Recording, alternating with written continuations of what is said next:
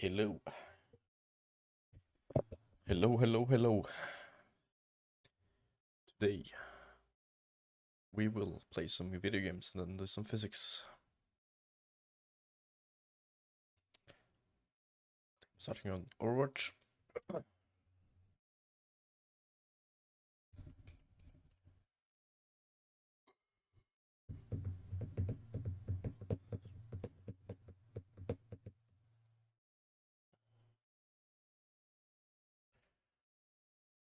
Um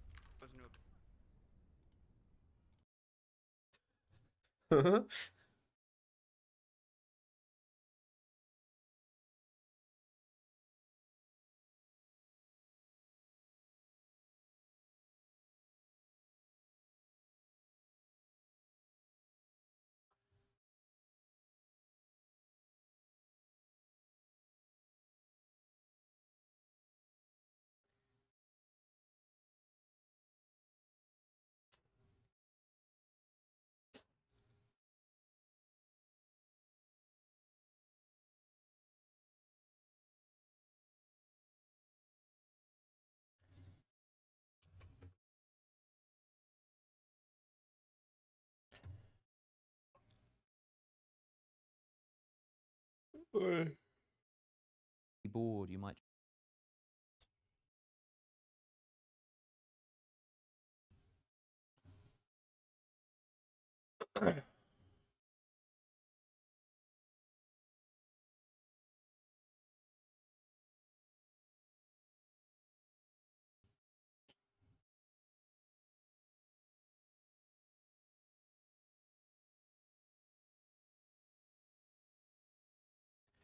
Eide utdypende svaret fra svaret efter begrunner svaret med at dersom spissen sender ut en lyspuls bakover, så vil det påvirke situasjonen motsatt av det hun protesterer med.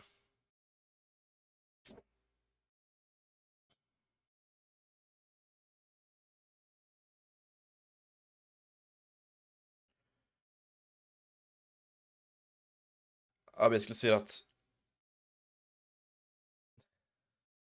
nei.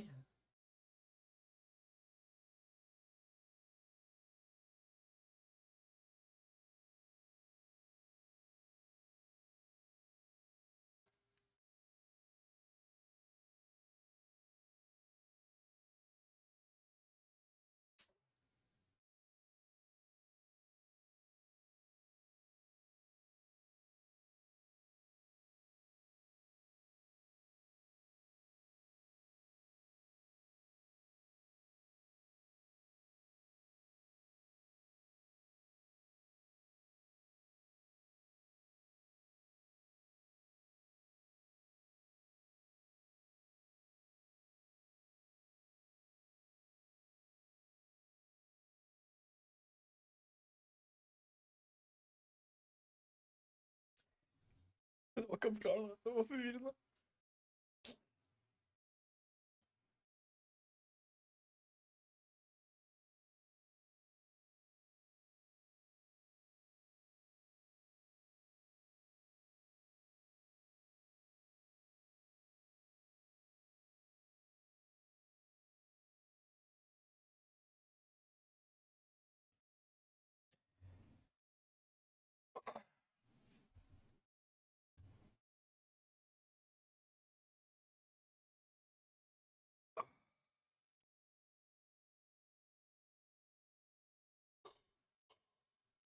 Ok. La gå.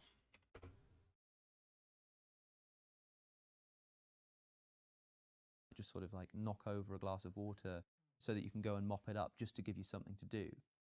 And that's kind of what I feel like is going on with people creating their own purpose. Because the purpose is to have a reason to do something. It's a reason, it's something to strive for. It's an I'm going to sound objective to religious attain, here, Alex. right? And if you you will create know that when for you its own find your sake, purpose, Yeah. you will know what I'm when talking you create about. that for its own sake, I think that's what you're doing, right? But also as well, I mean, But maybe you're also right. Yeah, Maybe but You're not creating it for the purpose of fulfilling Yeah. it. But notice what you just said. You said when you find your own meaning. Did you say find? Yes. So now we're talking. If one day I find meaning, if I discover meaning, Yes. then not only will I suddenly have a much more meaningful life, but Yes. I'll also be rid of the conviction that we do create our own meaning, because it'll be something that I've discovered that's been Yes. set upon Yeah, me. because that's what I'm saying. It's an expression of who you truly are. And I totally agree that if it is something you discover, if it's something 10 that's set upon you minutes. from the outside, then that's absolutely No, I didn't something. say that. I didn't say it's from the outside. I said it's an expression of who you already are inside. So it's something you discover about your own self. Correct. That's fine too. And what that means is that you're discovering what you most fundamentally value. Yes. And that's fine, but some people will find that the thing they most fundamentally value is something that I think you would look upon and think is bad or wrong Agreed. Yeah. or immoral. Agreed. But you wouldn't think that affects how meaningful their life No, is. but it clearly doesn't. There are people who advocate Then for I things think we're in in the agreement. public space that I Yeah. think are abhorrent and wrong, but it clearly, their activism, quote unquote, gives them meaning and purpose. Yeah, I suppose people might intuitively want to say that, well, that it makes sense. Do you think it makes sense ever to say that while somebody feels like their life is really meaningful, it's actually not? Do you think that can ever be true? Well, people sometimes lie, but that's not No, the same no, thing. okay, discounting lying, right? But like if somebody thinks their life is meaningful, can they be incorrect? Because the view that you're putting forward here, and maybe it's true, means that they can't be incorrect.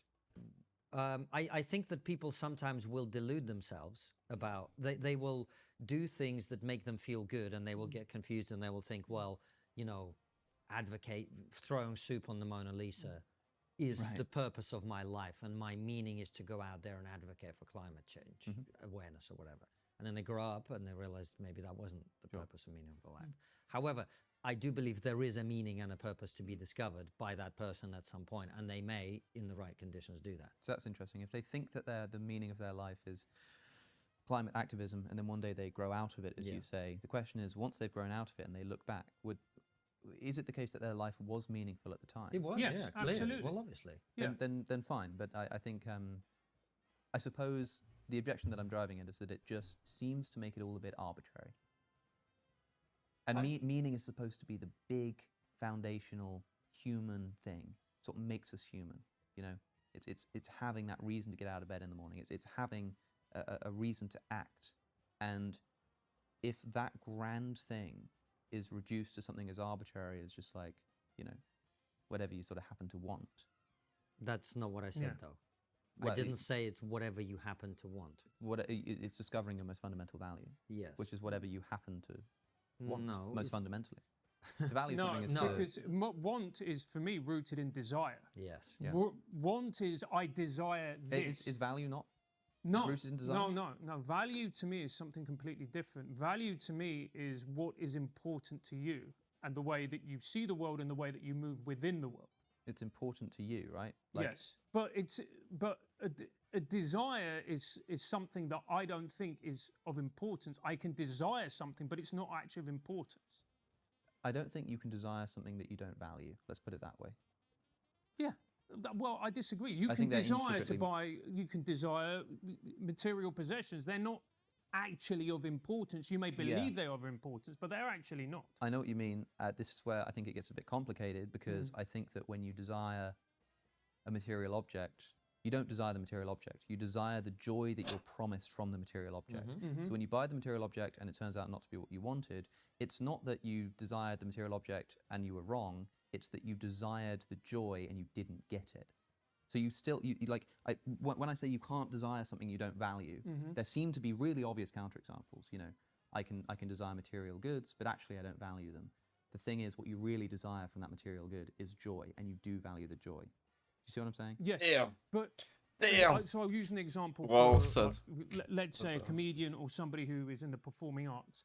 They say they desire success, But you talk to enough successful people, like, comedians, whoever it is, and they will actually say to you, once they've reached a certain level, that actually the adulation is empty. The true joy comes in the creating. Yeah.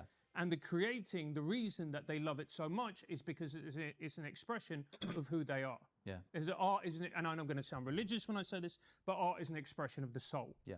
Okay. And so that's where the joy comes from. It doesn't come from a million Twitter followers. It doesn't come from playing out huge venues. It comes from doing what you love and making a connection with another person. Yeah, but notice that the thing that's desired there is the joy. Yes. So, like you say, somebody desires success. Well, if we're going to be pedantic about it, which I think we have to be when we're having this kind of discussion about essentially definitions, right? You don't desire the, let's say, success or the fame or the audience. What you desire, strictly speaking, is the sort of positive mental state, the joy, as you put it, that comes from having that, right? If I told you, for example, if somebody said, "Oh, I really desire to play in front of 5,000 people," and I said, "Well, look, how about this? I can grant this to you, but I will just make it so I'll go into your brain chemistry and make it so that you hate it. I promise you that you can do it, but you will hate it. You'll have a terrible time. You'll be in pain. You'll be embarrassed. You'll hate the whole experience." You'd probably be like, "Well, actually, I don't want to do that." Because you didn't desire to be in front of 5,000 people. You desired this joy, and you're using the phrase, selling out a venue as a proxy for that thing.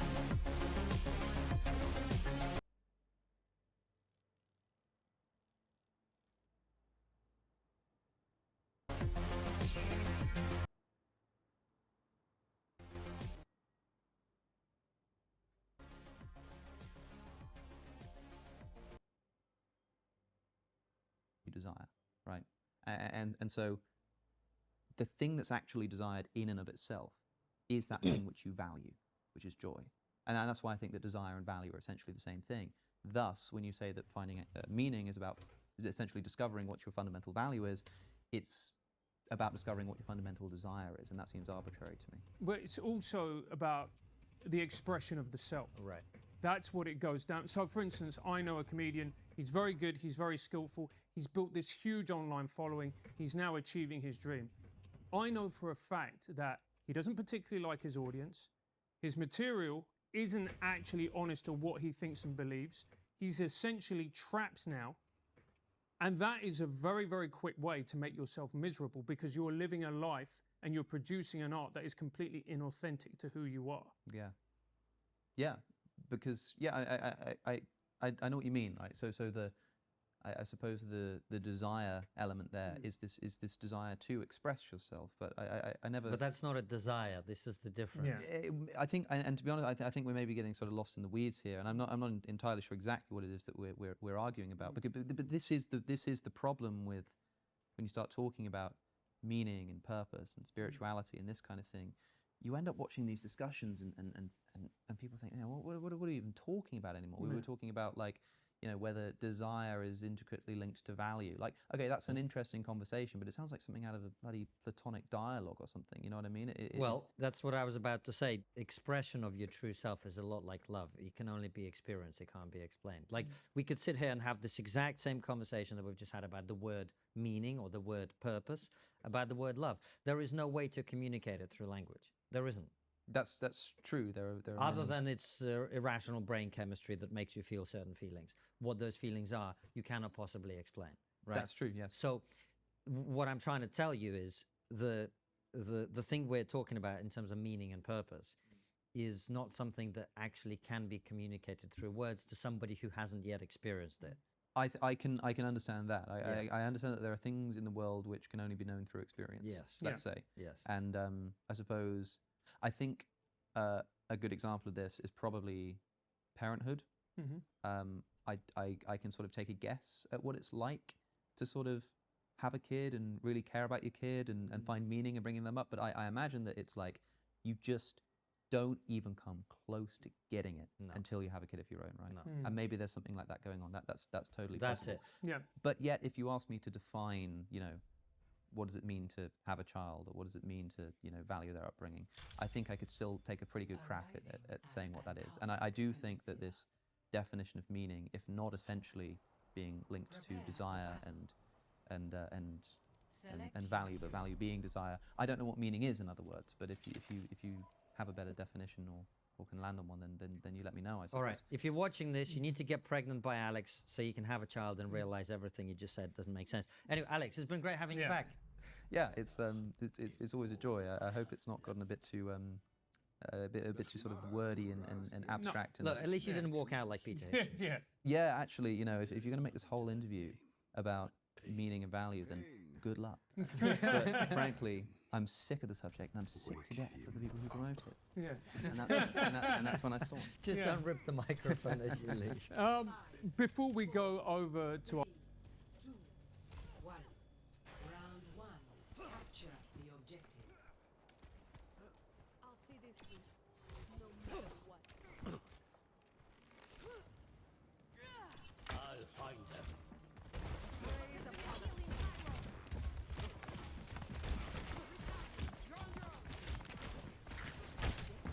Reaper right.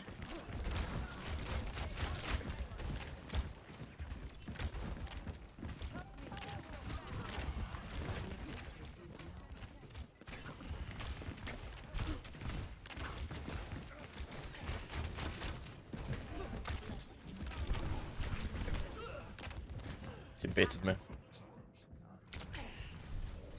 I shouldn't have died there. What the hell? It's my bad.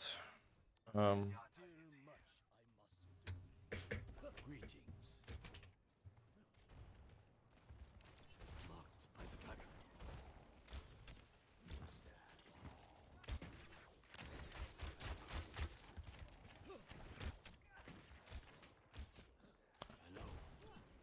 Oh.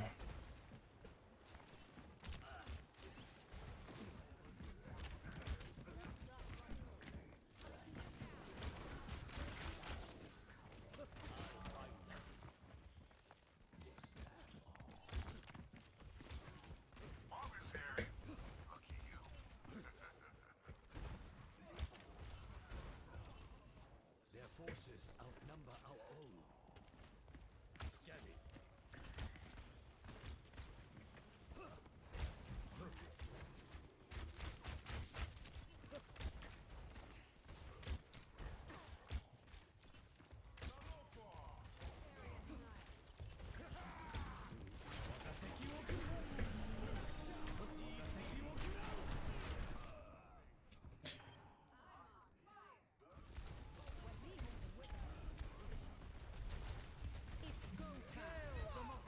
What the fucking shit, Tim? Like fucking dog shit. Damn.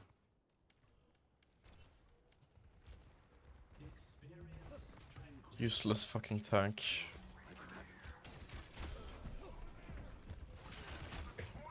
Oh.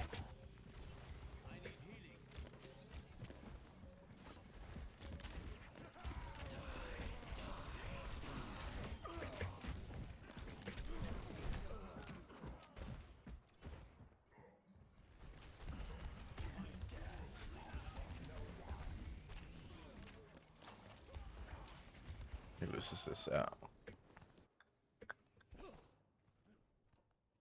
Best round lost. For our local supporters who get to ask questions to Alex, our final question is always the same, and you've actually mentioned it at the start, ruining the reveal, which is, what's the one thing we're not talking about as a society that we really should be? Okay, well, so there's that, but because I want to give you something else. I think the extent to which emotions are at play in what we think is rational decision making. Everybody recognizes this to some degree. Everybody recognizes that, oh, you're actually being more emotional than you realize. But I mean, like, really specifically, I recently spoke to Robert Sapolsky. I don't know if you've had him on the show. He just wrote a book about why there's no free will, which I agree with. I don't think there is. And as part of discussing that, he talked about this so-called hungry judge phenomenon. I don't know if you've come across this. There was this large-scale study done about parole boards, and they were trying to figure out what's the biggest predictive factor as to whether a judge grants parole or not. And they found that the biggest predictive factor is how long it had been since the judge had eaten a meal. Now that's really like cool and funny, and what an interesting anecdote. People go to prison or get their freedom based on whether or not a judge is hungry. And I think, it's my contention, that this happens all the time, that we are essentially emotive creatures, that things we think are plain, simple, propositional truths are not. People recognize this to some degree. Oh, I was hangry. Oh, you need to sleep on it. They recognize that sometimes, the way your emotive state is going to affect how you're reasoning. I think it's like emotion through and through. I think so much of what we think is emotion. Moralizing is emotion. Ethics is expression of emotion. Even like, when you consider your basic philosophical premises. I've sometimes argued in the past that we can emotivize all of philosophy. I mean, why can't P be true and false at the same time? Why is the law of non-contradiction, fundamental logical law, why does it hold?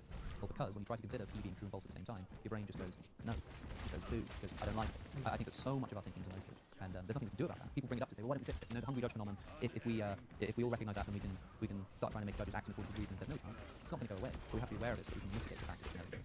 It's a great answer. There's a lot I disagree with, and find out what that is on locals. Cosmic Skeptic, as far as I've seen, you have avoided the trans debate. What are your views on the whole situation?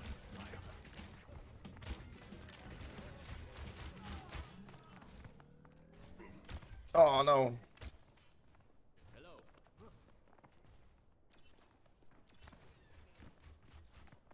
I hear Reaper, and I'm... Ah.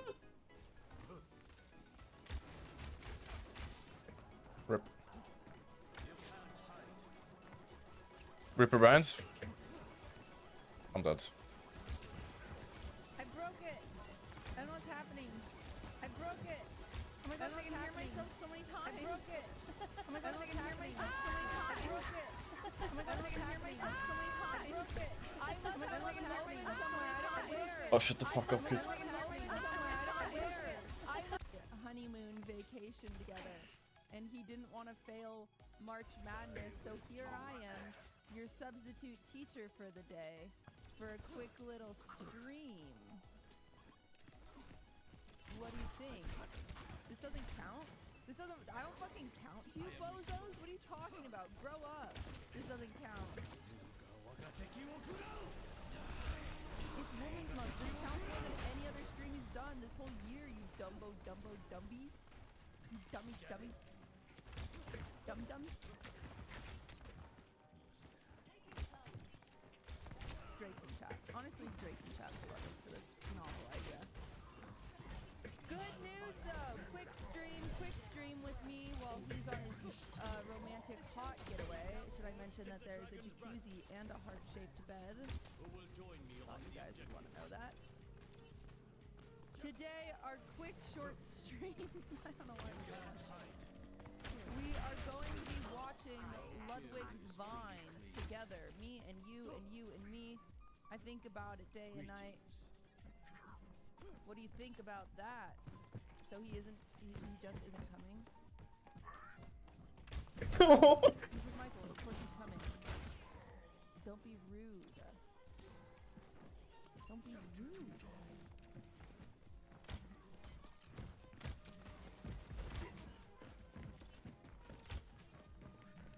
Boys, today the plan is simply watching Ludwig's Vines try not to cringe challenge. Every time we cringe, someone in chat has to. There's like 2 other people shooting at him. I'm Hanzo. Themselves Also, no one hit. cranking that soldier boy. That's right. Mm. What do you guys think about that?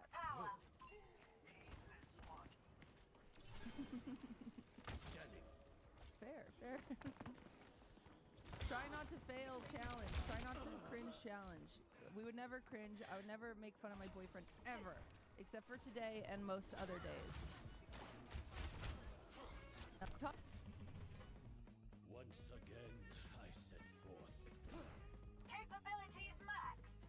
I hope we'll lose this game because these teammates don't deserve this rank. Alright, we're stopping the music. Let's go. Fade into Do we need a cringe counter, or is that mean? Do you guys think a cringe counter is mean, or is that... I don't know how to YouTube.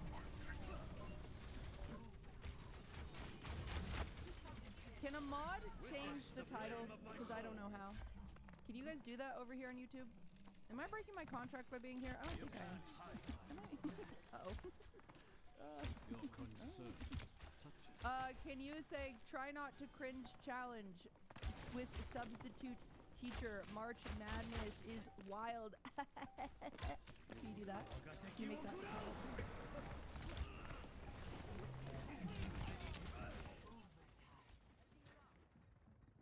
Surely they'll be able to do that.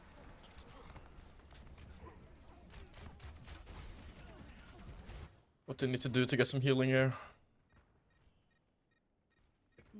There's no... no mods here? Mod check? Okay, there's no mods. I don't know how to do it myself, so we'll just live with it. Your chair is gross, Jack? I'll find them. Round two. That's not nice. Branding stream, Jack was mean. Okay, I'm trying to add it. Let's honestly, this isn't my stream, so let's not stall. Okay, Head I'm shake. adding a counter. Add text. Cringe. That your hardest battle is yet to come. We're at 0. I will best Guys, we're any at enemy, 0 cringes matter so how far. strong. Huge, massive. Is this great better? stuff. Of the enemy within. It feels weird, I don't know. My room smells like dog food. Anybody else's? 5, 4, 3, 2, 1. Round 3. This feels Honestly, just weird. Play more Supermarket Simulator. I saved Super Marmar for my channel and my channel only. How dare you? Scanning. Where's Ludwig? He died. He's dead. This is how I wanted to tell you guys. I was gonna play League, but then. What do you need to do to get some healing? That was mean. That was a mean thing to do as a substitute teacher, so I decided to do this instead. I hope you like it. This is the most relationship farming I've done in many years, but here I am. Ludwig's girlfriend watching Ludwig's old vines, trying not to cringe. Report it to Dexterto. I'm here. She's here, and where are my queers? Make it a whoop whoop. Yeah, there they are. Okay. I'll find them. Everybody be straight? Get out. Okay, display capture. Sorry, I'm a new streamer. Oh, there's my entire display. Not scared at all. Not scared at all.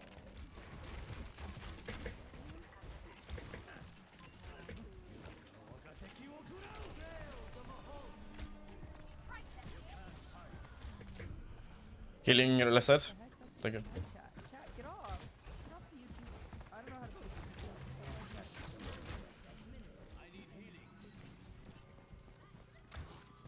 Okay, we're gonna do vertical. Left side? Okay, we're like TikTok. That is so zoomed in. Ooh. Maybe actually before we go vertical, we should go. Trooper band. Big out here.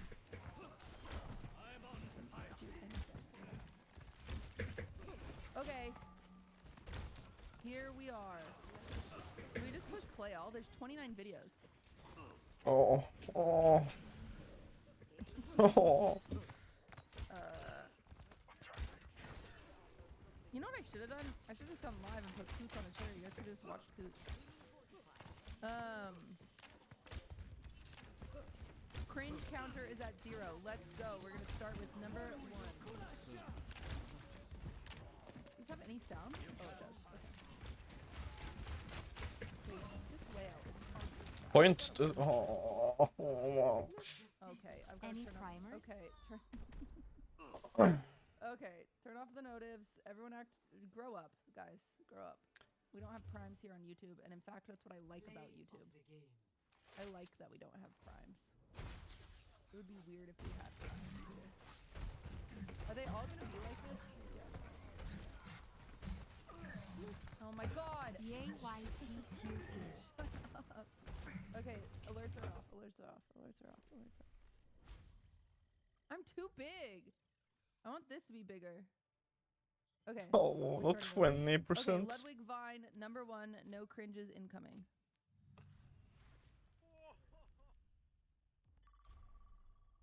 Okay, it's a scooter trick. Is that it? Is this the first Vine? I understand why he married that man. Why she married to that man. That's fucking legit. I'm not gonna have anything to cringe at. That's just wicked. Yeah.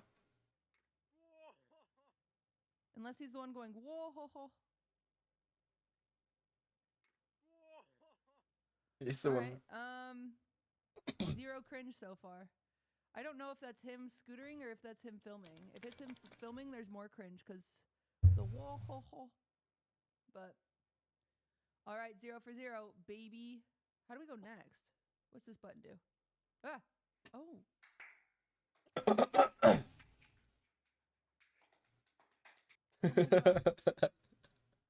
That's Oh my funny. god. That's funny. Oh my god. Excuse you. What the fuck? What the fuck? Why?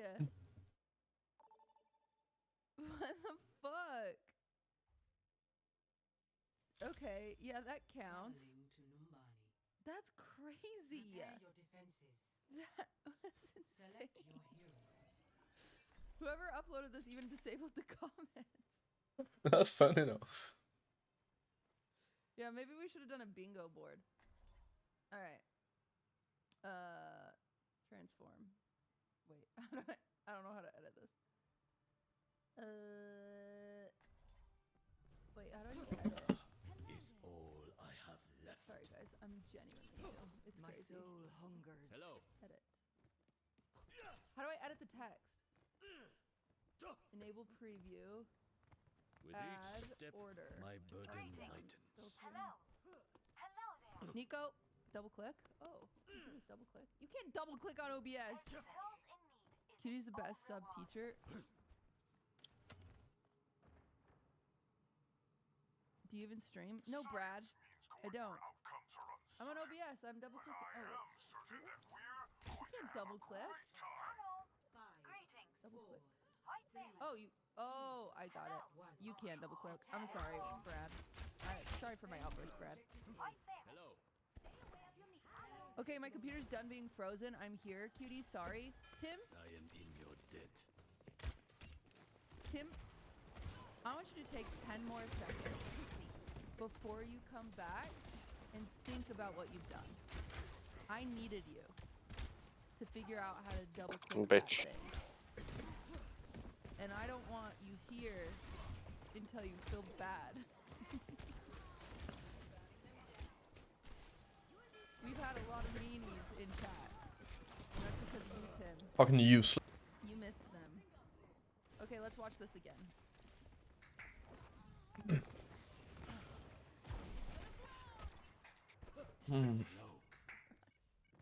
I can't get over how serious his face gets. The dragon His awakens. face gets so serious at the end. Can someone actually jerk off that fast? Oh yeah, yes we I can. don't know much about jerking off as a guy, but that feels pretty fast. Yeah? Oh.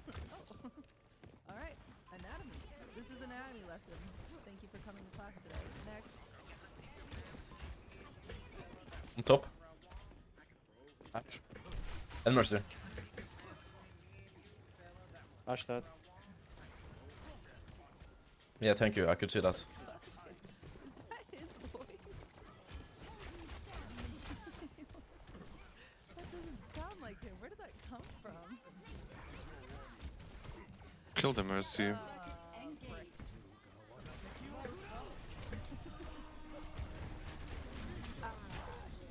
She dead? Okay, okay. Bars though. Golf is behind. Ash 1.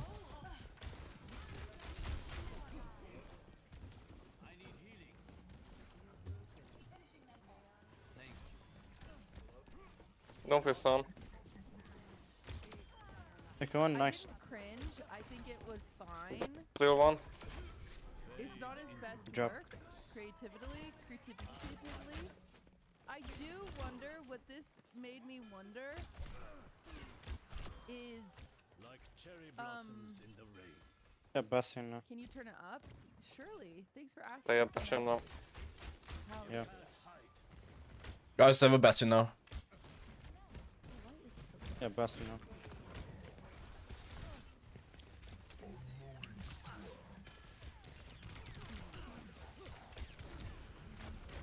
Hello, Mercy. Mercy FK. Okay, it's back. Once. How do I do that? Change in OBS? I need to charge it up. Teabag him. Okay, we're good. Top right.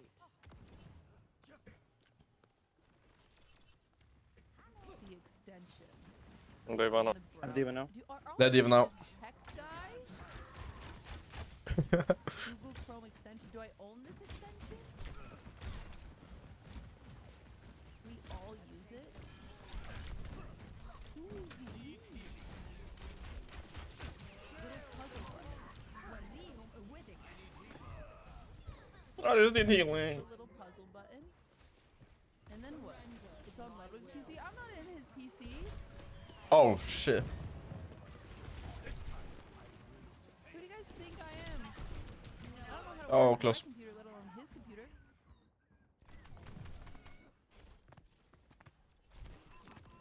Oh, I hit that. Okay, I was at it right. Oh, Nico's healing. Alright, hands up. Hands up. He's got it. Go over top. Go Mercy. Go, go, go. Run top, guys. Yeah, he's turning it off. Alright, alright, everybody, keep your hands up. Nico's doing something.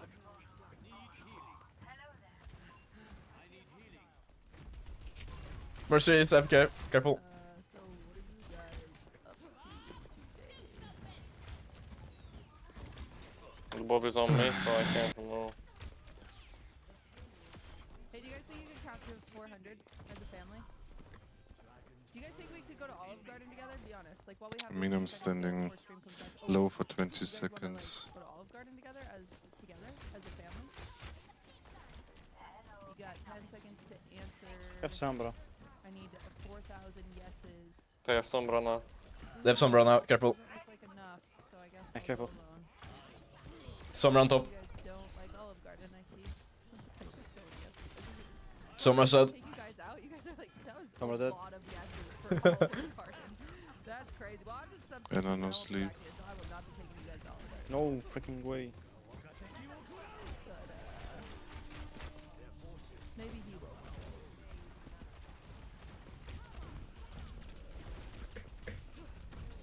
He treats us like crap. That's not true. He hangs out with you guys when he hangs out with me. Honestly, should we maybe we bond on a lot of things. We don't talk to each other enough. Maybe we could be a support group for each other. Do you guys ever feel like Huge healing, thank you. saying, boys, the plan is simple, and not boys, what's the plan? You know? Do you ever feel that way?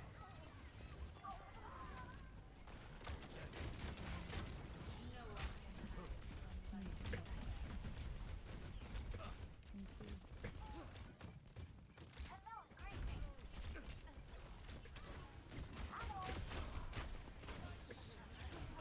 Alright, we're back. Went.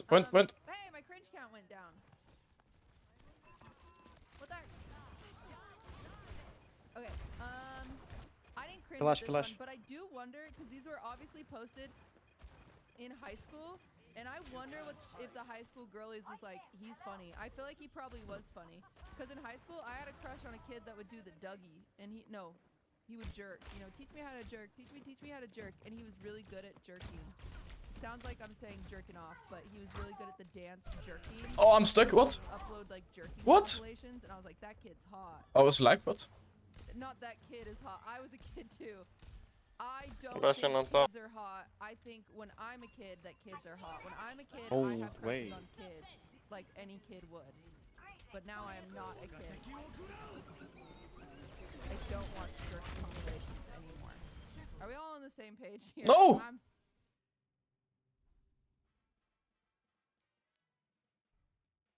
Okay. All right. Anyway.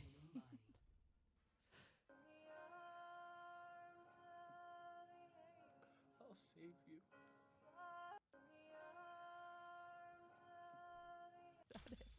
Do you think this got him smooches? Score 0 to 3. My internet is shit. Select your hero. In high school? I'm fine. No way. No way. Maybe.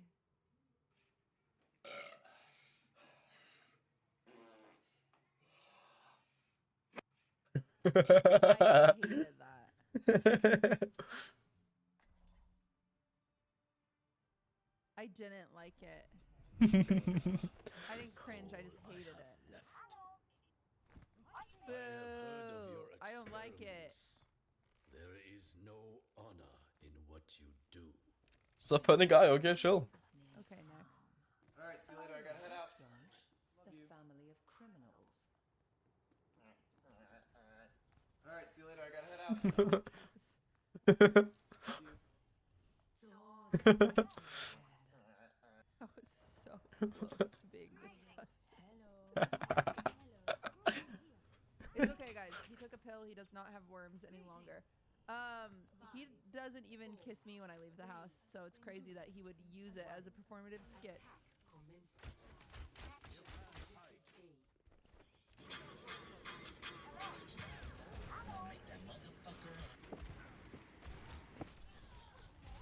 Huge entry. What? Wait, I don't get it. Maybe go main.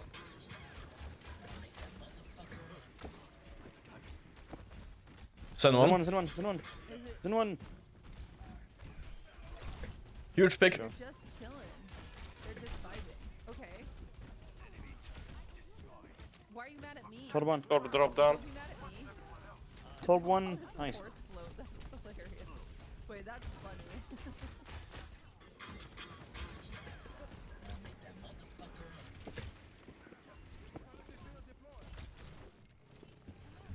Is it just they made their noses big? Please read the comments. Where these are comments from people since it's been re-uploaded. These aren't his original Vine comments. I didn't cringe. Ah, we're losing this. That nut, that's not nut. This isn't high school. He didn't know nut in high school. We're losing point again. Chat on stream, maybe. Dustin? Merp. Count your freaking blessings, okay? I don't know how to add that. I'm not gonna add that. This is the best I could do. Nice B. Dustin. Guys, everyone look at Dustin and say, hey, chill.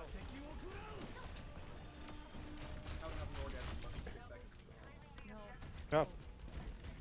Why is his shirt off? Oh, ball. Why did he do that? Why? Why did he do that? Why, Ludwig? Why you do this?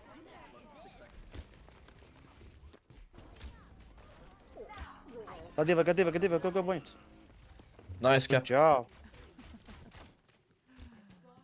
Uh, Soldier on the top. Nice. these are also sexual. Bishop behind. A teenager. That's crazy. Good job. I didn't even kiss a boy until I was 16. I'm shocked.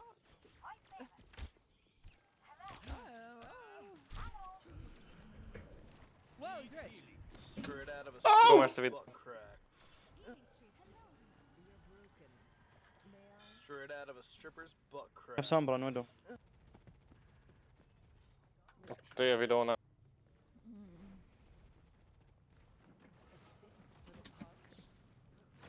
This is crazy.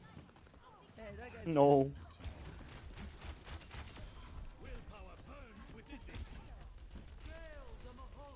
That's funny. It's not a real stripper's Thank you. butt crack, chat. Chill. Summer band. It's not a real stripper's butt crack. You're dating this guy? This guy's 17. That would be a freaking illegal, idiot. I'm not dating this guy. Slime should Let's be go, mean. Mercy! No, the problem with Slime Huge! is Slime would be mean. He would be so mean. Greetings. No, Okay, well, on top, guys. I'm fine.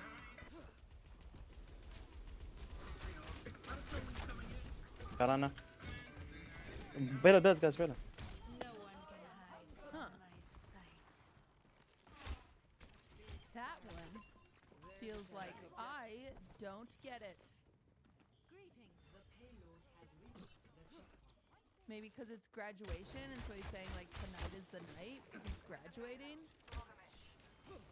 Or he's saying tonight is the night because he's about to run off the road because he's filming and driving. We're not sure. Honestly, Yeah, mystery. get it, cool. Great writing. keeps the people guessing. Diva top, guys, Diva top. With Kiriko. De var topp, de var topp. Yeah. He has ult, I guess. Kiriko on. I'm stuck. Guys, help. I got out. We're good.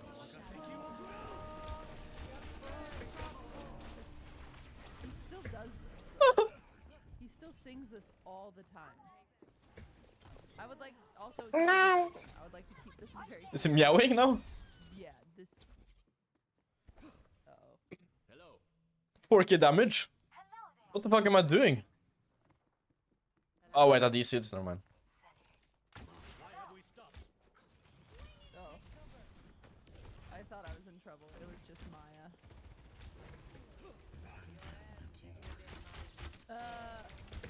Search band. Okay.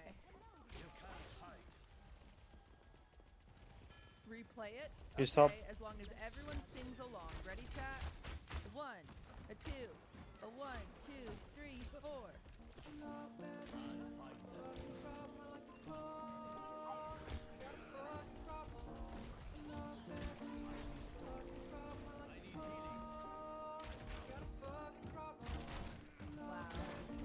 That was really good, chat. Yeah, I didn't sing along. I'm above the rules. You have Cemetery, guys. Kill Ivan. De var me, de var me. Diva. Watch ult. Diva 1. Diva can die. Huge stress. Kirino TP. Kirino cleans. I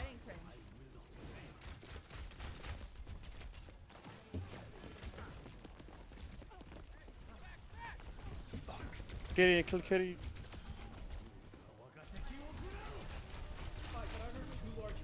No.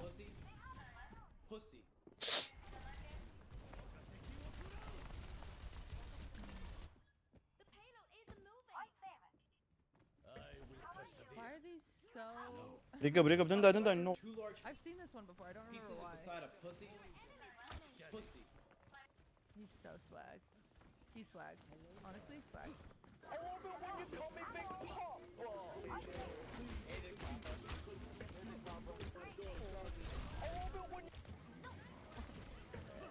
Trash band. I hated that one. No. Good job. It is also funny that they had that cut in the middle. Clearly the guy fucked up. Diva. Yeah, how did he mess up in between that? Oh, mercy. I just don't like the... No, dude, just kill Diva. Dude. I would have been fine with it if it wasn't for the you know? I cannot give up yet. He just likes singing. The sleeves being cut off is very funny. Hello. Little black spider chilling in my room. Don't mind me while I beat him with the broom. Little black. And you got Bo burning at home. Also, is that a freaking spider? What is that thing? Sim1. Why is he always shirtless in these? This does not look like a spider. Looks like a weird ass beetle. It is not my Yeah, like a time. stink bug.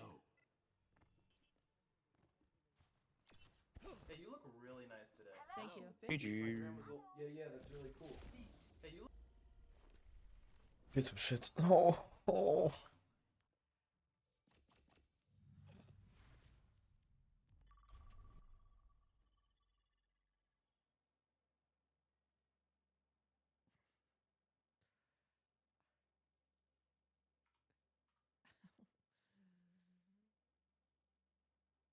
We've grown.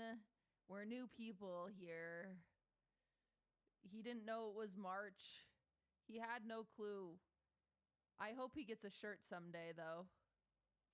He got one.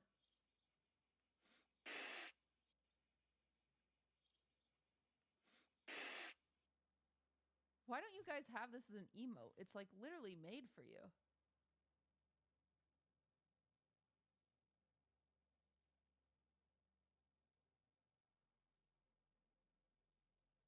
You've got a freaking emote.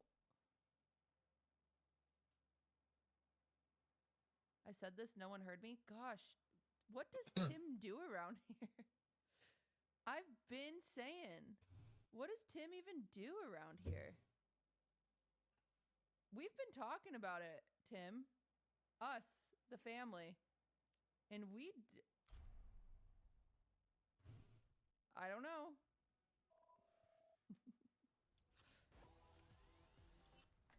Sophie, roll over. Is all I have left. Good girl. Sophie, roll Okay, over. that's classic. That's classic Vine energy. That's great. 10 out of 10. 10 out of 10. Willpower burns within me. Triple kill. I will beg forgiveness later. No, that's not nice. Oh, I feel bad. Bitter end. Not so smelly anymore. Stink, stink, stink.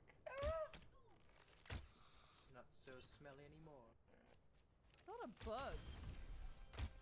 There's a lot of bugs. Walking my dog. Unerring precision. Aw, she's peeing. She's not the only one. Walking my dog. That was crazy. I didn't cringe on the outside, but I did on the inside, so that counts.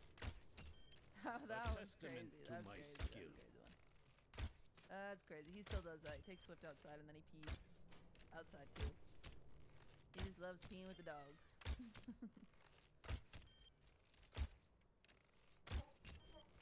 My aim is true.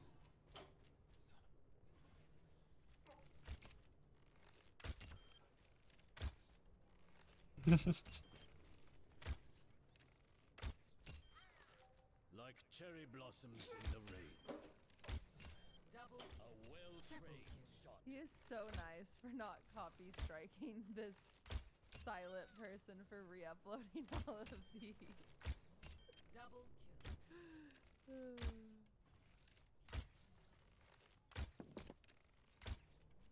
Giddy up now. Bullseye. Okay, that's a good one. Classic good Yeah, one.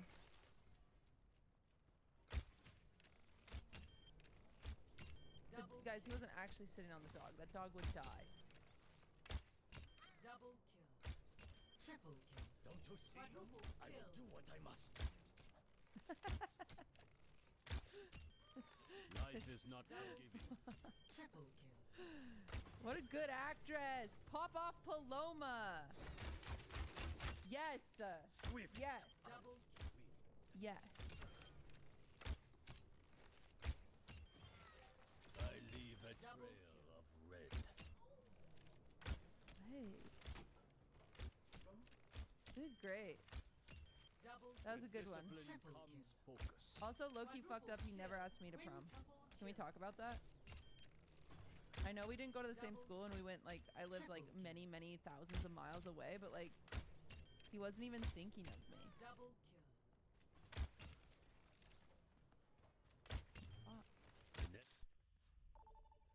Yeah, ladies, let's talk.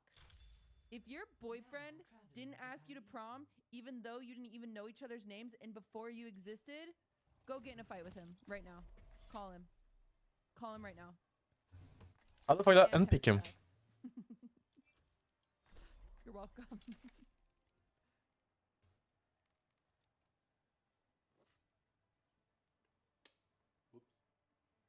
Oh, that's a good one. That's a good one. Honor is all Good one. I have left. You know that dumb rumor that men think about sex every 6 seconds? To be honest, that rumor just isn't.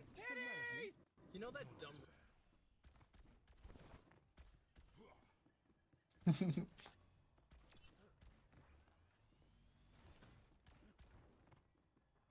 Don't laugh at that, chat. You guys are laughing too much at that one. You guys liked that one.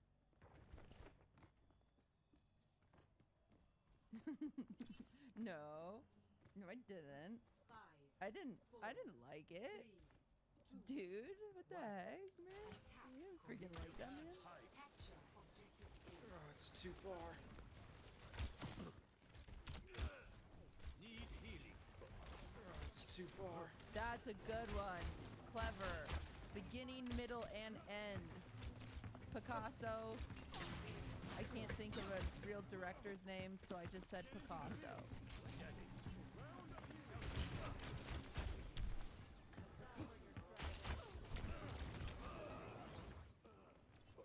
Oh, it's too far. Absolute cinema. Nick, Redhead Nick, Falco on Twitter Nick, my roommate Nick would be very, Nick from the Yard, sorry, in case you got confused which Nick I was talking about. He also directs stuff. He would be very proud of this. It's pretty good.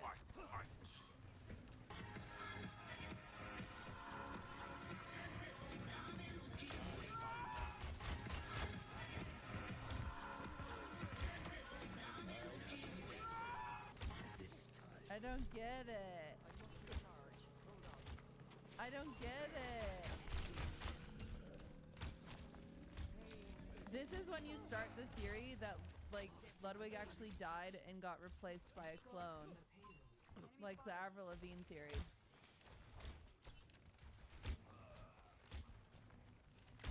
I'm just setting the shield here, or what? I'm not saying it's true, but I'm not saying it's true because if I knew it was true, I want to be able to tell you guys.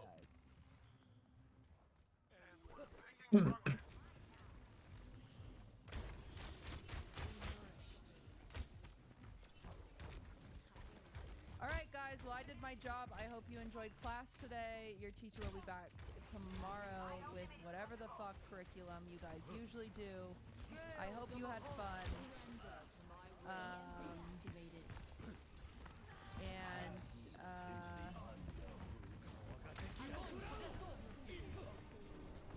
Their forces outnumber our own. How? I don't Why? know where she is. You can say hi to her. You heard me? Greetings. Hello. That's such an ugly cat, what the hell? He doesn't want to come to work right now. He's so cute. Okay, bye everybody. See you later. I won't see you because I don't stream on this channel. But Ludwig will see you tomorrow. Oh wait! Wait, before we go, oh my gosh, wait, this is important. Guys, huge, massive nuclear announcement. This is my nuclear announcement. Frick.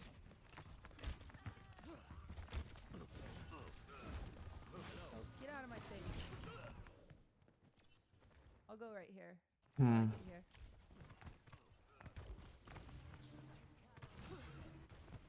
He's gonna jump down and climb up. To the left. Women are women. Women can do anything, Sans. They're powerful. For the banner that you had me buy. They're powerful. Powerful, I mean, I don't want to Fuck are you guys doing? That's me, I'm an actor. women go with money. Good. Women's history. Every March, we give our thanks to the women. It's like a thing that's been going back for a while. We actually got, dude, they're gonna love this. Get in here, big dog. Get in here, big dog. Oh my god, the dog's barking! That was good, dude. They're gonna love that. Why don't you guys just hire a woman?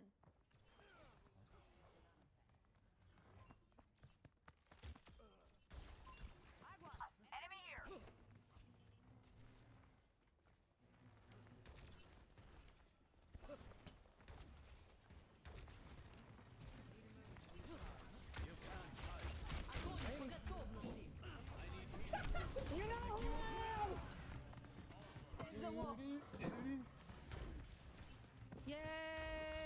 Unpaid intern this Saturday, guys. Tell your wives. Tell your wives. That's right. Nut is back. Nut is back for the Women's Month episode. We're thrilled. We're thrilled to see him. What time? Where the fuck are you at? Uh-oh.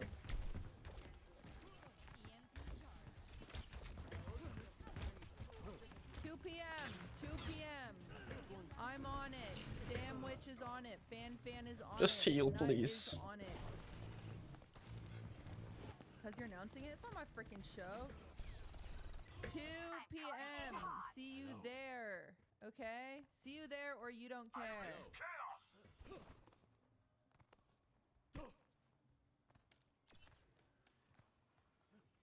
Okay. Alright, goodbye now, Pharrell. See you later. Bye now. Bye, bye guys. Bye now. Bye. Oh, I don't upside down.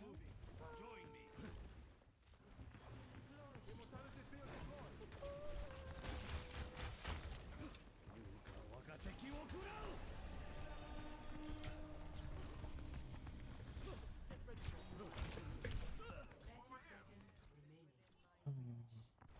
Inner peace.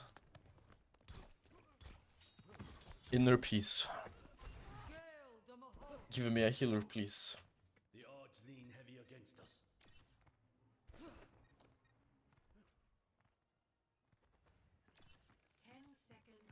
You can't hide. Let them up.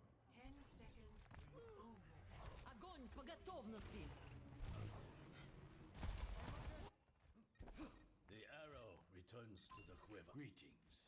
I know.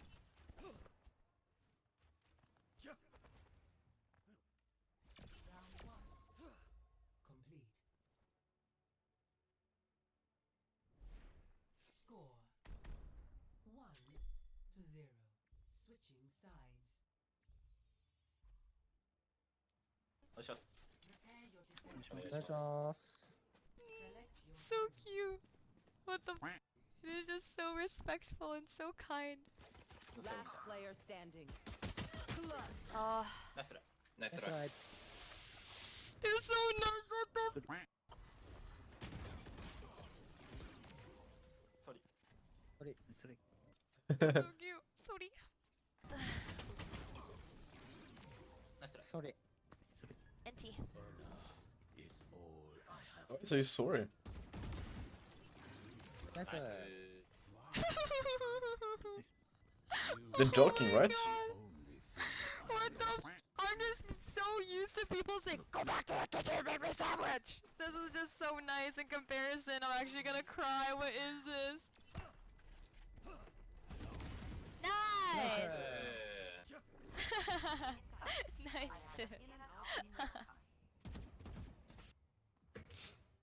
Greetings.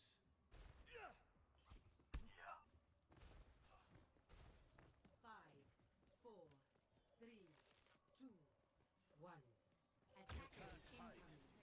Defend objective A. Our task begins. Enemy seen.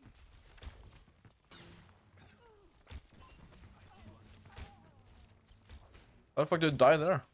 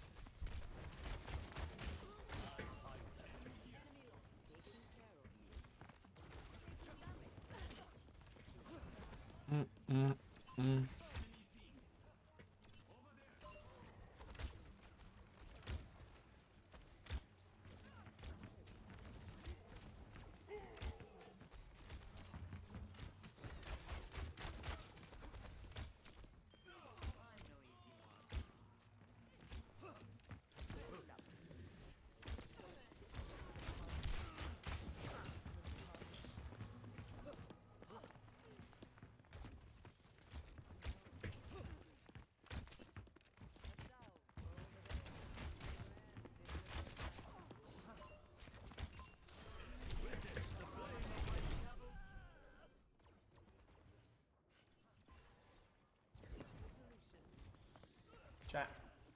I'm gonna close. Guys, this is like a scary video, no? It is not my time yet. I know. Ready?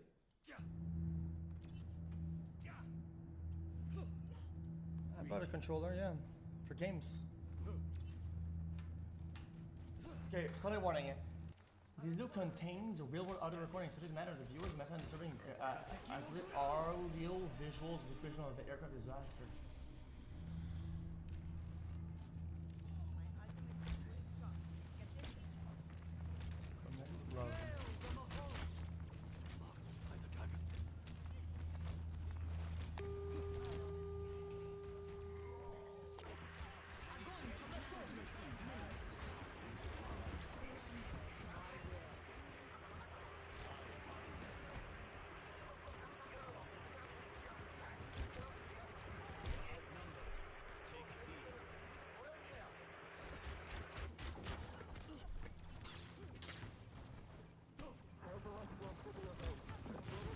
I can't die here.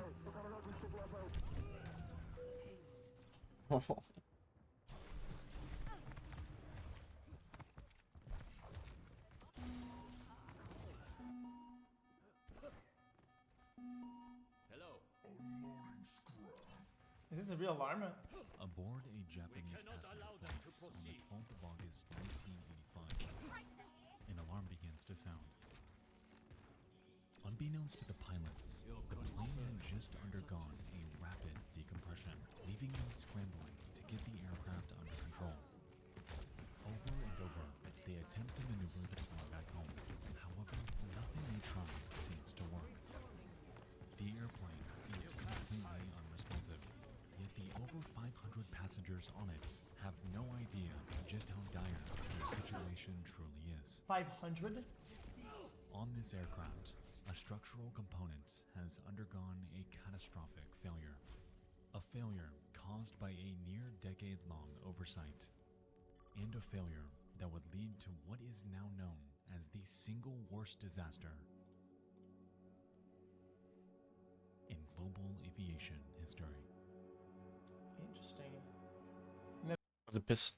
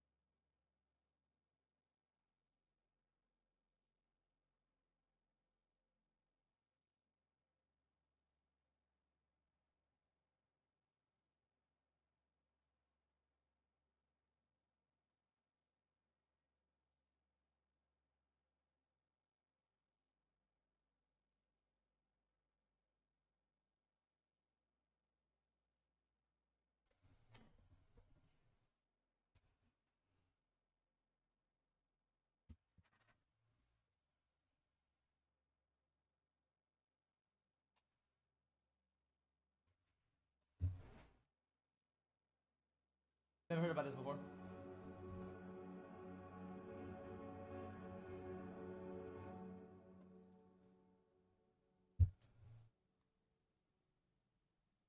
Tonight's video is sponsored by Incogni.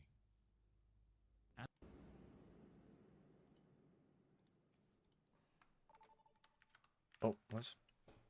It's Monday. Home.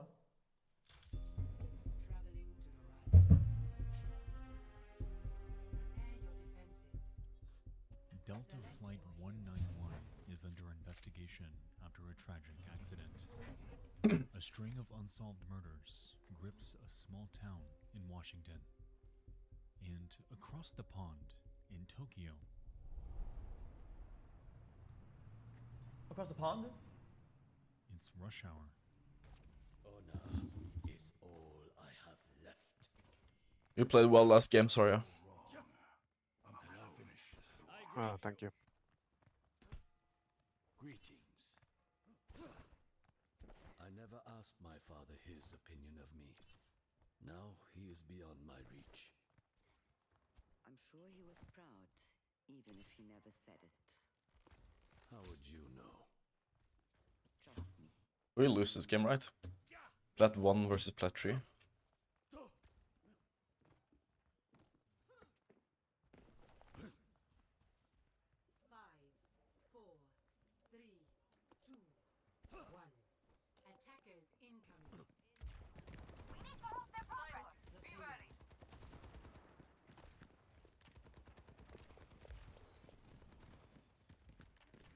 Get this Doom, he's feeding.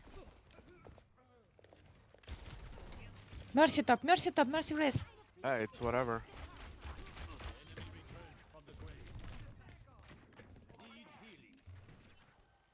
Thank you. Marked by the dragon. Come to the edge, I can bubble if you need from Doom.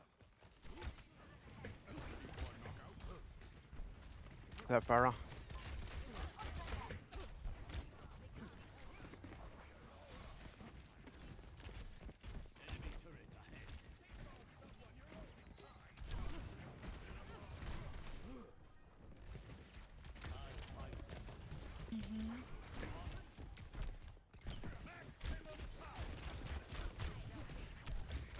I'm gonna res. Dude, they're raping me. They're actually raping me. Alive. Turret first. Can we turret? Soldier can't see you. Oops. Mercy, mercy. Lucio Lucio dead. Fuck. Right. I don't have res. Faris here. Fire top. You're so loud. I'll grab. Don't sleep.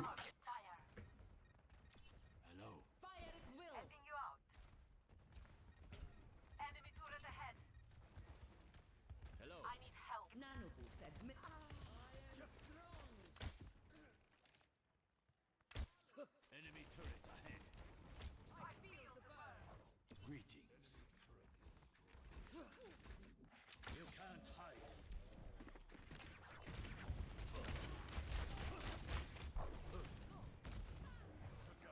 Lucio on top. Maybe flanking. We don't have heals. Come here.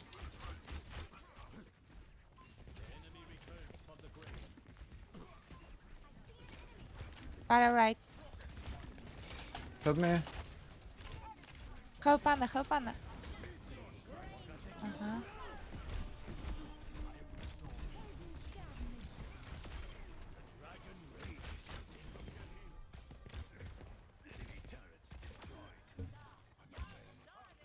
Which one?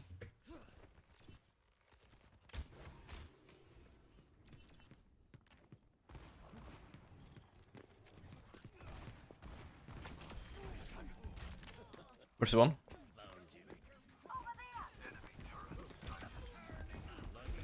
There, come back. No, I'm fine.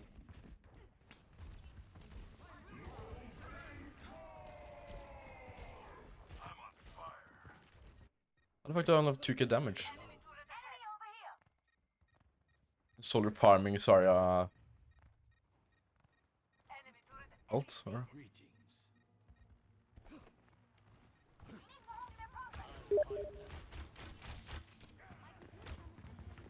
Push the supports in there. Okay, never mind. Иду.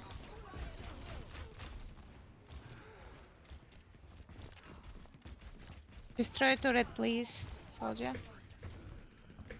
Back up, back up, back up, back up.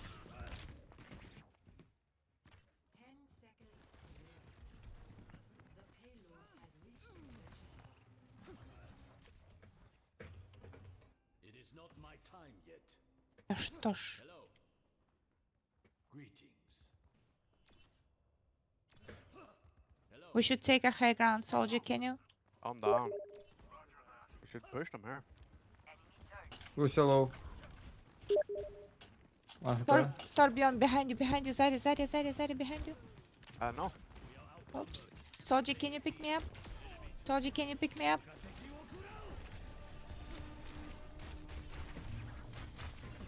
Torbjorn behind. I need help, point. I'm try. Понятно. Всегда юзаю ульту, блин, ради них, они подыхают. Бей ее.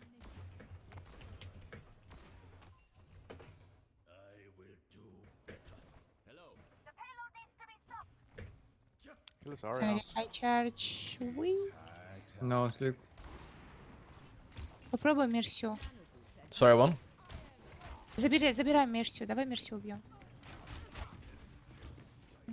Это должна быть. Она целая.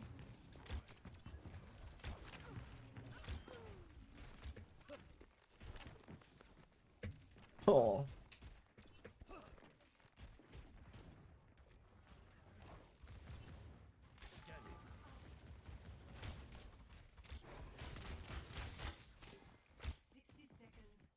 I have Bastion, Monkey. Think. Oh, that's Aria. Um, They have a grab this fight. But so do I. I will counter grab them.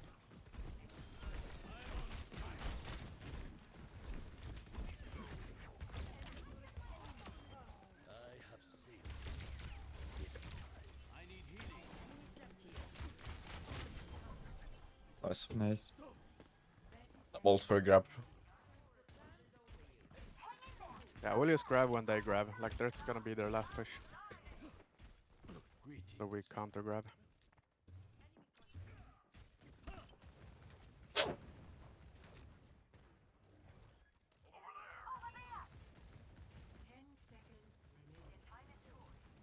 We're ready? Yeah. It's here. Zeri low. Nice. Oh, nice. Hold on.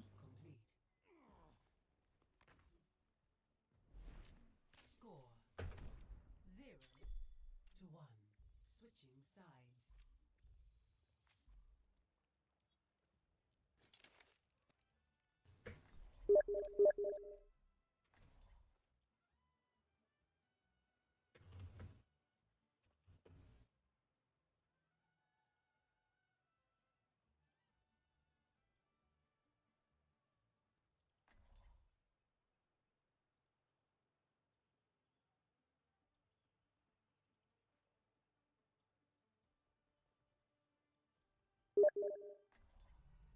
Honor is all I have left.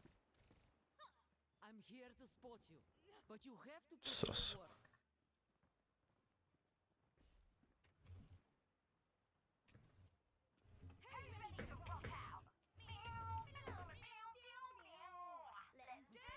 Hello.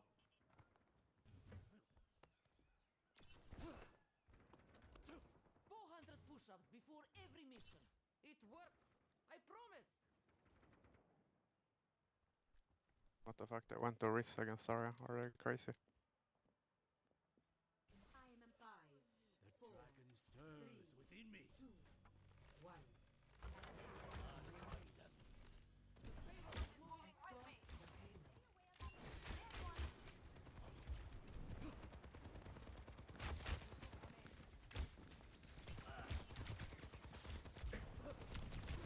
Healing. Okay. Osia. Zari, can you? Ah, okay. Just kill the Riz there. She's feeding. Help me. Can see. Push low. I'm gonna res Anna. Oh, thank you. Я сейчас замучу там. Behind us, Kitty, with Yeah, soldier. just walk forward. Come forward. Don't care about the soldier. That's Soldier, Mercy, and Kitiko. Yeah, no one cares about him. Kirka sleep. Arisa on payload. We just go and kill Orisa. They now. hurt. Come, They come. hurt.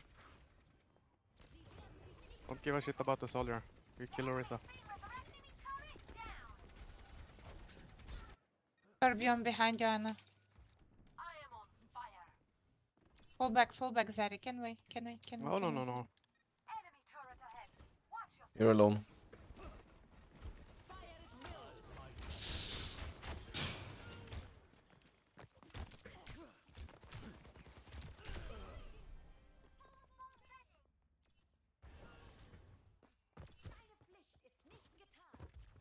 I don't know where you're staying in the back against the soldier and Kirko. Just don't give a shit about him. Get in front But of the payload. I went on the payload, but they shoot you from behind, right? And pocketed Yeah, Soldier. but you stand on the opposite side of the payload. Okay. We kill Orisa and win. Then they need to contest the payload, not us. Soldier sleep. Turret first. Ну, конечно.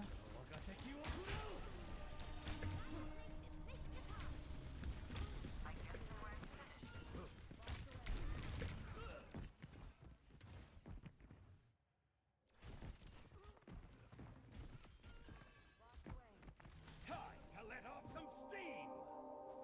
They will. Greetings. Yeah, the ocean, bro. You can't hide. Mercy sleep.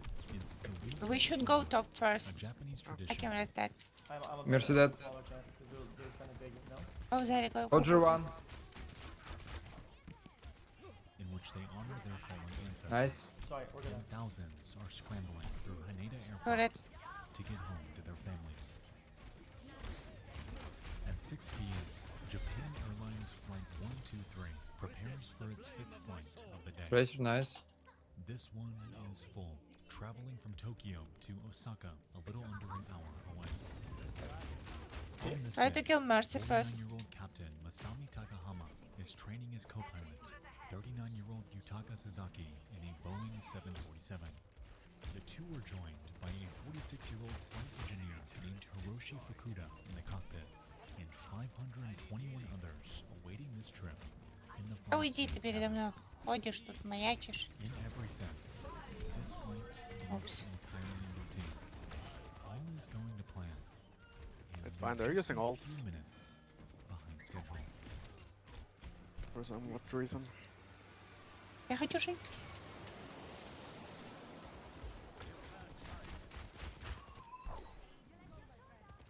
Japan Airlines Flight 123 takes off Should at kill Mercy 6:12 first. p.m.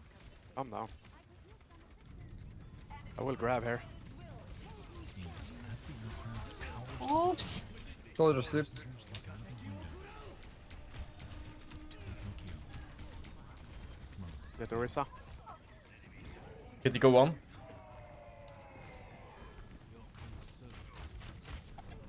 No one pushing payload.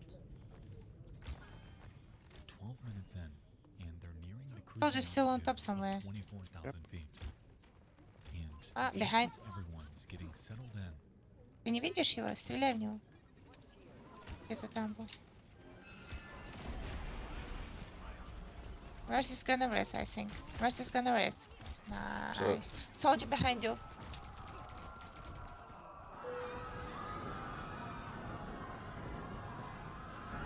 Behind you, Yeah. Turkey. Oh, okay. Well played. at 6:25 p.m., there's a deafening bang to the rear as the bathroom ceiling collapses. A blinding white light flashes. The water vapor in the air condenses to a fog, and the oxygen masks fall in front of disoriented passengers. All So of this little? happens in a matter of seconds, sending everyone on board into an unbridled panic.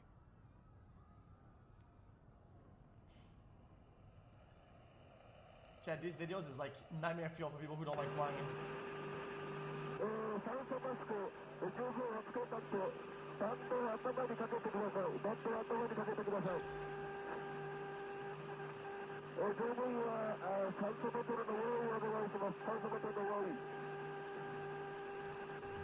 Put out your ticket. This is an emergency system. Oh, my bad.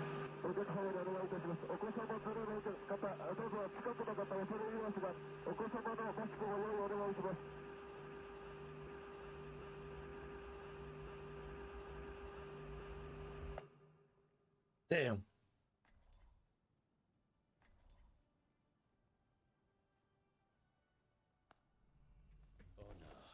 Oh. 14 minutes.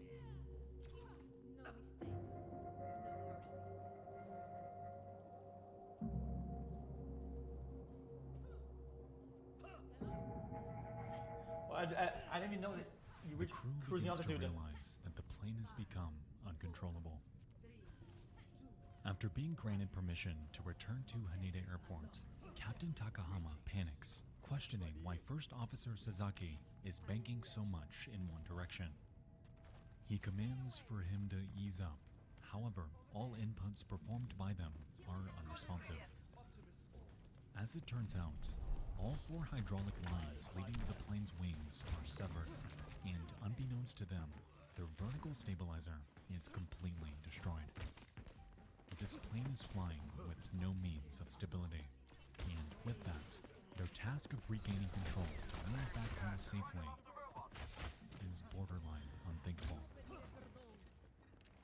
Inside the main cabin, a passenger takes one single photo, in which we can observe the oxygen masks fully engaged. Unfortunately, the supply is extremely limited, only meant to last long enough for the pilots to descend to a breathable altitude. What they were unaware of, though, was that the plane found itself stuck in what's known as a fugoid cycle, leaving the crew unable to control their descent, and, in a way, unable to descend at all. Over and over, the craft nosedives thousands of feet and rapidly picks up speed before the nose naturally begins to point up, recovering the lost altitude and stalling. It again dives, ascends, dives, and ascends, all while banking at angles of up to 40 degrees in either direction. By now, the crew is doing everything they can to make their way back to Haneda Airport for an emergency landing. Yet the aircraft is doing everything it can to prevent that.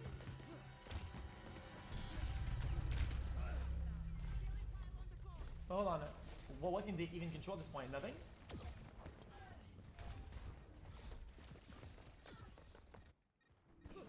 I'm really feeling the heat. Hello. Their barricade is advancing. Engine power, I mean, what else can you do?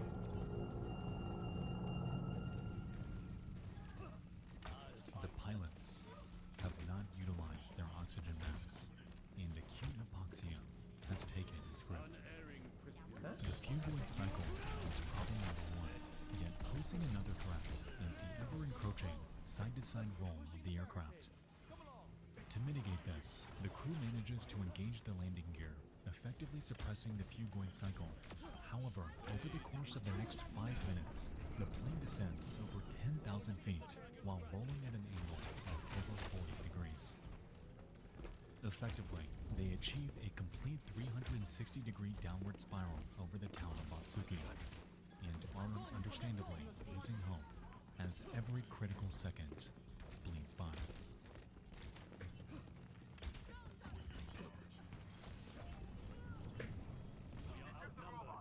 Take heed.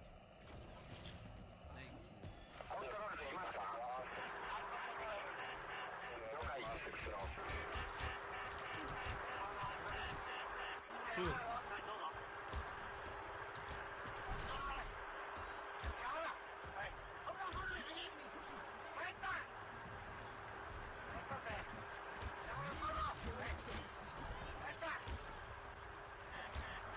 Well, how are they even controlling this? With the engines?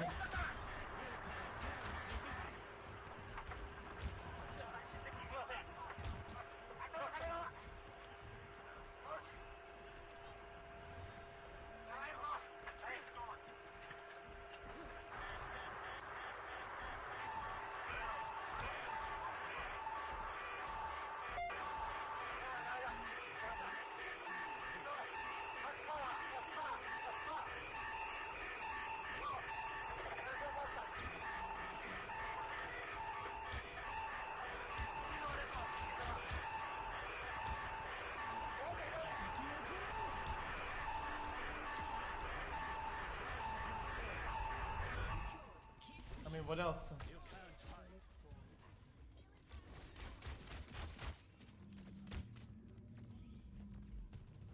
The plane has dropped to a mere 6,800 feet. I got We are raped. now heading opposite of Haneda Airport and straight towards Mount Takamagahara.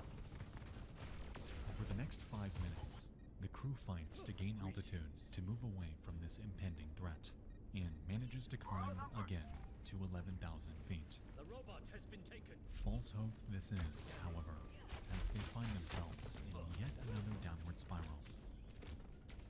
This time, right over treacherous terrain.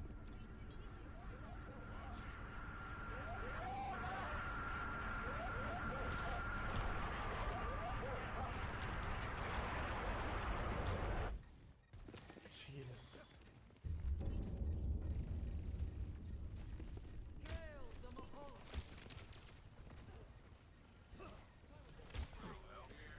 I mean, this is the end. They're catching up. Push them back. The barricade is on the move. Let's go. Life protects life. Swim. By the dragon.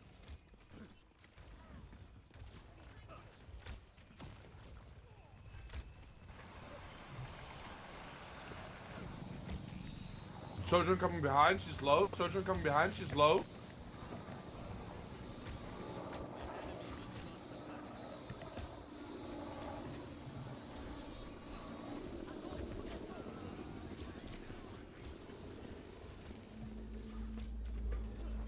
Was that Apache? In the quaint village of Ueno, nestled in the mountainside, residents awaken to a lingering odor. In the air, rescue and news helicopters zoom by as they discern something the locals don't. No, I was right. On the It's a ground, helicopter. rows of trucks and buses are on the move, while crowds gather and gaze in utter confusion. Yet, amidst all of this, hardly anyone knew the gravity of what was happening. 21 miles southwest of their location, the remains of Japan Airlines Flight 123 are burning and are scattered across the mountainside. The plane is completely shredded. The landscape, wounded, and to say that this scene was grim is a criminal understatement.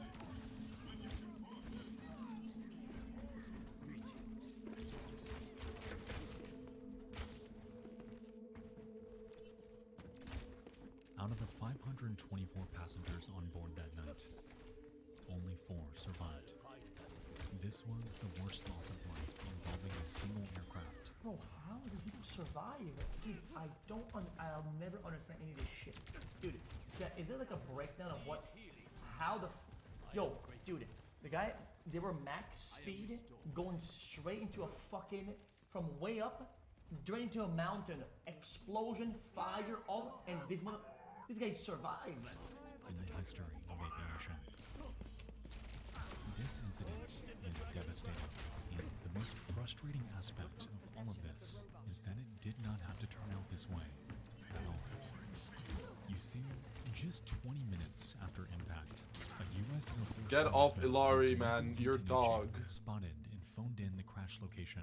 You're literally not doing Instead of making anything. the call to lend support and Yeah, coordinate, man. the Crime work. Japanese military called off the rescue operation under the presumption that not a single passenger survived.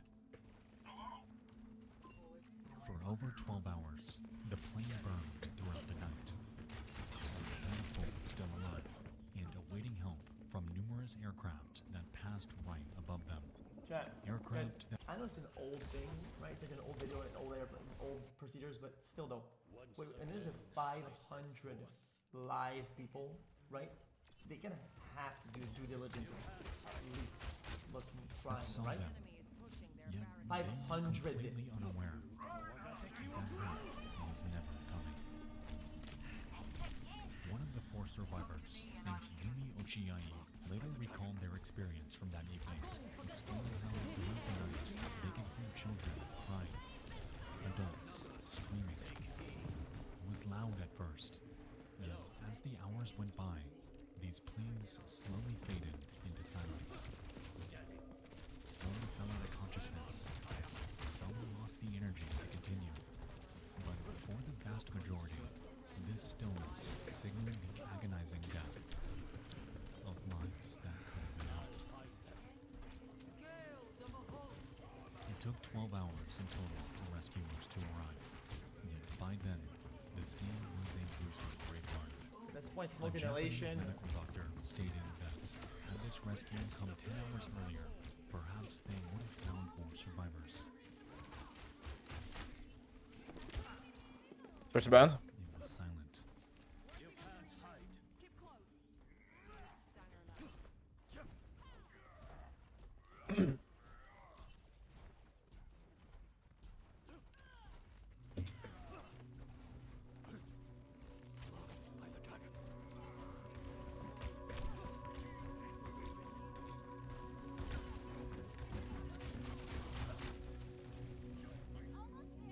In the years following the incident, no one would fly Japan Air, resulting in the company taking a massive hit in revenue.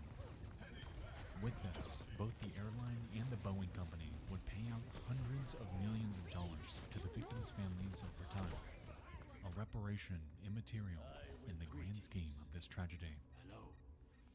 Even then, however, guilt festered in the minds of Japan Air employees as 2 of them, my god. a 59-year-old maintenance official named Hiru Tominaga and a 57-year-old inspector named Susumu Tajima, would later take their own lives, with the former leaving a note with just a single phrase.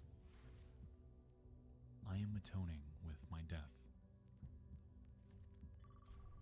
In the end, investigators attributed the tragedy to improper repairs to the plane's aft pressure bulkhead, the rear component of the pressure seal present in all aircraft. It was learned that 7 years prior, the same aircraft encountered a tail strike incident during a landing, cracking the bulkhead and rendering the plane unflyable. During repair, the engineers planned to utilize a large splice plate to connect the two sides of the crack, while reinforcing it with 3 rows of solid rivets.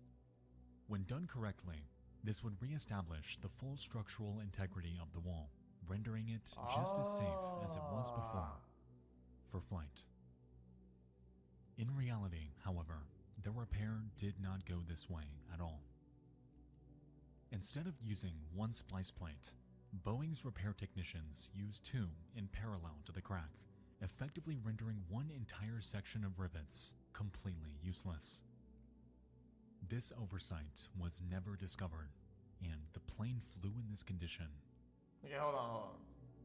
Guys, if it's that simple, there's no way this is an oversight. This is deliberate. Like, I mean an oversight, dude.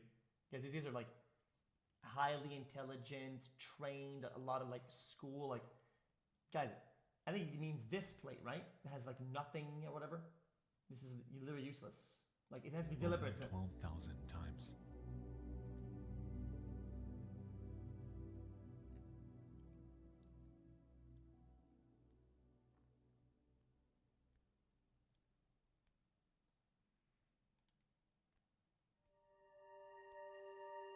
This chat, man. Let's work on physics instead.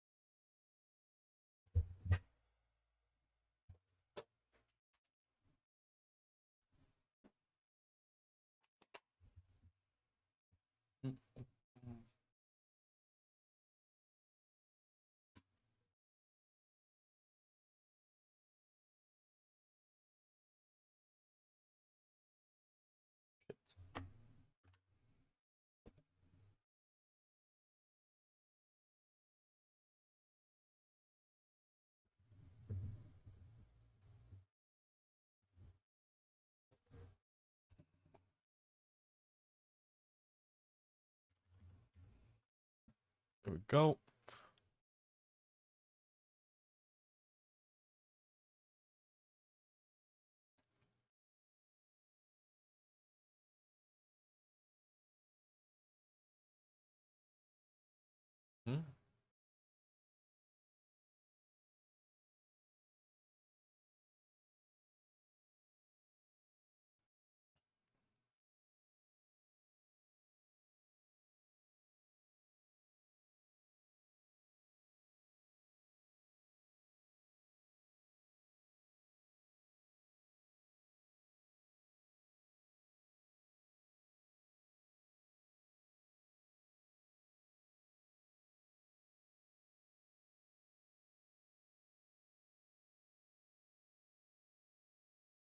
Hva er det? Damn.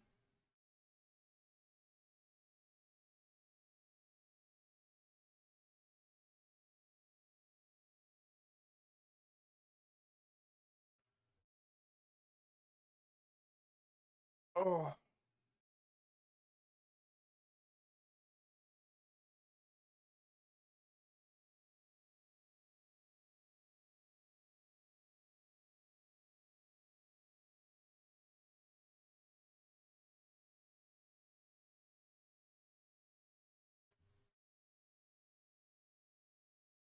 Er dette online nå?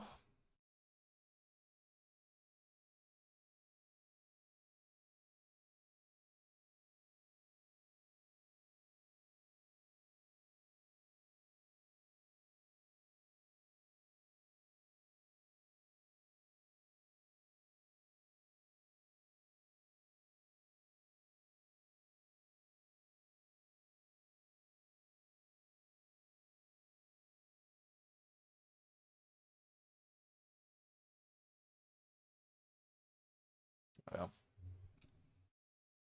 Solamente un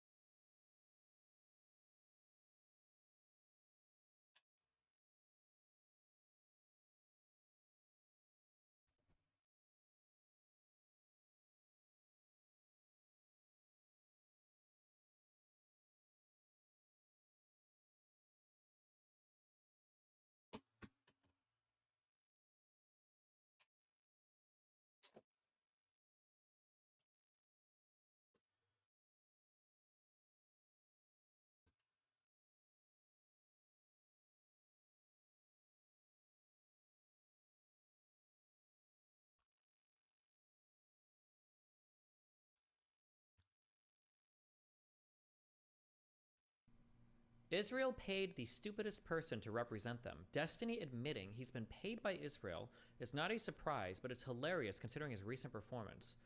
1.1k likes.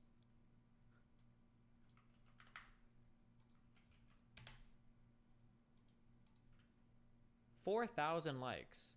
What do you mean? Yeah, of course. Ever since I started the Israel-Palestine arc, I've gotten so many connections. I've gotten like new payment processors. I get like a lot of... I'm hitting like every single anti-Semitic meme. The payment processors, the supporters. Didn't I use the word... Did I say Jewlumni? Jewlumni? Bro, how... There's people that... There's a lot of organizations that kind of like send me revenue and they shoot me like talking points or whatever. Or they'll like recommend me like books. They don't like control what I say on stream, of course. But they'll like say... And then I even do the like, well, it's not like they tell me what to say. They just give me all the talking points and I have an option. Just like, hey, you should take a look at this. And then, you know, and they also sound like a decent chunk of change. I was like, well, if you're gonna pay me, you know, like 30,000 new shekels or whatever, why the fuck would I not take? I get paid in shekels? Take a look at the material that you want me to read and repeat on stream. And also part of this is connecting me to kind of like a network of, they call them the Jewlumni. It's like, no shot! Alumni, but for Jews, I guess. And then in these Jewlumnis, imagine you kind of have the, like the war room, okay? But it's not actually the war room. They call it Andrew Tate War Room? Call it the new Yeshuv on Discord. The new Yeshuv? And in this Discord, there's a whole bunch of like really powerful Jewish people that I have access to if I want to chat with them about any particular issue. And Shapiro, obviously, and the other co-owner of the Daily Wire in there. And after my Candace Owens conversation, yeah, I reached in there. I was like, Ben, what the like this lady is like slandering me on fucking Twitter. Can you do something about this? And he'll tap his Jewish contacts. He'll see how receptive I've been to some of the money that they kind of like told you like talking point shit related to Palestine. And then he said, feels like I checked out. And then, yeah. Did you really message Ben? What do you mean? Yeah, of course. Ever since I started the Israel-Palestine arc, I've gotten so many connections. I've gotten like new payment processors. I get like a lot of, there's a lot of people that, there's like a lot of organizations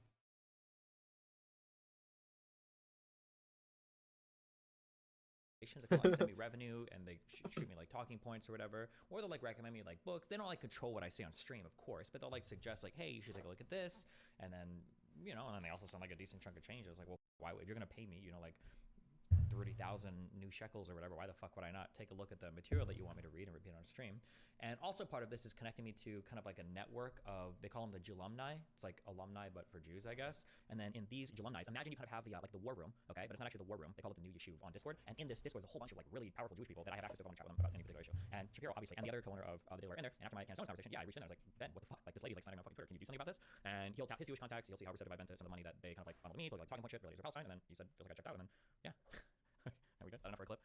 No, I didn't talk to anybody about Candace Owens. Retard. Why the fuck I do that? No. Our boy Peter Coffin fell for it. This is one of the reasons why I got big on the internet, is because you guys on the left absolutely suck at confrontation. You're not willing to defend any of your ideas. You can't substantiate anything outside of like a huge video circle jerk. And all you do is you mischaracterize everybody that disagrees with you. This is why I got popular. It's because I filled a void that none of you were able to do. Okay, so what you've done here, yep. Shut the fuck up. What you've done here is you've made me tired. People like myself get called a grifter, while people who literally go on their stream and admit they take money, and the results, the things that they say, being silly. Remember Peter? The ball kicker guy? The groin kicker himself, Peter Coffin. Come on, Peter, let me see. All right, here we go. Kim Iverson, we debated her once or twice. Is this real? Is it real? Is this real? Was it socialist? MMA, 753. Like, no, Desi admits he's paid to spread Israeli propaganda. I assume most people on the platform that is hardcore pro-Israel are paid off. Zionism is intellectually, morally, and legally indefensible. This Nico guy got 7.6 thousand. Everybody in this room probably uses Amazon Prime. Everybody in this room probably buys shit off Amazon. Everybody in this room probably uses Amazon Video. Like, we know why these companies become huge, because they offer products that everybody in society uses. No, I just want to talk about repealing an individual law. You want to talk about repealing an individual law? Destiny blatantly admits on a stream that he's being paid, in one case, 30,000 shekels, to spew pro-Israel propaganda. Everything the scripture said about Israel-Palestine since October 7th, the day he started paying attention. That's it for revenue. Color me shocked. How much is 30,000 new shekels even worth? To USD. $8,000.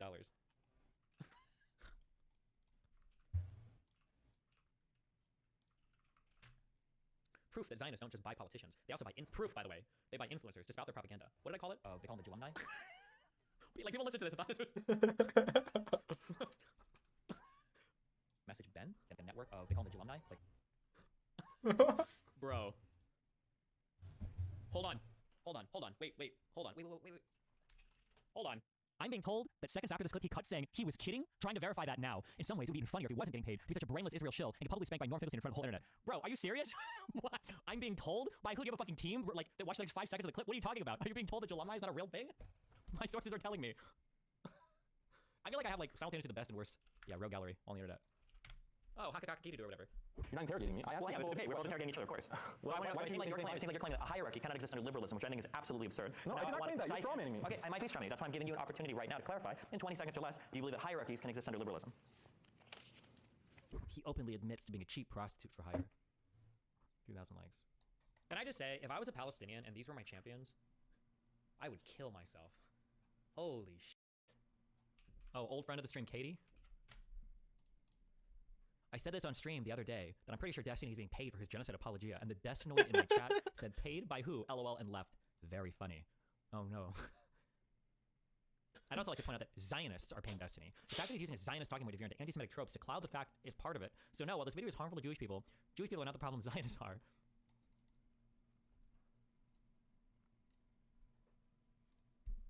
I'm also insulted. $8,000? You think that's what it would, you think $8,000 is gonna be to sell out for Israel? Really? The Hamas leadership, these guys are worth 8, 9, 10 figures, supposedly. The one guy is worth like over $1 billion. You think I'm taking $8,000 to sell out? Although to be fair, I'm also not valuing the true value is the alumni network of Jews that I'm now a part of. My God.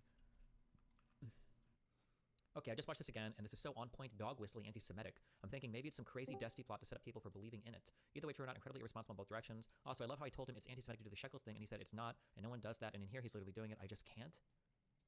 Wait, I thought Katie was mad because she said I never made anti-Jewish jokes. Isn't it? I thought she wanted this. It was a pretty good anti-Jewish joke. I thought it was pretty funny. I had a whole string of them. Isn't that what these people wanted? Who is this person, by the way? The Katie person. I've heard her mentioned before. She is an incredibly mentally unwell Tel Avivian Jew who is very, very far left and very mentally ill. Okay. Is she I'm guessing anti-Zionist and all that? No, she's anti-Jew. She's self-hating, like a motherfucker. Interesting. Have you debated her on your stream? Is that the reason that? A few times, yes. Is she on the blacklist now, or is she free to come on and discuss? She used to be kind of on and off. I'll bring her on right now just because it's really funny. Okay, that'd be good just to kind of see what's going on, and Yeah. As a representative of the alumni. The alumni. My favorite thing is some other guy responded to the thing and he's like, yeah, Justin mentions that. I don't know if I can't tell if it's real or not. Some guy's like, yeah, he mentioned that. This is why Jew-Illuminati? This is, I don't remember when I was saying before, don't qualify your statements, it doesn't matter. This is what I mean. It just this is the quality of enemy that you have that thinks that I don't know what to say, man. I don't know what to say. I think again, we only see what's going popular on the internet, but I think there are a lot of people that see this. No, I do. I think there are. No, there are a lot of people that see this and these people are retarded. It happened with Assad. You just gotta believe it. You gotta believe. You gotta believe, Dan. Yeah, but there's big people that are isn't that Kim Iverson person? Yeah, but she's literally, her brain has been rotted for 7 years. My understanding is she's one of the largest case studies. Yeah, there's one of the largest. How are we doing this? You want me to do? I did. What do we do? Say title though. Say I don't know. Gender reveal? 2 days ago? Well, I thought she was very, very pregnant.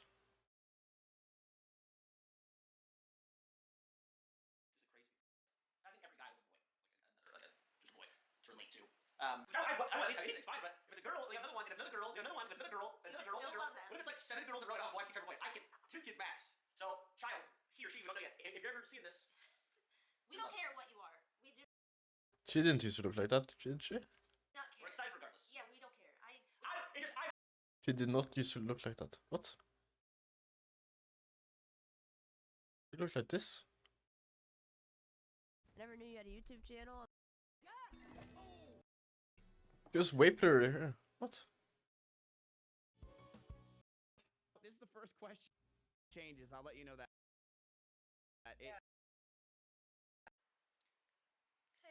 What happened? I should get a plastic surgery or something. Damn, that's sad.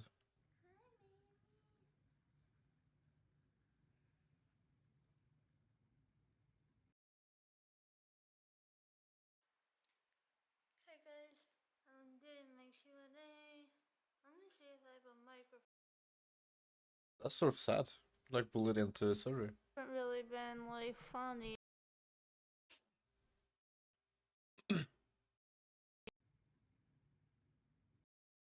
Oh, okay. She looks better. Fair. I think my seasonings are pretty good. They're all full. They're all new. I just showed you. I use my seasonings all the fucking time. I go through everything so fast. What? The fuck do you want me to do? Fucking make sure I keep the empty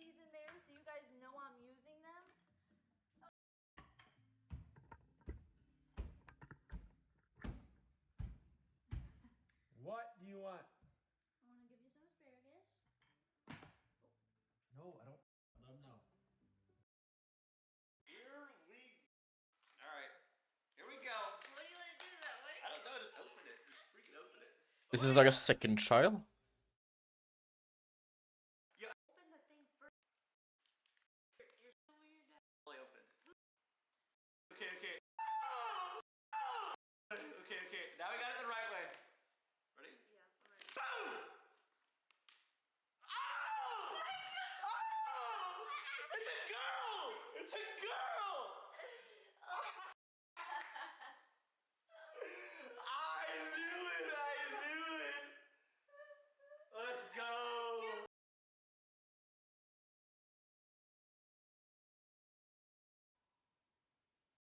These things for the more optimal, I think. These tables Zoom and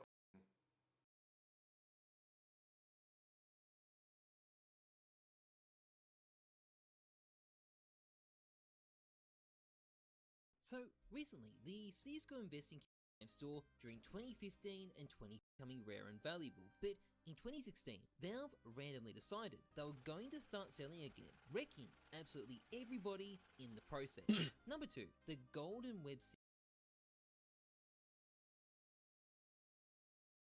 largest case studies medically right now and researching how a person can live with so little white matter present in their brain. Okay, she's one of the dumbest motherfuckers on the internet and has been for a long time. So, but yeah, I think people see it. Like, this is such an obvious troll too. Like, if you listen to it, like, wait, did he say the Julumni? I know, it's like The Julumni? That the Jews are going to be so sneaky and conspired to buy off a millionaire for $7,000 to have your talking points for 6 months, but then also have you talk explicitly about how it's done on stream. It's exactly what they wouldn't expect. Oh. That's why you do it. And of course, you're paid in new Israeli shekels because PayPal doesn't do the conversion to US dollars either. You know how it goes. So that I can only spend the money go back to Israel. To keep Question: Did you get the new role in the Jew Discord? Like, there's the one that gives you access to certain rooms, like where you can see all of the goyim's credit scores and everything like that. No, because they lock it all off. You have to send a picture of the mod to show that you've actually. They don't make you do a full-on circumcision. You gotta like do a few cuts to prove you're like dedicated to the cause. Yeah, I know. Yeah, you know the funniest part of all this, the wildest shit. I've already told you before. Like, how much do I want to say without getting in trouble here? I do agree. There's a lot of Jewish people that are in places of power, representative to the amount of population. That's no fucking doubt. That's not a conspiracy. That's just true. However, the conspiracy is that they're all working together. Now, granted, I'm not to that fucking level or anything along those lines. But I'll tell you that anytime I've ever had to do any fucking business deal or buy something or sell something, trust me, the last fucking person I want at the end of that other deal is a Jewish guy. It's not like, oh great, I'm buying something from fucking Shlomo. It's like, oh, for fucking Christ's sake, are you shitting me? Because I'm normally be sitting there getting nickel and dime the whole way. The idea that I'm getting like some sick fucking poggers deal because there's a Jewish guy at the end of this thing. Trust me, okay, I'm gonna be much happier if it's like a Franklin Stevens that I'm buying a car from than like Shlomo McEpstein any fucking day of the week, and that's a goddamn fact. So, well, there you go. Yeah, there you go. I think you're trying to throw something trail. I'm not good enough, man. Where's so is this person gonna come on? I'd kind of like to Katie? see the fireworks. Yeah. No, and I'm leaving like 40 minutes out. No, I don't know if we did it again for last bit. I'm not sure. Why is Dan so anti-Semitic? You know, just built in, self-hating and all that shit. It's kind of wild how many people like clip that. I'm looking at what's on your stream right now. Is Dan in the fucking Discord? DGG, bro. You guys are always trying to throw me into this shit. You're gonna need like an entire IDF brigade if you go to Israel as your security team. Why do you say that? Are you implying they would kill me just for my freedom of speech online? Yes. You know who I think I'm most disappointed with? Not that I'm like super disappointed with any of the people that like posted this and believed it, but I think I do hold people on the left to a higher standard. Make a check. I think that's fine to do. Like, if you're is that a big mistake, you think, to hold people on the left to a higher standard for like retweeting like obvious bullshit? That's what you mean by on the left. Like Peter Coffin. No, he's far left. Thank you, retard. These people are literally Nazis. Okay. You know how leftists? You ever heard the term projection? You've heard that, right? You know, leftists always say that the liberalism gives way to fascism. Like, I'll say that over and over again. I don't know if you know this, but in the history of the world, okay, it's the communists that worked with the Nazis, and it's the liberals that defeated the fascists. It's exactly the opposite. It is Molotov, Ribbentrop, whatever the fuck. It was the deal that the Soviets made with Hitler to cut Poland up. It was the KVD and the early Nazi party working together to overrule and take over and defeat the Sockdams in Germany. It was America and the liberal world order that came in to defeat the fascists. This idea that like liberalism gives way to fascism, when you can see it online, it happens today. It's funny. The Red Brown Alliance with Hassan amplifying Nazi accounts to shit on me. Like, history it doesn't repeat itself, but it rhymes. Okay. I hate these people. But no, I have no. When you say like the left, like I don't think center left people. Apparently center left people don't use the internet. I don't know what they are. Do you know where are center left havens on the internet? Do you have any fucking idea? I have no idea. We're on Facebook. Oh, yeah, is that where they are? We're looking at cat photos. That's what we're doing. Yeah. I'm also starting to now that I'm doing ultra heavy research. Okay, so I'm kind of moved off the Israel Palestine shit, but also debates on it. But bro, I feel like if I was a Jew, if I had to hear one more time like anti-Zionism and anti-Semitism are totally different. I feel like that's like the Jew Arab version of white people being like, yeah, well, I can say the N-word and it's not racist at all. it's like the same type of conversation. I mean, we talked about this a little bit on the podcast, but like, real question: if you had to define Zionism in one sentence, what would it be for you? Are you asking me personally? Me personally? Zionism is the belief that Jews should have a state. Okay, so if you asked like 10 Jewish people randomly in America that question, what do you think the responses would be, percentage-wise? My guess would be that 7 of them would give my definition. No, you're misunderstanding. I'm not saying how they define Zionism. Basically, you would say, if you ask 10 Jewish people, hey, should Israel exist or something like that, what do you think the 10 Jewish people in America would say? A across all demographics, my guess. Jews in America. Yeah. I don't know. My guess would be between 6 to 8 of them would agree with that. Maybe a little more. 9 Maybe 7 or 9. You think 9 or higher? 9%. Yeah. That's a rough thing to say, to ask like a Jewish person. Say, hey, do you think Israel should exist? Like, and for them to be like, oh no, definitely not. So okay, well, where would you like the Jews to go? Because I mean, that's the next question. So yeah, I mean, listen, it's definitely a way to say it. It's like the new way to say it, I guess. Like there's for a while people using like thugs as like a way of doing that. Like it's like Zion, like I don't like Zionists very much. Like okay, that's like kind of 90% of Jews, but you know, you're not racist towards Jews or anything. Also, the characterization, and I don't know if I don't know if being Republican for so long, I get like this weird sixth sense for like weird racist stuff. Did you see my debate about with Jank? You know Jank from the Young Turks? Yeah, I saw the debate. Yeah. I wish I had a clip of this on hand. But when he's like talking about how Israel wages war against the Gaza Strip, and he's like, when the IDF murders innocent Palestinians, they love to see them die. They love to kill innocent. I'm like, this feels kind of weird, bro. Or when I'm arguing with people, I'm like, you understand that for like a strike cell, you know that there must have been like 5 to 10 different people at least, and a lawyer that probably signed off on this particular. You're saying that all these people in the IDF just said that they want to murder 4 innocent children for no, and the other person like, yes, they did, yes.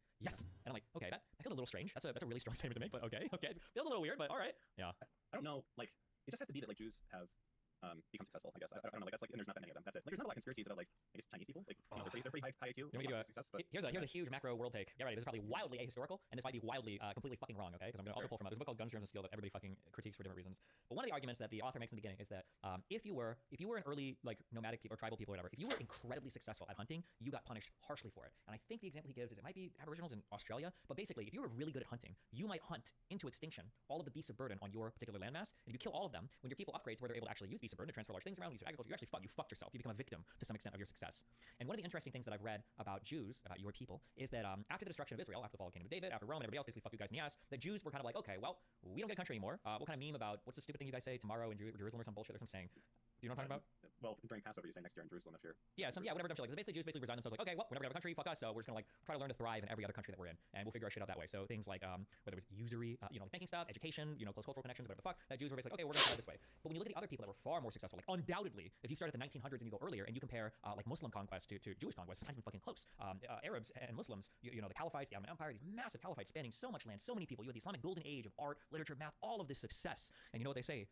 Great times create weak men, and you get into this world to where I think that when these countries and these people become so successful, the success kind of defeats them, or I guess it weakens them in a way. And then now you move into modern day where, now I'm getting more specific, when the Jews get their own country in Israel, they're like, oh shit, it's time to get fucking real. We've got our own place now. We have all of these positive like cultural things. We can ship money from all over the fucking world. There are people that have survived in every other country, despite people trying to kill us over and over again. And now we've got like all these Western-backed ideas. We've like trained in like the fucking World War I, World War II militaries. We're gonna go to Israel and fight. And all the Arab armies are like, okay, well, we've had like a caliphate spanning however fucking long for however many fucking hundreds of years. We don't know how to promote generals. We don't really know how to do battle tactics. We really don't know how to do fucking anything except lose over and over and over and over again. I kind of wonder sometimes how much that played into the narrative of like everything that is formed today. That's an incredibly macro overview, but yeah. I mean, I think it's a combination of success, small amounts of people, and also the illusion of exclusivity. Like I guess with other religions, there's a lot of we call it proselytizing, right? Oh yeah. Yeah, and that's not like a big thing in Judaism. So maybe there's part of that, like, oh, they're better than us or something like that. I don't fucking know. It's all cringe shit, but yeah. True. So what's the next light subject that you're gonna move on to? Like, is there anything possibly more inflammatory and like murderous that you can possibly like start? What could you possibly cover next that would make more people hate you? That's what I want to know. Well, the next big thing is going to be the election stuff, I think. I feel like that's a step back as far as death threats. I mean, I don't know if anything. Take this to a 12 out of 10. I don't know if anything. Yeah, I don't know if anything's going to match Israel Palestine in terms of people getting upset about shit. Oh shit, hold on. Hey Destiny, I've been wanting to get more into politics recently, and I've always agreed with the majority of your takes. In your opinion, what's the best way to start researching for a new topic that you're looking educated on? Boken Ron, thank you. I don't know, read the wiki and then start googling articles. There really isn't much that's more inflammatory, right? I think this is probably it. This is probably the apex of inflammatory topics because you're fighting against like the entire Muslim world, right? Plus all the crazy hardcore lefties. You're fighting against like a huge number of people, plus people that are really active. Super far right, super far left. Yeah. You know one thing I was wondering, right? And this is interesting. So like I was saying like there's not a lot of conspiracies about like Chinese people, right? Even though they're like China as a whole is very rich, very successful. Chinese people have very high IQ I think they do at least on average. Is it like when you get to a certain point, does there naturally become divisions inside of your culture that like does a culture want to split? Does that make sense? Like how do I put this?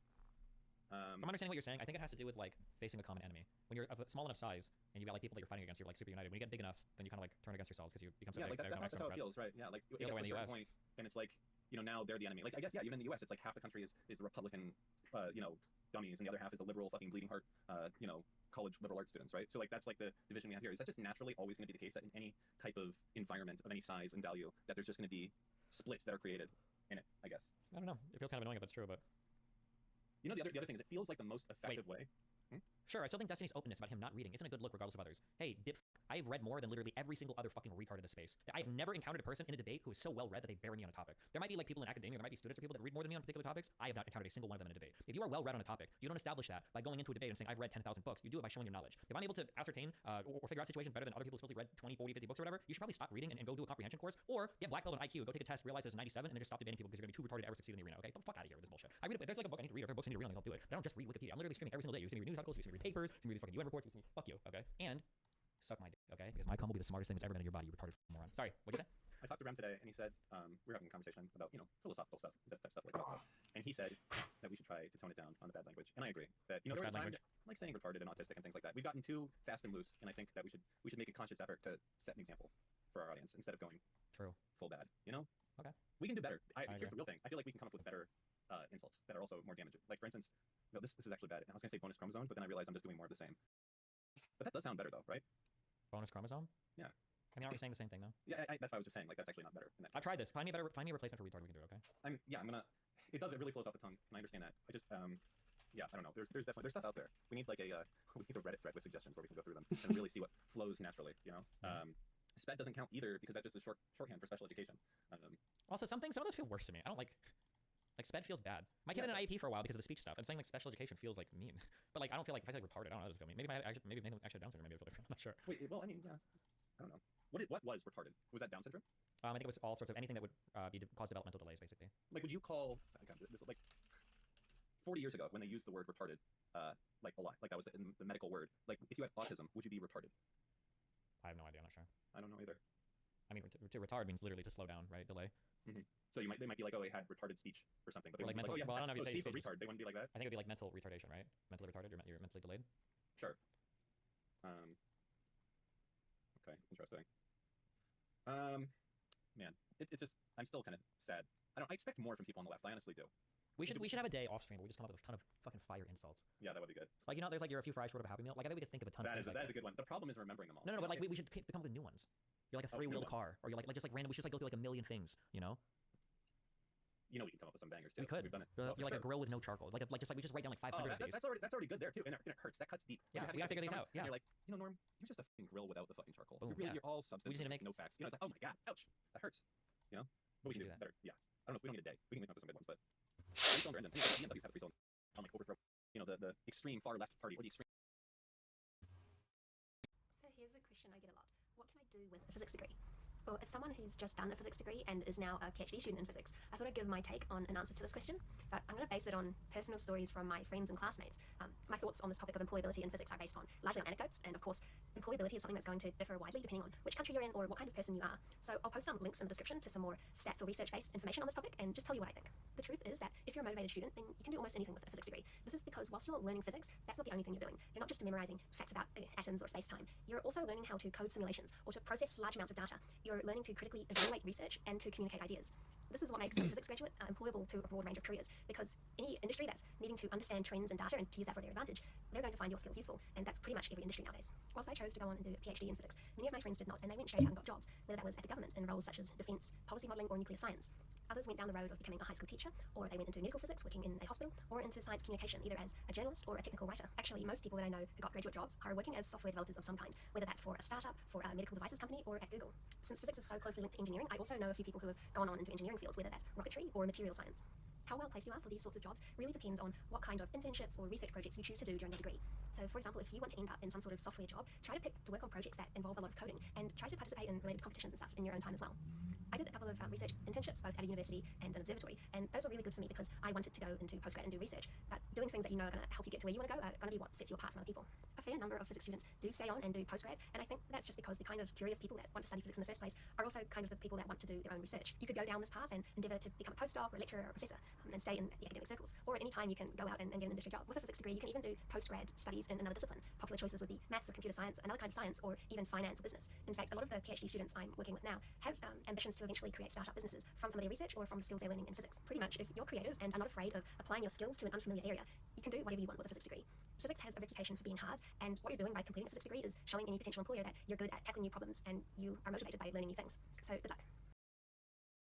I expected something completely different. Expected her to say like, you can't really do much. Difficult to get a job and stuff like that. That was nice.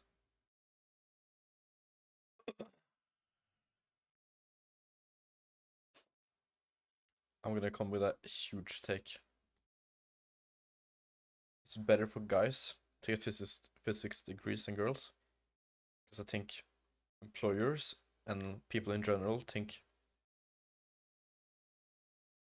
the smartest guys are smarter than the smartest girls. Even though that's probably not true. What the fuck? Is this copyrighted? Såpass.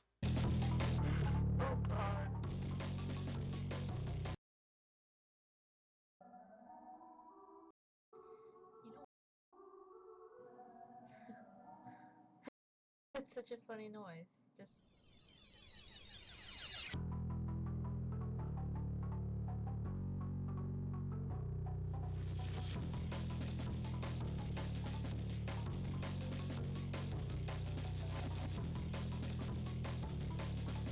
Everything is. I mean,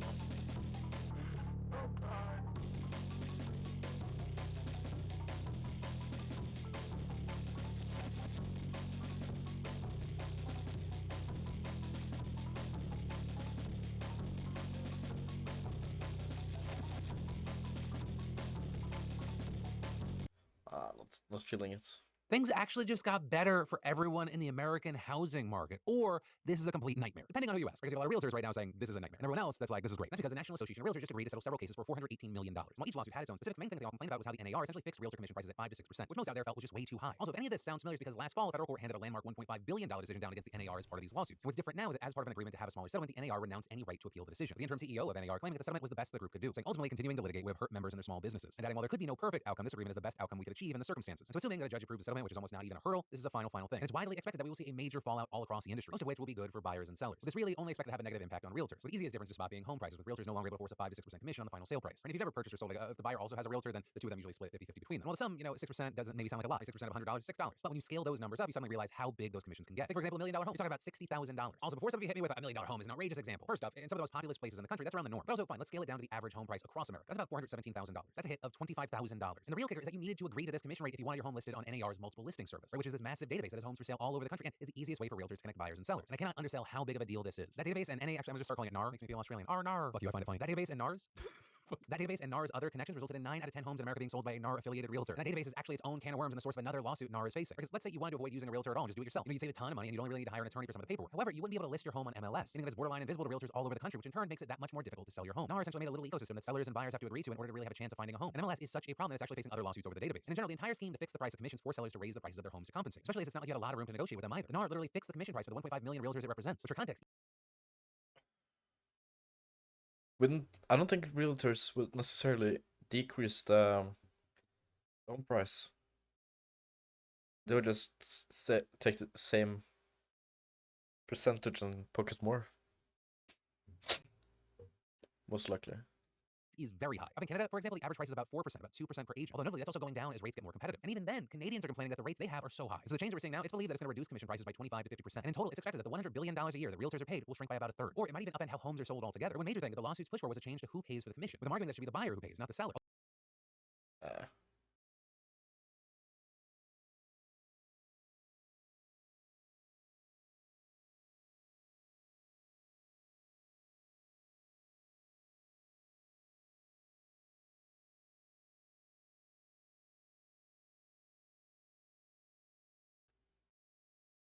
Home math? I thought it was an actual mathematician. Never mind. Remember that I told you that I'm non-binary.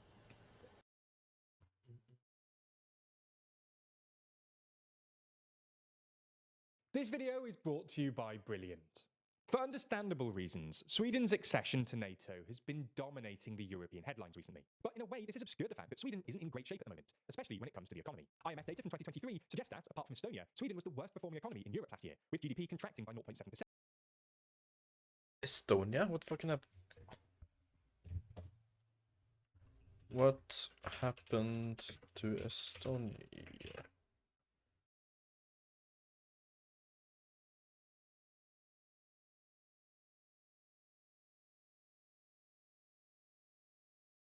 GDP.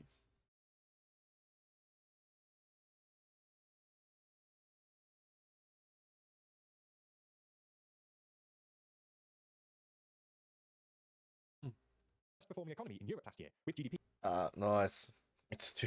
It's a very, very fucking misleading graph. What the hell? contracting by 0.7%. And like, If you compare that to like South Africa, South Africa GDP beta graph.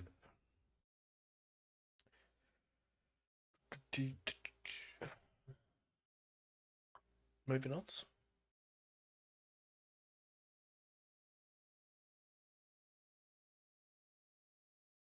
Never mind. Late last month, Sweden's Statistical Authority announced that Sweden's GDP unexpectedly shrank in the last quarter of 2023, its third consecutive quarterly contraction. This all comes off the back of a slow-burning crisis in Sweden's housing market, which has helped push Swedish bankruptcies to the highest level in 3 decades. Sweden's lagging economy presents a real dilemma for its government, who are coming under increasing pressure to invest in its ailing welfare state, once the envy of the Western world, and a model for social democrats everywhere. While it's important not to overstate the severity of the crisis here, Sweden is still one of the wealthiest countries in the world after all. Sweden's welfare state clearly isn't what it once was, though. Its education system is in tatters. Unemployment isn't what it once was, though. Damn, Norway is so much fucking richer. Its education system is in tatters, unemployment is on the rise, and a wave of gang violence is engulfing the country. So in this video, we'll take a look at how Sweden's celebrated welfare state has changed over time, the headwinds currently facing the Swedish economy, and what might happen next. Well, to stay in the loop and be notified when we Gonna come with a hot take. The gang problem and the immigrant problem in Sweden isn't big. release new videos. So let's start with a bit of context regarding Sweden's economy. For years, Sweden seemed to have it all. After staying neutral throughout World War II, in the second part of the 20th century, Sweden's economy developed into a large knowledge-intensive and export-oriented manufacturing economy, with a generous welfare state, a world-renowned education system, low crime rates, and impressive levels of gender equality. However, like many other developed countries at the time, in the 1990s, Sweden moved toward a more market-oriented economy, as national finances came under strain and the Social Democrats' electoral dominance waned. Much of the Swedish welfare state, education system, and critical infrastructure was cut or privatized, with government spending falling from 70% of GDP down to less than 50%. In theory, these measures were supposed to improve efficiency and reduce government debt, which was then running at about 70% of GDP. To be fair to the Swedish government, it sort of worked, and Sweden's debt-to-GDP ratio is now down to about 40%, one of the lowest in Europe. Nonetheless, weaker public services do seem to have contributed to Sweden's economic and social issues. Let's start with Sweden's economy. As we mentioned in the intro, the Swedish economy is technically in recession at the moment, having contracted for 3 successive quarters, and even the Swedish government admits that the economic recovery won't begin until 2025. The proximate cause of Sweden's economic downturn is inflation, and its supposed remedy, interest rate hikes. In a bid to get inflation under control, which still remains above the central bank's target, Sweden's central bank carried out an 18-month campaign of rising interest rates. Back in 2020, the Riksbank policy rate held steady at 0%, but has since climbed to 4%. The theory goes that these higher interest rates increase the incentive to save and make it more expensive, i.e. less attractive to borrow. But this has really impacted Swedish households via the housing market. This is essentially because, unlike in countries like the UK, most Swedes have so-called floating mortgages rather than fixed rate mortgages, which means that when interest rates rise, their mortgage costs go up almost automatically. According to data from last year, 40% of Bienvenidos to the second episode of the Bridges podcast, deconstructed and analyzed. Let's get right to it. We're gonna get into it. Roll that intro. So already with the NPR voice. Now this is soothing to what sort of demographic? Again, we're trying to appeal to 30-year-old virgin incels on subreddits such as DGG. We do not need this. Wait, what the fuck?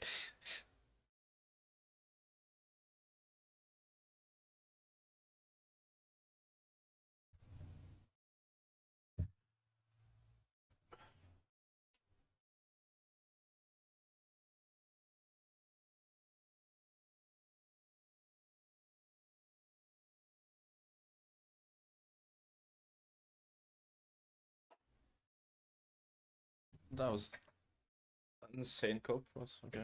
This sort of NPR, you know, like something that my dad listens to on his commute to work. Okay, this neoliberal sort of thing is not gonna fly. Now let's see what else happens. Awkward. Okay, Destiny has a different beard. If you could tell in the last episode, he had a bald spot in his goatee and his beard, the shape of Israel. Now I know he supports that, and you know what? That's where the money is. I agree. But at the end of the day, again, that was a horrible look. They're upgrading the aesthetic, so to speak. Now in the last episode as well, they had a black table that looked like one of those glossy, crappy ones you'd see in a dorm room from Walmart. Those that you can buy for like $20. They've upgraded to like a wood or like a fake wood one. That's cool. Now they have liquid death on the table. Now why? That's gross. Like why do you need an energy drink? And listen, I'm high energy, just completely sober. Imagine if I had an energy drink, but they need to be. He has so many loaded words. I'm on it. Enough said. What?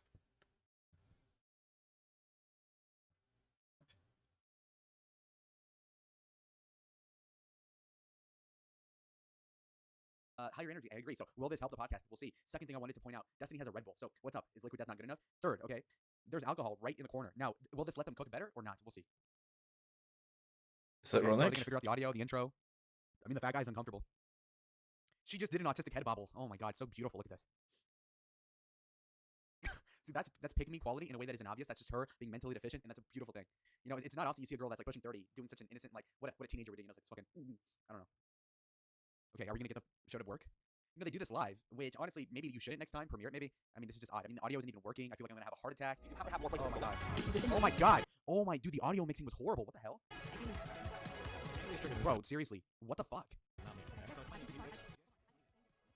Dude, okay, also, the clip they use of Yurdite on the Whatever podcast isn't even a dunk. It's, wait, can you hear me out? Come on, like, that is so passive. And again, that's cute if you want to date that chick. But if you want to be the co-host with some Adderall-addicted guy like Destiny, you gotta be on top. You gotta get these dunks in and get a highlight clip. This chick has been on like 20 hours worth of big podcasts and yet still cannot, you know, basically get a 15-second highlight of her owning Myron Gaines or one of these, you know, Brian Atlas, all these different guys. I mean, come on.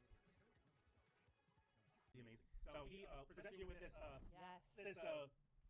U.S. Navy, world's largest And I mean, is that a surprising gift from a guy who looks like this? Are we surprised? Right? You're like, dude, what the of Iranian drone horse. And I say that because the Navy it's like two looks like a registered opportunity or the privilege. I would say it's a right for this host, just how disinterested it's that Destiny, Stephen Vanille II or third, is a lot more of a host than is Kyla. Again, these are both fully grown adults, yet Stephen is a lot better. And I say that. Where's he taking these takes from?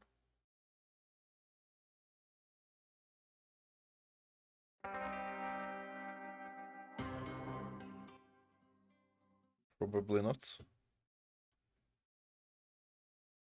In many democratic countries, school elections are periodically performed among teenage pupils to determine how the soon-to-be voters are politically leaning. The standard usually was that the youth is significantly more left-leaning than the general population, especially if we concentrate more on the cultural axis of the right-left dichotomy. The idealistic youth usually tends to be more open-minded, liberal, and free-spirited, devoted to the struggle for the betterment of the world and its many injustices, while the older and more experienced person, who has already been lessened by the experience of the real world, remains skeptical and conservative. As the famous quote, prescribed most often to Winston Churchill, but also to several other historical figures, says, quote, "If a man is not a socialist by the time he is 20, he has no heart. If he is not a conservative by the time he is 40, he has no brain." End of quote. But in recent years, a new seismic shift seems to be emerging in the rapidly changing socio-demographic landscape of contemporary Western countries. The young people are getting more right-wing and conservative than their parents, especially young men, since this change of ideological course among the youth is first and foremost caused by the palpable shift of young Western males to political right. One of the most prominent examples of this phenomenon is Sweden. Between the 2018 and 2022 school elections in Sweden, there has been a massive increase of almost 17% in support for parties on the Swedish political right among Swedish pupils. Consider that these results are not differentiated by gender or immigration background. Consequently, if we consider that both young girls and pupils of certain immigration backgrounds very likely tend to be more left-leaning, the predominance of the political right among ethnically Swedish boys gets straight out overwhelming. In every country, the cleavages between the political right and left take on a significantly different shape. In some countries, usually those where the political right connects its identity to Christianity, like in Poland or in the United States, cultural and ethical issues such as gay marriage or abortions still are lively and contested political topics. However, in most Western European countries, such questions are basically political non-issues at this point. According to the Pew Research Center, 95% of Swedes believe that abortion should be legal, and 94% that gay marriage should be legal. In most European countries, especially Sweden, the fundamental political cleavage driving the polarization is clear: immigration and the rapid pace of ethnic change. In this regard, Sweden is the most extreme case on the European continent. It went from basically an ethno state, which it had been for a large part of the 20th century, to being one of Europe's most ethnically diverse countries. This shift happened in a remarkably short time, over one generation. A Swede who is in his 40s was born in a country that was 99% European and about 90% Swedish. According to many projections, he might very well retire in a country that will be less than 50% ethnically Swedish and 20 to 30% Muslim. Only a remarkably naive or ideologically motivated person could presume this won't significantly impact the country. So let's dive into the tale of Sweden. My friend, fan of this channel, and fellow demographic enthusiast David Lorentzon, who is Swedish, helps me a lot with many of statistics and data for this video by providing his insights and translating a lot of stuff for me from Swedish. So thank you, David.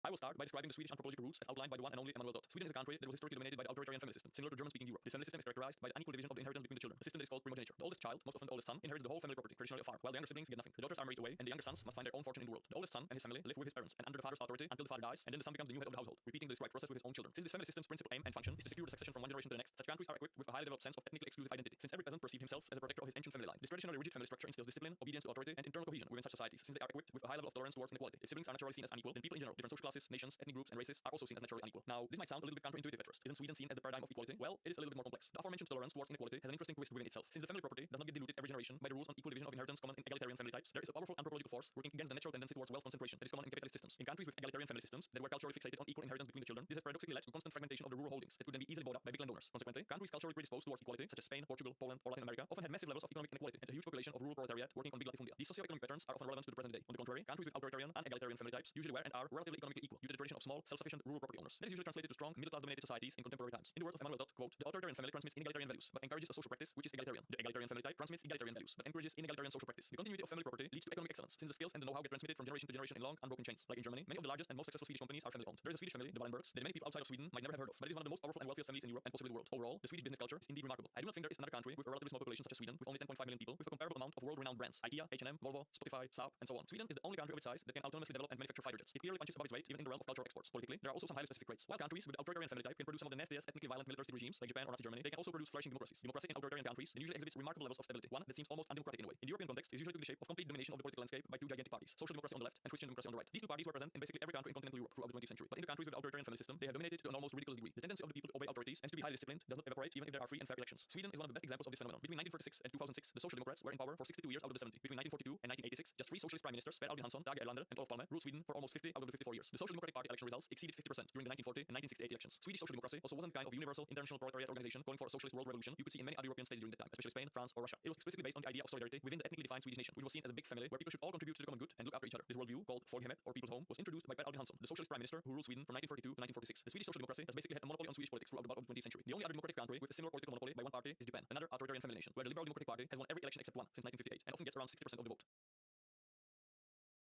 One of the hallmark political programs in the period of socialist domination in Sweden was the so-called Million Program. It was a massive housing program implemented between 1965 and 1974, encompassing the building of 1 million new housing units. This goal was accomplished, but the issue was that Swedes did not really want to live in the newly built housing. Sweden had only about 6 million people at the time, and since it is a vast country, it had a relatively low population density. Swedes just preferred to live in houses and not in the large apartment complexes that were basically the same as commune blocks in the Eastern Bloc countries. The result was a vast neighborhood of almost empty public housing on the outskirts of every larger Swedish town. That will become more important further down the line. As with most other wealthy Western European countries, there was a limited immigration inflow of workers in the post-World War II period of economic expansion. Since Sweden was neutral in the Second World War, it was one of the few industrialized countries unscattered by the war. And since it was endowed with many natural resources, it was well positioned to profit massively from the war itself, during which it exported a lot of raw materials as well as industrial products to Nazi Germany, and from the post-war economic miracle. Its economy was absolutely booming in the 1945 to 1973 period, and it needed more workers. They came from Italy, Yugoslavia, Turkey, Finland, or Hungary. And as usual, this initial immigration wave was quite successful. The problems came later. In my previous video about Canada, I talked about how the decline of the British loyalist identity opened the door for the left modernist ideology to be fiercely adopted by the Anglo-Canadian elites. In Sweden, the process was in some ways similar. Not that the Swedish national identity would have issues to define itself, but maybe also as a reaction to its ambiguous stance towards Nazi Germany during the war, Sweden accepted a sort of messianic foreign policy position, seeing itself as a pacifist moral superpower of sorts. One of the defining traits of this foreign policy was the reorientation of immigration policy to refugees and persecuted peoples. This shift happened under the socialist prime minister Olof Palme in the 1970s. And in 1975, a unanimous Swedish parliament voted in favor of a new immigrant and minority policy that explicitly rejected the previous policy of assimilation and ethnocultural homogeneity in favor of state-sponsored multiculturalism. Since then, Sweden has been wide open to refugees from basically everywhere. People fleeing communist persecution in Poland, the colonial regime in Greece, leftists fleeing the persecution of Augusto Pinochet's regime in Chile, the opposition to the Iranian Revolution in 1979, refugees from wars in Somalia, the war in Bosnia, Iraqis, Algerians, Afghans, and finally the Syrians in 2015. Throughout the whole period, there was always a place to house the refugees, since there was an empty neighborhood full of apartments on the outskirts of every significant Swedish city or town. The result is almost complete segregation of the native population from the immigrant communities. In many parts of Sweden, even in some major metropolitan areas, one would not get that Sweden is a high immigration country. However, this fact only helped perpetuate the illusion of harmony of society, while significant problems were brewing under the lid the whole time. Today, Sweden is around 69% ethnically Swedish and 31% ethnically of foreign origin. It must be acknowledged that the demographics of the ethnically Swedish population have been relatively stable over the past 2 decades, around 7.5 million. But the overall population of Sweden has ballooned to 10.5 million almost purely by mass immigration, which accelerated especially in the 2000s. Sweden did not need anywhere close to the levels of immigration it received to satisfy the needs of its labor market. The Swedish economy is also highly sophisticated and automatized, with relatively low demand for low-skilled labor. As usual, a part of the population of immigration background is of European or another Western origin, but the majority comes from non-Western backgrounds, most Syria, Iraq, Iran, Somalia, Afghanistan, Turkey, or Eritrea. In the case of Sweden, there is really no way to sugarcoat it. The effects of non-European immigration are disastrous. You can pull up whatever statistic you want, they all show the same result. Whether we look at crime suspects or the unemployment levels and welfare dependency, the non-European population is massively overrepresented in each case. As always, that does not mean that there are not many well-integrated non-Western immigrants, not causing any issues. There certainly are, but the statistics kind of speak for themselves. While on average, 4.8% of men in Sweden are crime suspects at some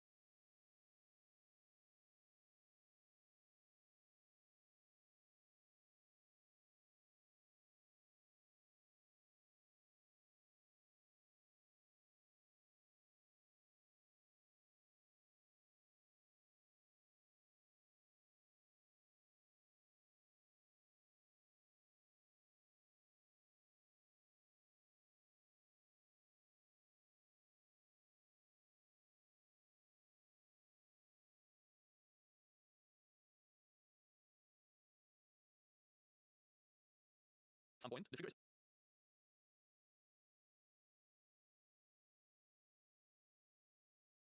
Where's Central, Lisa?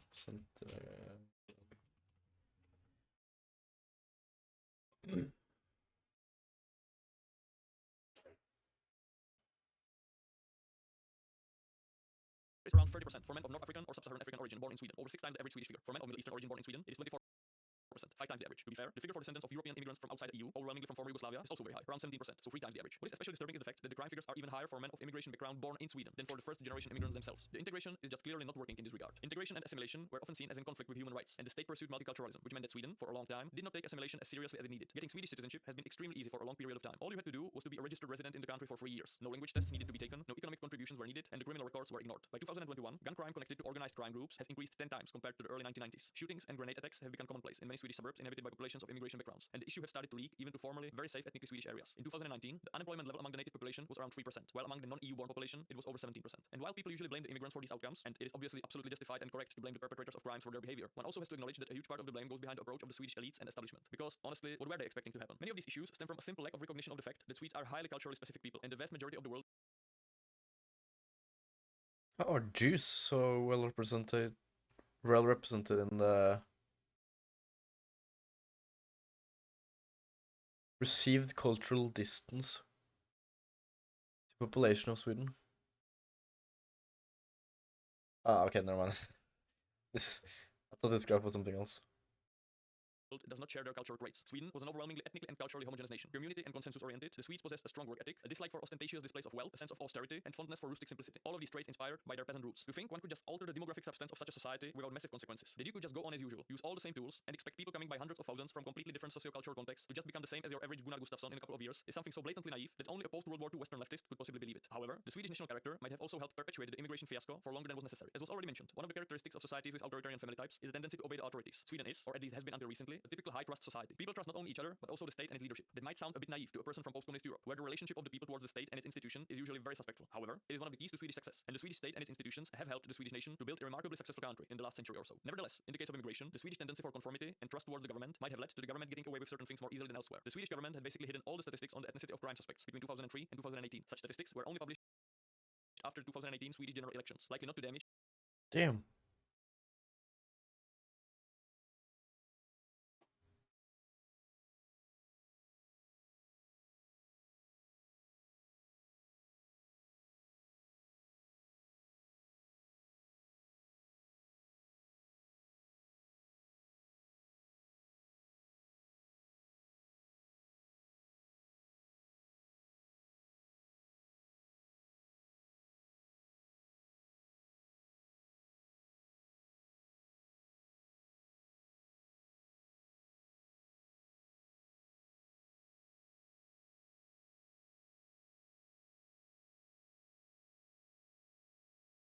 The ruling Social Democrats' election results by openly showing the shortcomings of their immigration policy. The public is content with the changing demographic makeup of the country, and rising crime levels have, however, nearly reached a tipping point in the past couple of years. The anti-immigration Swedish Democrats Party was, for a long time, seen as a party with which no solid establishment politician would work. However, after they finished second in the 2022 general elections with 20% of the vote, the current centre-right coalition was formed that closely worked with the Swedish Democrats in the parliament, even though they are not formally part of the government. At the beginning of the video, I talked about the massive turn to the right among the Swedish youth. The possible explanation for this shift is once again illustrative of the specific Swedish way of handling issues connected to immigration and integration. The basic integrational tool of the Swedish government is the educational system. Traditionally, an egalitarian school system was based on the simple premise: we have to prevent large disparities in educational outcomes based on the socio-economic background of different students. The way to do this was by merging schools based on their educational outcomes. If some schools were very successful and other much less so, we would just get these kids together and the results would stabilize somewhere in the middle. The children from working class backgrounds will mesh together with children from wealthier families, and the more successful kids will help the less successful kids. When you have a homogeneous country where almost all the kids are of the same cultural and ethnic background, this is workable. Put mass immigration in the mix, and things start to get messier. Suddenly, the young Swedish pupils become the front soldiers of the societal integration efforts. In an extremely segregated society like contemporary the same cultural and ethnic background, this is workable. Put mass immigration in the mix, and things start to get messier. Suddenly, the young Swedish pupils become the front soldiers of the societal integration efforts. In an extremely segregated society like contemporary Sweden, the older generation and more wealthy people living in upscale, ethnically homogeneous neighborhoods are not really confronted with the day-to-day impacts of their political decisions, but their children are. It is one thing if the child of a wealthy Swedish lawyer and the child of a janitor are put together. They both speak the Swedish language and share some basic socio-cultural experiences common to all Swedish people. But suppose the children are suddenly intermingled with Somali and Afghan children who do not share any of these commonalities and often do not speak much Swedish at all. In that case, it is a completely different story. Apart from the obvious cultural frictions this approach inevitably causes, it also makes education itself much more complicated. As the Swedish authorities themselves have admitted, it is very hard to teach a group of pupils, some of whom are ethnic Swedes with the Swedish language as their mother tongue, while others come from diverse backgrounds with much lower knowledge of the language. In the end, it is harmful to all of the children, since the Swedish children are constantly slowed down in their classes by children who cannot speak Swedish, and the immigrant children would also be much better educated if they were separated and taught in accordance with the language level they are on. The results are alarming. According to the data, up to 27% of Swedish 15-year-old pupils basically do not have basic math skills, and up to a quarter might lack basic reading and writing skills, at least in the Swedish language. The education of both groups was sacrificed on the altar of societal integration, and the Swedish children do not like it. Before I conclude this video, there is one last interesting phenomenon happening in Sweden, which might, nevertheless, have implications even for other Western countries. I have mentioned my friend David, who helped me with this video. He has dug deep into the Swedish migratory statistics and has found an interesting gender imbalance.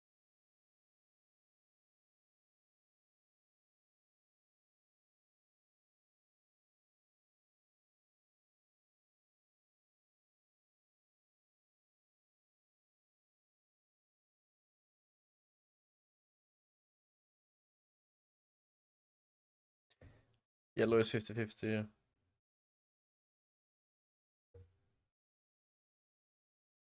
Lose more men? Okay.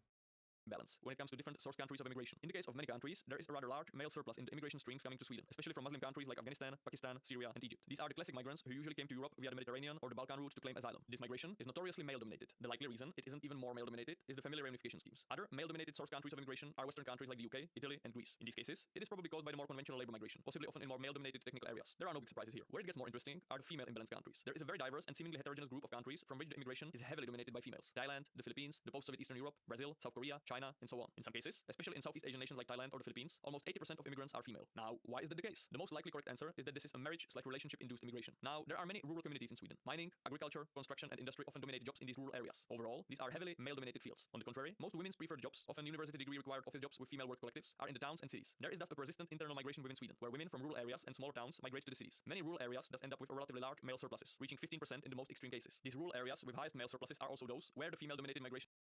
This is Norway. Demographic vulnerability indicated by gender balance of the total population.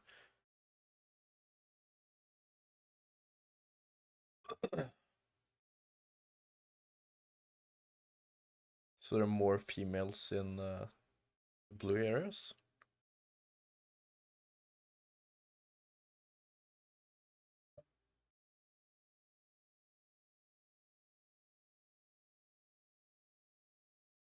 is most significant, since the Swedish economic system functions in a way in which both the man and the woman within the household must be employed to afford the middle-class lifestyle. Forming a relationship in an area where the women have trouble finding employment is rather hard. But there are also other factors in play here. The overall dating crisis happening in the Western world is a topic that many other YouTube channels have very well documented. Thus, I usually do not really dive into it that much, since I would just repeat what has been said elsewhere. But in this case, the issue interestingly interplays with the themes I'm primarily exploring: immigration and ethnic change. There is a clear trend in many developed countries in which young men and women are increasingly drifting apart in their basic political values and ideological leanings. In both countries, this is happening due to young women moving dramatically to the political left, especially in the cultural sense. Interestingly, it is the other way around in the Swedish case. While the views of young Swedish women have remained basically the same, the young Swedish men have moved quite sharply to the right. At a certain point, such a divide becomes a real issue in interpersonal relations. Put all of this together, the growing political divide between the genders and the lack of women in the rural areas, and the result is clear: a significant marriage migration of foreign women into Sweden. According to many surveys, Scandinavian men are seen as some of the most attractive by women of most nationalities, probably both due to their looks and the stability and wealth of the Scandinavian countries. It makes sense. And if you look at the countries from which this female-dominated migration is coming, it also starts to make more sense. Generally, it includes poorer countries that are not culturally completely incompatible. You can probably guess there won't be many wives coming from the Muslim world. And people often see them as countries where you can get the so-called trend wife. In some cases, like Japan or South Korea, the countries are not even poor. It's hard to get the precise numbers on the described marriage migration, but the safest estimate puts this at least 500,000 people, with 80% being women and 20% being men. That is a trend that will continue for as long as there is a huge gender imbalance between the rural and urban areas, an imbalance in political views between the genders, and socio-economic policies that force both partners to have full-time jobs to maintain a middle-class lifestyle. It also shows a glimpse of how the future might look in Western countries with huge differences in political views between men and women, and the continuous crisis of the dating market. The lads will just import wives from elsewhere. While such migration flows won't make any news headlines, since there is no crime and upheaval connected to Filipino women marrying Swedish men, the cultural impacts will also be notable and interesting. While the male-dominated problematic immigration to Sweden leads mostly to societal segregation, the marriage migration leads to much more direct cultural fusion through marriage. Wouldn't this lead to more Swedish women being like, there has to be like less than 1% of imported wives, right? You never see that, right? I don't think. Marriage and offsprings.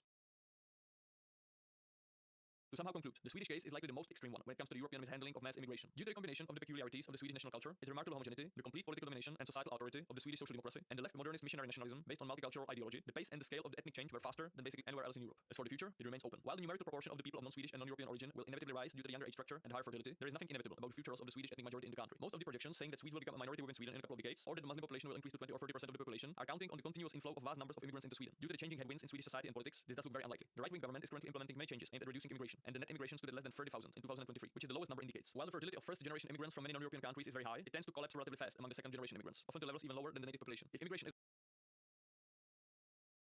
dramatically halted, the projected population growth of the non-European population will slow down accordingly. Sweden won't become Islamized, nor dominated and subjugated by foreigners. Nevertheless, Sweden is and will remain a segregated country, in which the ethnic Swedish majority, controlling the country's economic, political, and security infrastructure, will share the country with numerous ethno-culturally defined socio-economic underclass that will live in a completely different world than most of the Swedes. The demographic changes are too massive to be rolled back, and the situation will inevitably drain the resources of the Swedish state and society. Sweden thus gives us two important lessons. The first one is that immigration policy is a highly delicate issue, and if it is treated ideologically and recklessly, there will be massive negative societal consequences. But the second lesson is that the course of events can be changed if a sufficient societal majority agrees upon it and votes accordingly. If you finished this video and hopefully find it This is interesting, the dumbest, craziest news I've seen in a bit. And it starts with the question of how much would I have to pay you to chop off your own legs? And I ask because this young guy in Taiwan that we're talking about today, it was $1.3 million. Right? He goes by the name Zhang, and in high school he befriended possibly the worst person imaginable. His name's Liao. Now, this story happens after graduation when they're both 23 years old. But apparently they reconnect, and Liao has some bad news, saying the gangsters are coming for him, and Zhang believes it. With this, Liao's like, don't worry though, I got a plan. And so the first thing they do is they buy several expensive policies for life insurance, travel insurance, and accident insurance. And then, just days later, because, that is not suspicious at all, they ride around on a motorbike at night, allegedly to lend some credibility to the alibi that Zhang got frostbite from the cold air. This notably, even though the temperature that night never dipped below 42 degrees Fahrenheit. Eventually, they get home, and that is when the insane part of this story fully begins. Because Liao allegedly restrained Zhang to a chair using cable ties, and then submerging his friend's feet into a plastic bucket filled with dry ice. And there he sits from 2 a.m. until afternoon, enduring this pain for over 10 hours. So by the end of it, he removes his legs, or I guess what used to be his legs, out of this bucket, and they're necrotic, they're swollen, they're a frostbitten nightmare. But of course, that is exactly what they were hoping for. With them then rushing over to the emergency room as if they just simply lost track of time riding on a motorbike. And this is gonna shock you. Immediately, the doctors are like, none of this makes sense. You're the most suspicious bastards on the planet. But first of all, we're in Taiwan, a subtropical country. You do not get frostbite here. Second, his legs show no shoe or sock marks. And third, his injuries appear oddly symmetrical, almost as if he, I don't know, this is crazy, left his feet in a bucket full of dry ice. And so they report the case to the authorities. But also, they still have to amputate his legs below the knees because he genuinely needed it. Except, that big insurance payout that he and his friends were hoping for, it never pops up.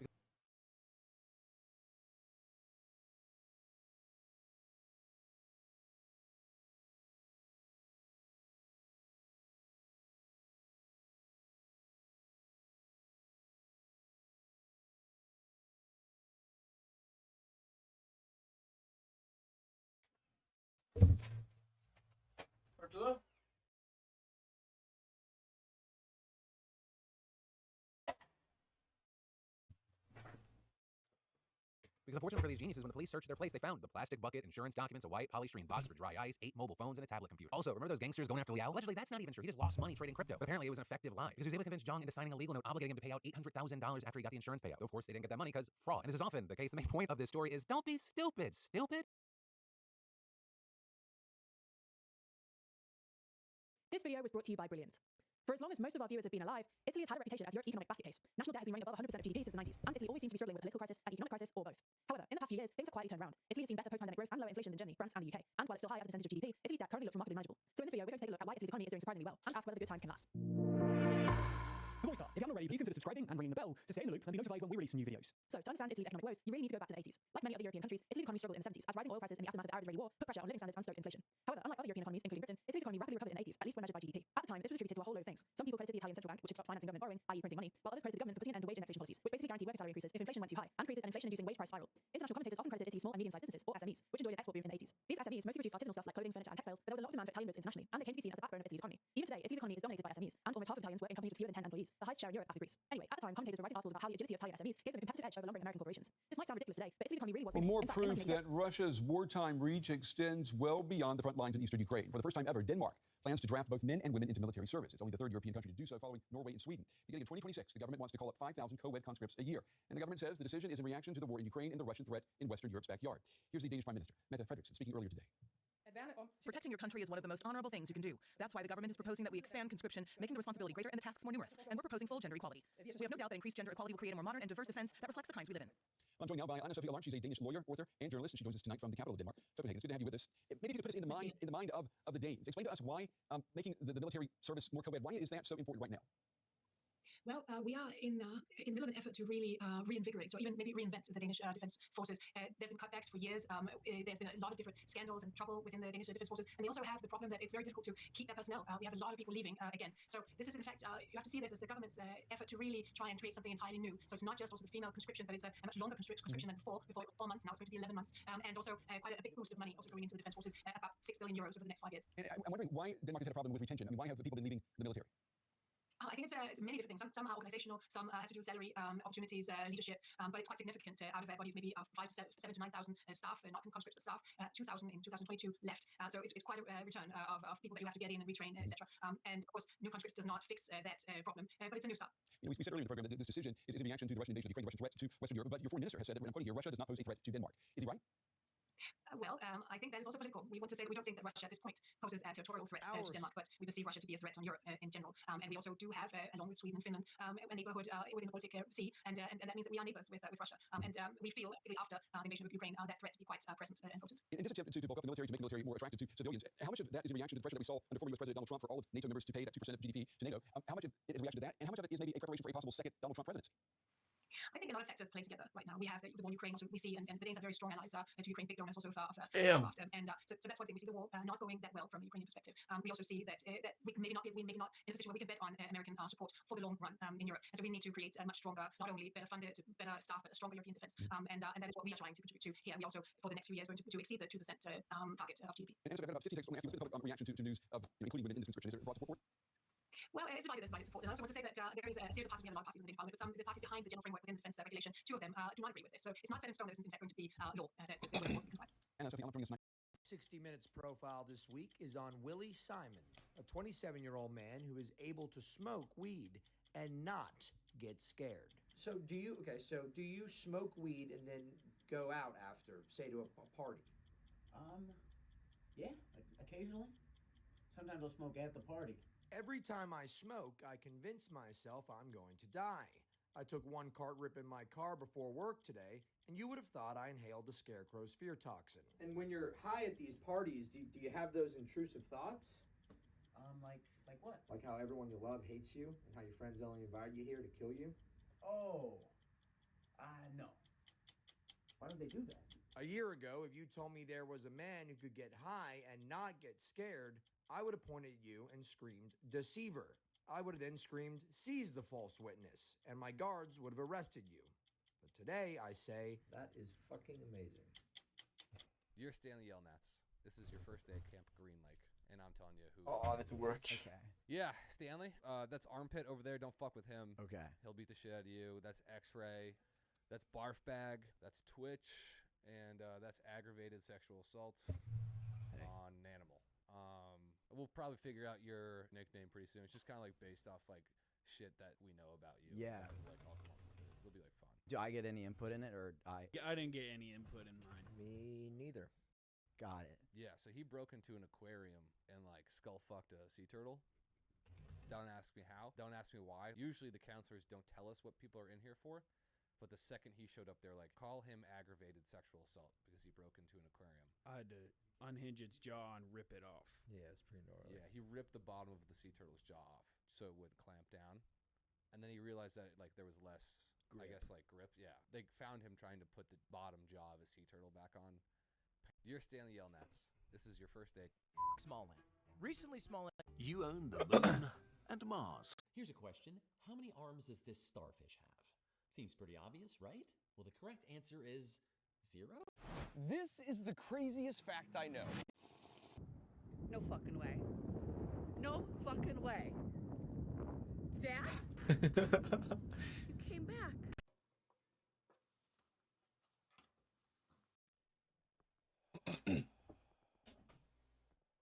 Wow, Dad really, Yeah, wow, he really went for it. I did not think he would go through with all of that. So, I think we need to discuss what would be the socially responsible thing to do as its children. And I personally think we need to consider not reproducing. I think the family name needs to die with us. I agree. We need to be better than Dad. He did Yes? So you want to be better than Dad, and your way of doing that is ending a bloodline? Yes. Yes. Isn't that exactly what Dad was doing? Okay, but we would be doing this for the benefit of society. Benefit of society. Yeah, yeah. You don't have to raise your hand every time, Johan. You can just talk. Right. Okay, so we're gonna end a bloodline, but it's morally justified because for the benefit of society? Yeah. Are you gonna make me say it? Say what? Bro, just say it. You want to be better than Dad, not make the same mistakes he did, so in order to do that, you suggest we end a bloodline, something he did a lot of, and then your justification for ending a bloodline is it's for the good of the world, which I'm not a huge history buff, but believe was his rationale as well. Shit. My previous short seemed to generate some controversy. I showed that when two people are about to engage at an angle, the distance from the angle will determine who will see who first. This caused a lot of comments claiming how it's not true or how it doesn't make any sense. Let me show you some in-game footage to further explain how this works. In this scenario, the T is peeking Mini on Nuke and the CT is holding that angle. The T is much closer to the angle compared to the CT. As you can see in this in-game footage, the CT can see the T first, before the T has any sight of the CT. On the other hand, the T is peeking Mini from further away.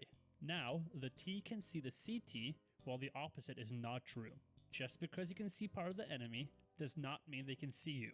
And to all the people claiming this only works because of the left hand versus right hand peeking, here's some additional in-game footage that shows it works from both perspectives. Still confused? Make sure to self-report. That was the longest day at work, man. I'm dead. Oh, man. You must be hung like a horse. Let me take you out. Do you think it's racist to hire based on race? Are you kidding me? We can have diversity and we can have merit. People should be hired on their merit, not on the color of their skin. No. Do you have a explanation for that? No. I mean, I got the job. So today I'm out here, and the question I'll be asking is, what are your thoughts on diversity hiring? I don't think you should be having following a quota, I need 18 women in my workforce. I think a lot of media has it construed a little bit. Some people are either on opposite ends of the extreme. I think it's very cool and base to make sure you have a diverse workplace, and whatever you have to do to make sure that's the case is fine by me. There's just no need for it. I don't think people should be hired on their merit, not on the color of their skin. I think it's a positive thing. Everybody needs a fair shake, I think. Do you feel like you were ever just hired based on your race? Yes, actually, I think that they were looking to make their staff more diverse, so they chose me. How did that make you feel? I'm fine with it because, I got the job. If a company is hiring exclusively on the basis of creating a diverse workforce for their company, I don't think that they should hire based solely on race, but rather on who's the most qualified applicant. So at this point, I'm sure you've heard about DEI, or diversity, equity, and inclusion, but some people have called it discrimination, exclusion, and inequality. So to find out what's really going on, I interviewed hiring managers anonymously so they don't get fired. And it's someone who actually worked for a Fortune 500 company as of 3 months ago. I wanted to explore both sides of what's going on. Because do we truly want diversity and equality, or is it all just for show? I guess we'll see, but start with some interviews. Do you think it's racist to hire based on race? I don't think it's racist. I think it's a limited mindset for sure. And it would be a factor that you look into. Just looking at it from on the surface level, I think so, yeah. No, because I think it's kind of the argument with the Black Lives Matter movement. They're not saying Black Lives Matter more. We're just trying to put emphasis on the fact that there have been things in the past that have put certain people of color down, and it's just another one of those types of movements. My name is Louis Zhang. I am a diversity, equity, and inclusion strategist and consultant. What are your thoughts on diversity hiring? This is kind of a funny question for me because a lot of people think diversity hiring and merit-based hiring are opposites. The really funny thing is that they're the exact same thing. The major misconception about diversity hiring is that we're going in and we're just handing jobs away to people who aren't qualified and saying we're going to give them more jobs at the expense of the qualified people. Not only does that not happen, that's also extremely illegal. What diversity hiring actually is actually trying to fix the existing biases in the hiring and recruitment process. Well, nice to meet you. Talking to one of my subscribers right now, I want to kind of just give a brief introduction of what you do. I'm in senior leadership for a Fortune 100 company, about 100,000 employees. Been in my industry for a little bit over 25 years. What are your thoughts on diversity hiring? To me, it's a terrible idea. You can't look at a person and tell who you're dealing with. And also, the things that make a person diverse aren't physically visible. I want to find people who approach problems different ways and choose choosing skin color or gender does not tell me how a person problem solves. So what's important to remember, though, is that none of this is new as in the DEI. DEI in corporate America has existed since the mid-1960s from the Equal Pay Act, age discrimination, and affirmative action signed by JFK. But over the last few years, there's definitely been more focus. Okay, so what's exactly happening? Well, since 2020, with movements like Black Lives Matter and increased awareness with LGBTQ members, DEI standards have become more enforced. Many companies and schools now have mandatory diversity trainings and workshops to close the gap and foster better relations. And big companies are now showing that with these pledges. MasterCard has pledged that women will earn $1 for every $1 a man earns, and Johnson & Johnson is aimed for 50% women in management globally. But is this push coming from this company's desire to want to be good? I mean, that's for you to decide. Because now to be listed on stock exchanges like NASDAQ, firms like Apple and Tesla must have 2 diverse directors such as women, minorities, or LGBTQ+ to stay involved. And not only that, firms are now scored on these measures to get more money. Diversity is now included as part of their ESG scores that evaluate the firm's environmental, social, and governance issues. And these scores directly impact the firm's ability to secure more money at cheaper rates, since they will now be perceived with less risky, higher the score. So money talks because companies are now incentivized to enforce diversity. So that's exactly why it may not be such a surprise that the DEI industry is now worth $3.4 billion. So with the corporations pushing this now more than ever, it made me think on what exactly the employees themselves think about all this. Well, I guess that's why I wanted to make this video. Because today, when we're facing a loneliness crisis, you can be canceled for sharing your true opinions. There aren't many outlets where you can share how you really feel. And bro, like, especially in the workplace. Trust me, I was in corporate just 3 months ago. And for myself, ever since I left the job to go all in on this mission of building the next big middle ground media company, I can't lie, man, it's been hard. But look, I'm self-aware enough to say boo who. Because obviously it's a massive privilege to be able to make a living talking shit in front of a camera, but at the same time, it does make it harder to talk about my struggles without feeling like I'm complaining. So I was curious on whether other people had outlets outside of school and work to talk about controversial topics like diversity hiring or whatever struggles that they're going through. Do you feel like you have people in your life where you can talk about anything with? Not a ton. I don't really like to talk about what's going on that much, I feel like. Is it like uncomfortable to do so? Yeah, I'd say so. Have you heard of our sponsor, BetterHelp? No, I haven't.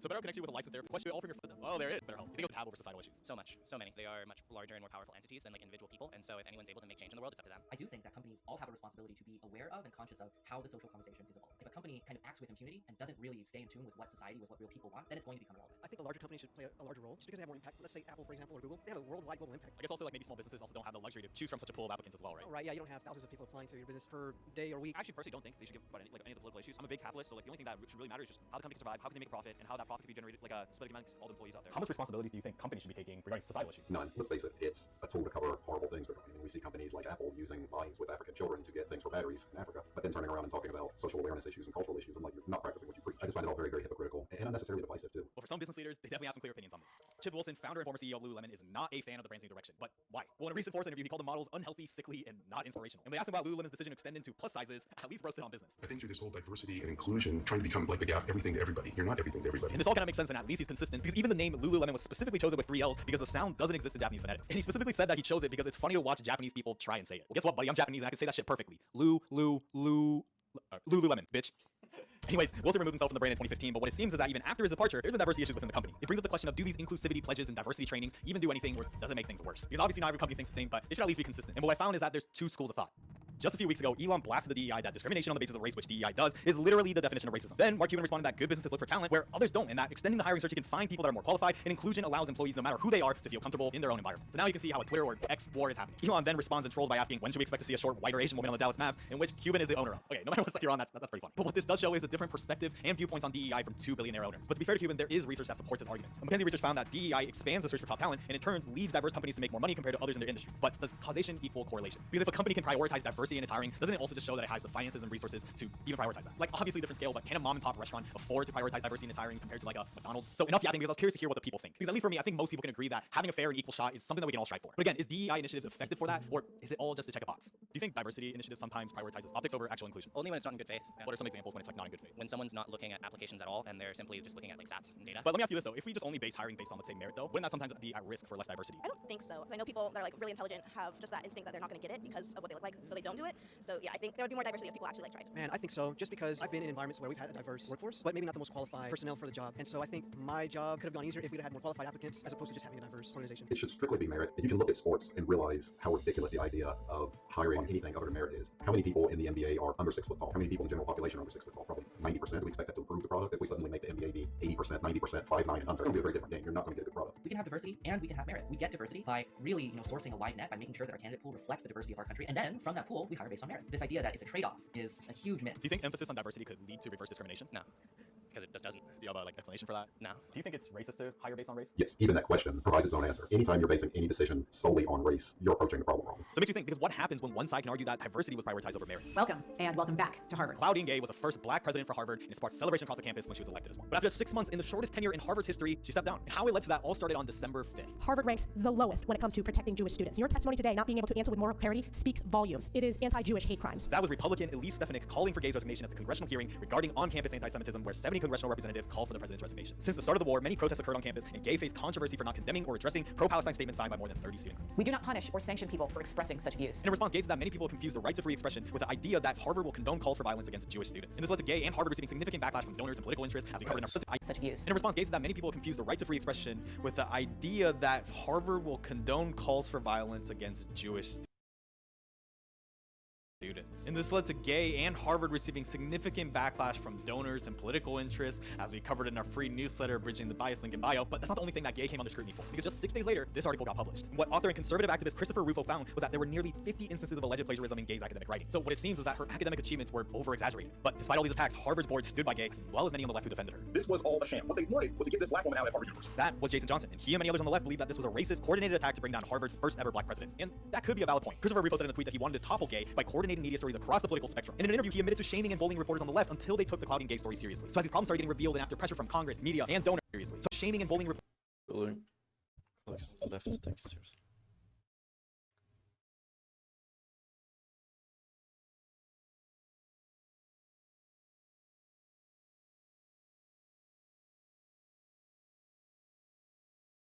reporters on the left until they took the clouding Gay story seriously. So as these problems started getting revealed and after pressure from Congress, media, and donors, on January 2nd, Gay resigned from her presidency. But as of today, she's still a faculty member at Harvard. So could this be a racist conservative attack to undermine the future of DEI, or was Claudine Gay's resignation justified? Probably not, to be honest with you. I don't think that that was a merited resignation. I think that wealthy board members were pro-Israel and therefore she got fired. Harvard is a business. They have wealthy donors. A lot of those donors are Jewish. They were mad, and so she got fired. So is it fair? Probably not. Is it the way the cookie crumbles because Harvard's a business? Yeah. It's complex because there's many layers to the story, but they make me think. Because the goal of acceptance is to bring more voices to the table. Why is there so much discomfort around this topic of diversity hiring when people can't even talk about it without fear of being fired? So again, is the goal of all this just to check a box? Is the debate over diversity hiring more about principles or discomfort with change? I think it's discomfort with change, honestly, at the moment, just from what I've seen and read online. Because if it was about principles, what principles are there that prevent you from hiring people of color? To me, I would have to say, in my opinion, it's the change. Is diversity hiring a genuine effort for equality or a form of tokenism? I think it can be a little of both. I recognize that the efforts for diversity hiring is to be more inclusive. That should be recognized and maybe even applauded, but I think that also there is some, just tokenism? Yeah, I think there is some of that in play as well. You definitely want to have a diverse workforce, and you don't want to be seen as racist. An environment or a workforce that is less diverse can contribute to more racism, I think. You're probably not going to hire someone if you don't think they fit the description, whether they look like how you want them to do or not. But didn't you say that you felt like you got hired once because of your race? Yes, but I think that I'm able to do my job well enough that they hired me, for sure. I mean, if you can't do your job well, they're not going to hire you. I think it just depends on how you're going about it. I think if you're going about it in a malicious way or with malicious intent, it could be a form of tokenism. But if it's pure with good intention, then it's the other way. And something to consider is that when companies make business decisions through the eyes of diversity, are there going to be instances when people feel like they just got screwed?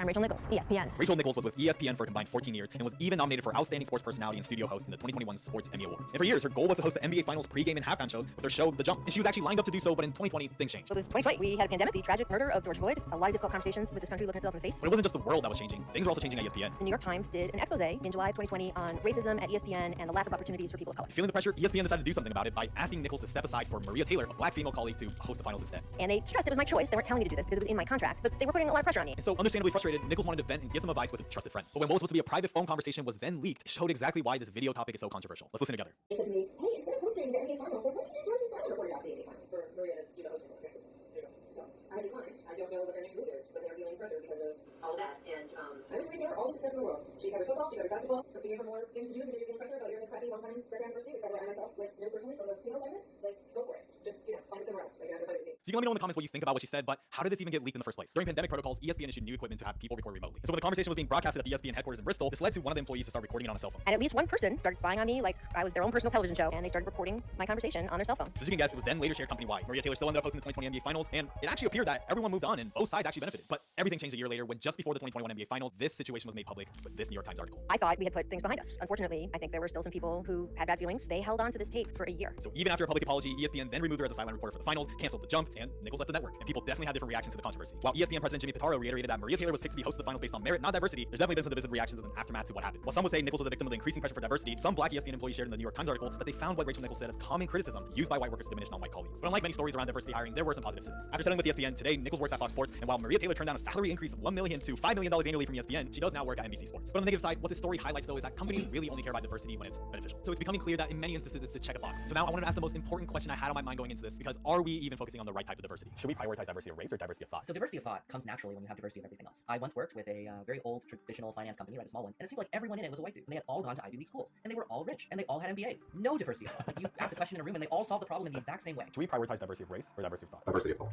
100%. There is real discrimination that goes on, particularly in my field. I encourage people to look into what is known as caste discrimination. It's a huge problem in my field. It comes over. Caste discrimination.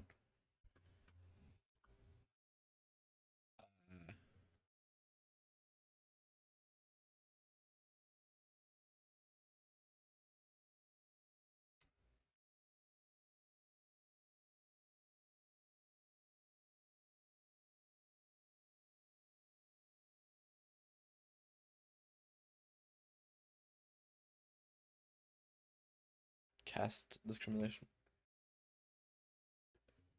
Caste discrimination. If someone is excluded because of the caste of Jaitai they were born in.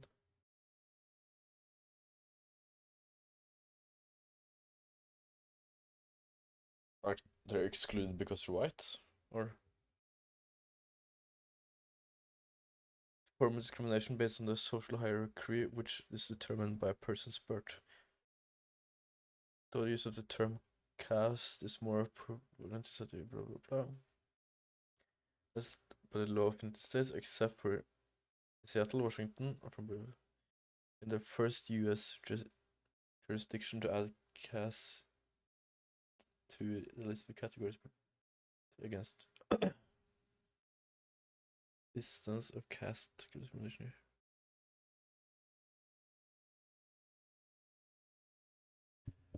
Was also acknowledged a group of talented female engineers from Microsoft, Apple, and other tech companies. Students body of California system passed a resolution against caste.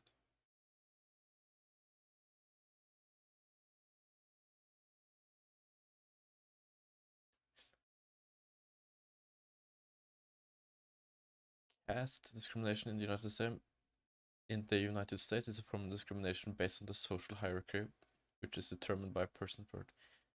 Like, is it like the reversed, or like discrimination, so a white person can't get into the job because of his social hierarchy standing, or is it poor people?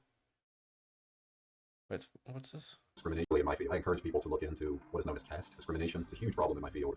It comes over from India. It's based on the caste system. I had one particular employee who, every time I would have him speak with another Indian employee, he would always ask me the last name. I said, why do you always ask me that? And he said, because with the last name, I can tell where they're from and what caste they're probably from. He was from a lower caste in Mumbai. A lot of people from higher caste would refuse to work with him or would be disrespectful to him.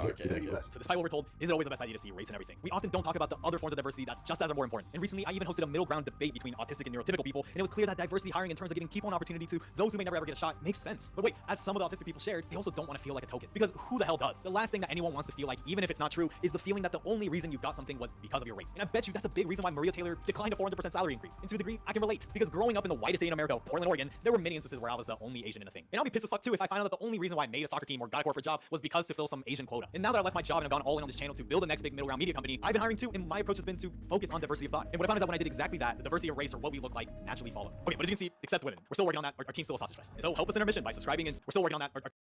Like naturally follow. Okay, but as you can see, my approach is this channel to build the next big middle ground media company. I've been hiring too, and my approach has been to focus on diversity of thought. And what I found is that when I did exactly that, the diversity of race or what we look like naturally followed. Okay, but as you can see, except women. We're still working on that. Our team's still a sausage fest. And so help us in our mission by subscribing and signing up to our newsletter where we tackle the latest news stories without bias. And if you don't care about all that, then if YouTube gets it right, you like this video.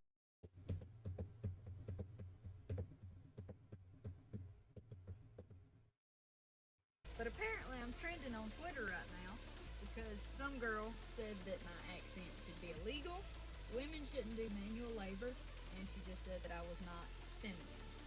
I've been helping Dad build my person. W's in the shot.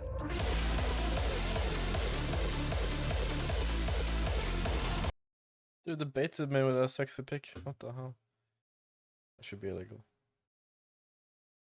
Okay. Well, a bit late to the party,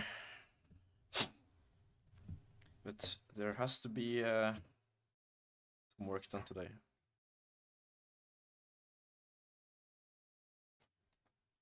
Today we have 1, 2, 3 typical exercises. I think we'll try to skip those quickly so we can get through all of them. By skip, I mean if I can't solve it in short time, I will move on. But I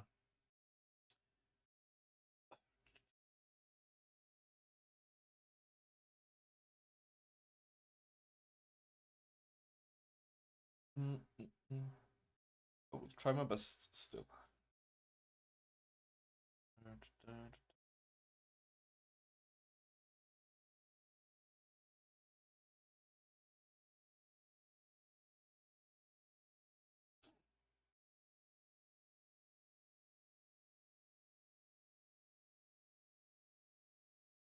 I guess it's bad quality now. Can't tell.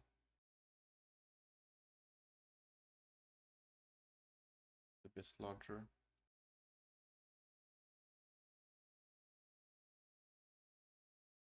That.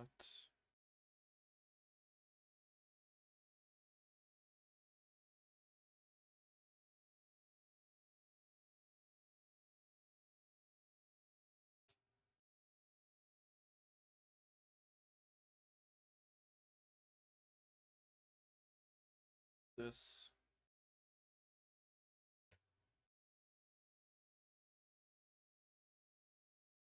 That. There we go.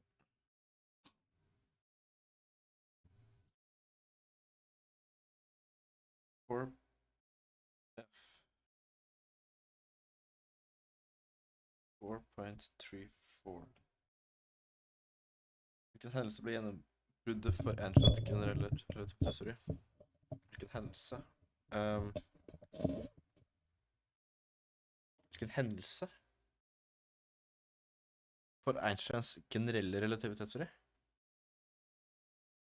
Var det med lyset? At de målte... Nei, det var jo for spesielle relativitetsteorien.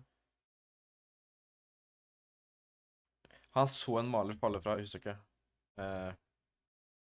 Maler... Falle.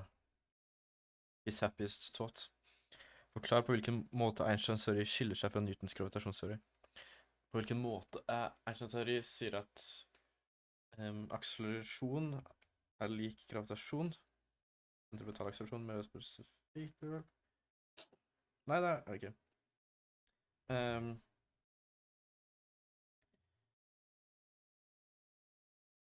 På hvilken måte at det er i et tregesystem som... Hvis det er et system som akselererer, så er det ikke noe forskjell fra gravitasjon, basically. Det er 4,34. Det ser ut som det er noe gøy-gøybla der. 4,34. Den generelle relativitetsteori fikk sitt gjennombrudd av Arthur Eddington klarte å fotografere avbøyingen av lys tyngdefeltet. Ok.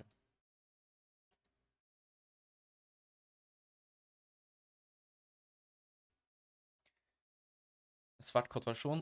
Newtons gravitasjonsteori beskriver gravitasjon som den kraften to gjenstander trekker på hverandre med på grunn av sin masse. Einsteins teori beskriver gravitasjon som fenomen som skyldes at tidsrommet bøyes av en masse. Ok, litt feil, men...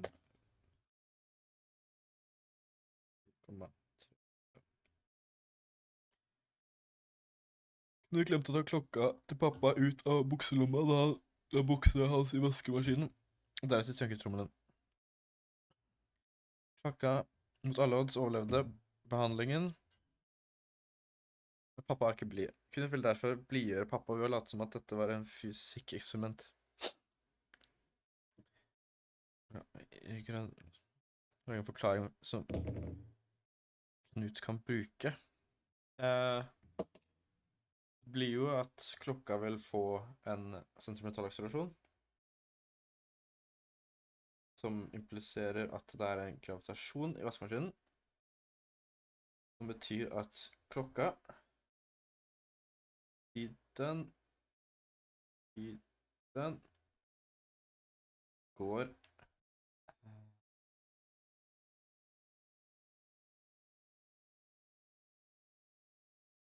tregere. Relativt til var Knut. Tregere. Klokka vil få en centripetal akselerasjon, og vil dermed være i et akselerert referansesystem. Dette akselererte referansesystemet er ekvivalent til et tyngdefelt. Dette systemet vil klokka gå saktere enn den ellers ville gjort. Yes.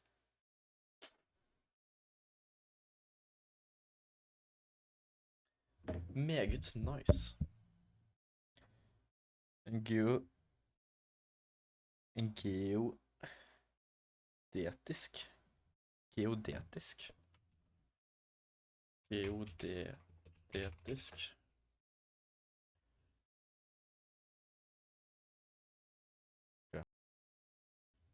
Kurve er i matematikken en kurve som følger den korteste veien mellom to punkter på en flate eller et rom. I den vanlige todimensjonale platen er dette en rett linje. Hva tror du vil skje med geodetiske kurver?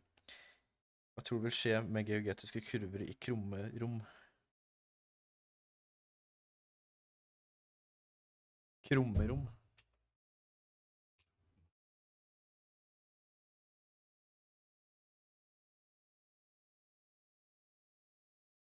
Hva tror du vil skje med geodetiske kurver i krumme rom?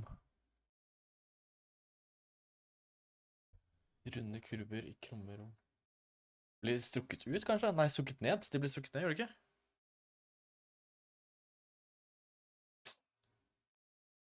Ja. De blir utstrukket. Ja. Forklar hvordan gravitasjon kan beskrives som krumming av tidrommet. Ja, dette virker veldig som tankeeksperimentet til Einstein. Så hva tror du vil skje med geodetiske kurver i krumme rom?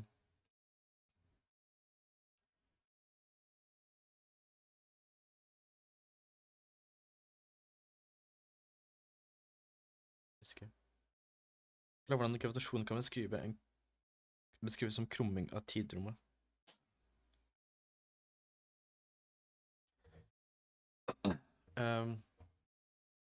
Fordi gravitasjon er sentripetal akselerasjon. Altså snakker vi om at gravitasjon henger sammen med jorda sin rotasjon, men det går ikke.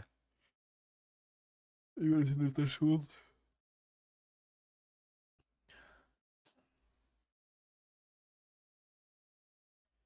Fordi jorda roterer,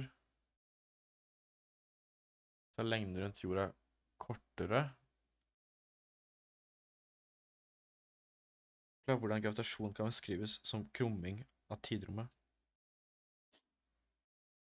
Forklar hvordan gravitasjon. Skal jeg bare ta det eksempelet fra han fyren vi så på podcasten i går? At fordi det er nærmere massen. Si beinet ditt er nærmere massen enn hodet ditt, så vil beinet ditt føle mer gravitasjon. Den effekten vil tilsvare. Jeg vet virkelig ikke. Det er som på tunga mi.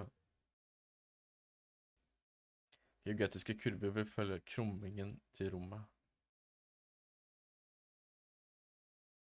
Hvordan skulle jeg lært visse? Følge generell relativitetsteori vil enhver masse krumme tidrommet. Eller hva ser jeg? Arkiv? Hvor er den der tingen jeg lastet ned i går da?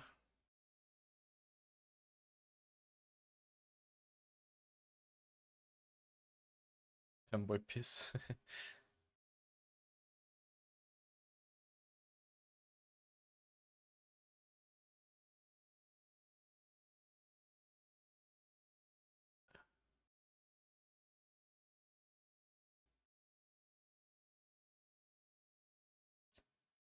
Size of time. Carlo Ravelli, welcome to Within Reason. Thank you very much. Pleasure being here.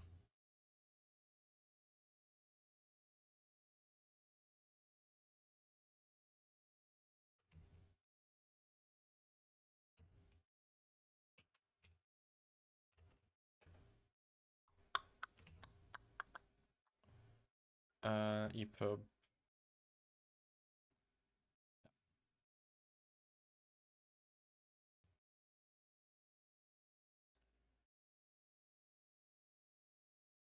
How to convert school textbook to EPUB file.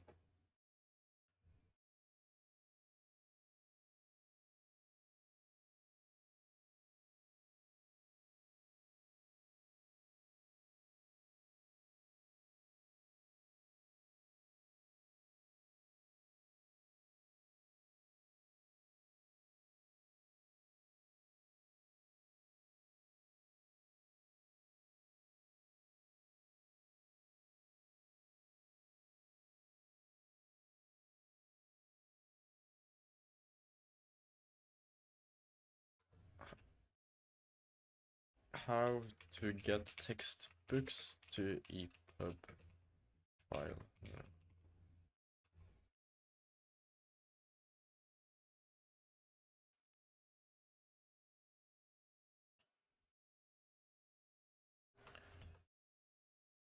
NTNU fysikkbøker.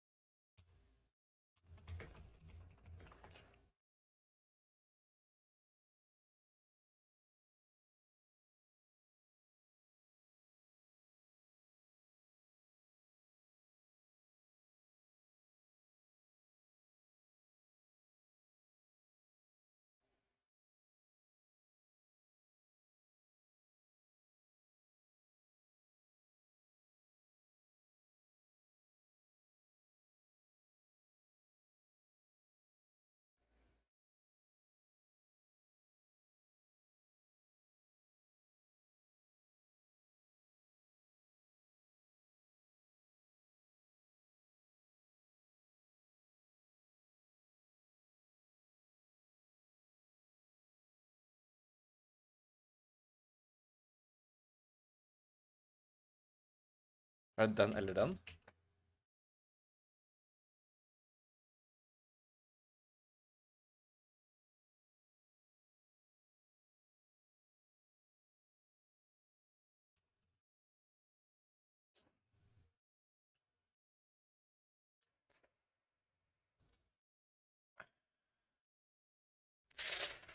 Oh.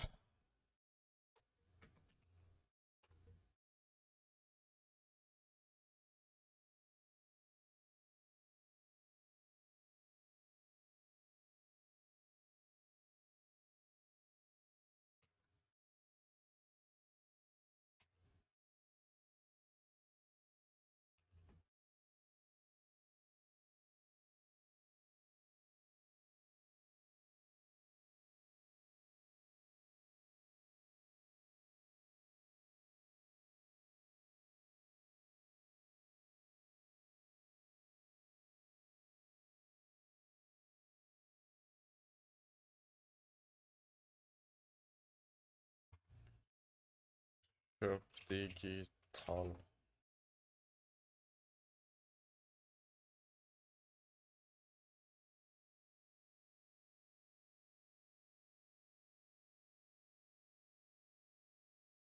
Er det sånne ting man kan gjøre?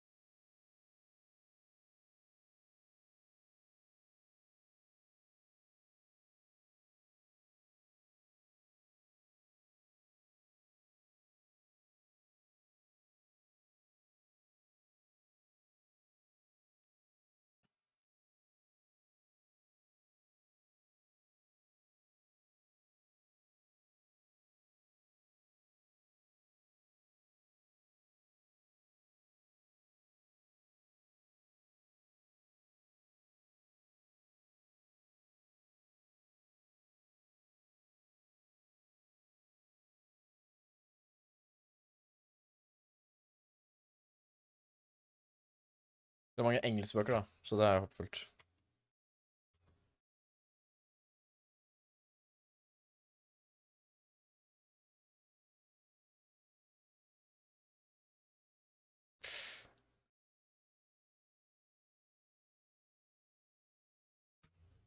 Ja, den er jo bra, ok.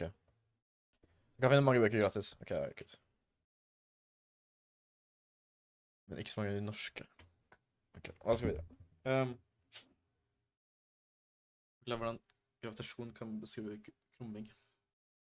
Hello Cat says, Just for 2 ads? Nice. I just watched 2 ads for you. Takk. Det tjente meg kanskje 0,2 cent. Så vil en være masse krumme tidrommet. Den grensen følger korteste og retteste vei i dette rommet. Elena Draj. Elena. Nice. Bevege seg inn mot eller i bane rundt massen. Det var ikke det boka spurte etter. Den spør, forklar hvordan gravitasjon kan beskrives som krumming av tid. Ok, never mind. Det er fair. Ok, never mind. Da fikk jeg litt hint her, uten å se på svaret, men vi bruker Castle løse oppgaven.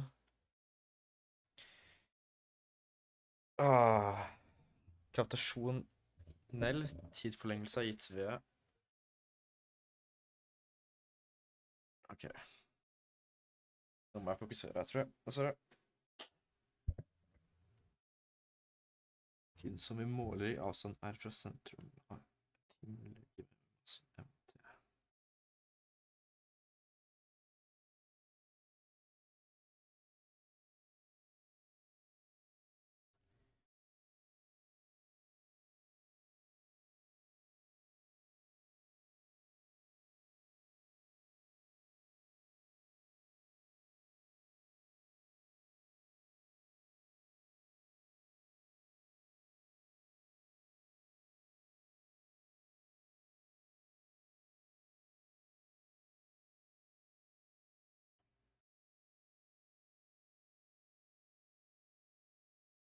Tiden som vi måler i avstand. Tiden vi måler i avstand R fra sentrum av timelegemet med massen M. Jeg skal bare sette det til 1. Det er tiden som vi måler langt unna himmellegemet. Fra sentrum. Den oppgaven ser vi bort fra at himmellegemet roterer. Romstasjonen ISS befinner seg over jordoverflaten. Hvor mange prosent raskere går tiden ombord på romstasjonen ISS sammenlignet med tiden ved havnivået hvis vi bare tar hensyn til gravitasjonelle tidforlengelse? Det virker veldig doable, egentlig.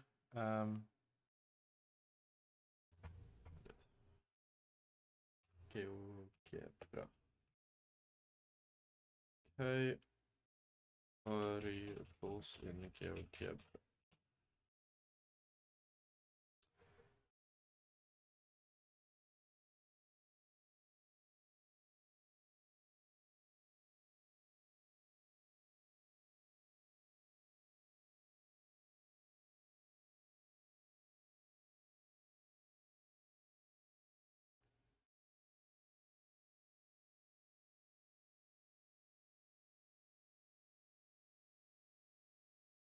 Hvordan lager man det?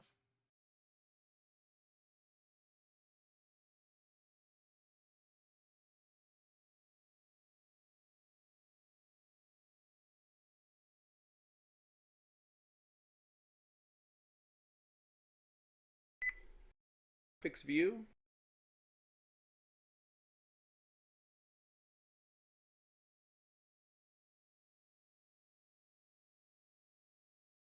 Kan jeg gjøre dette?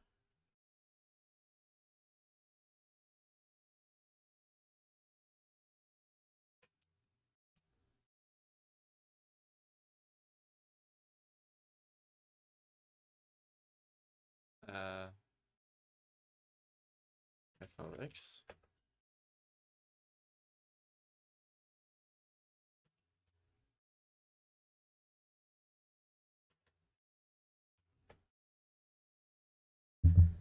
Åh.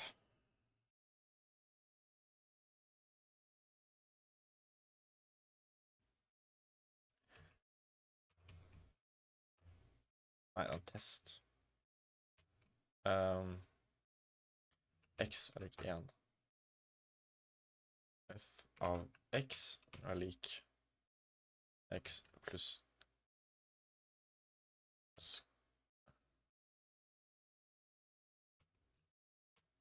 Der har vi en, ok. Det kan ikke være små bokstaver, det må være store tydeligvis. Litt dritt, men ok.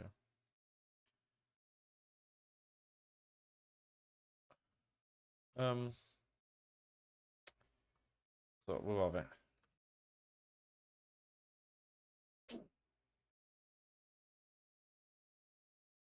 Formelen vår er gitt ved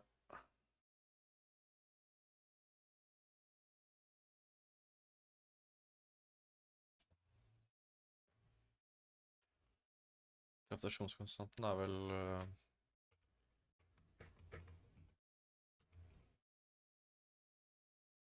Kanskje jeg kan skrive gamma, kan jeg ikke? Nei.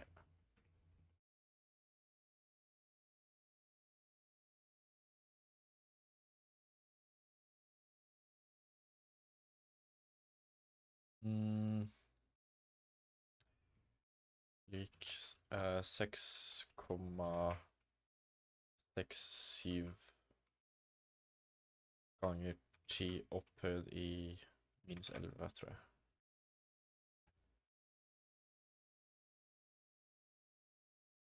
Gravitasjonskonstant.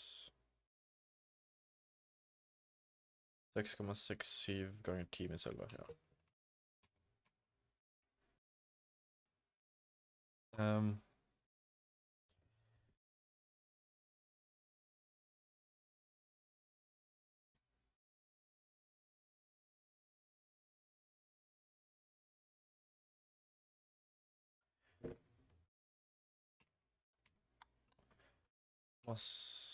Mass Earth.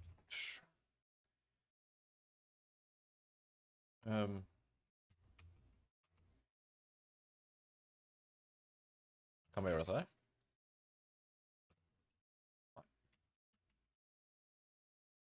Ganger 10 opphøyd i 24.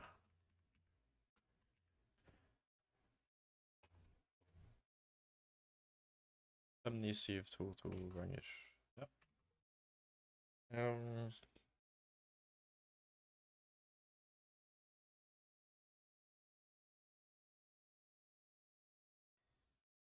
Avstand R fra sentrum av himmelleggen med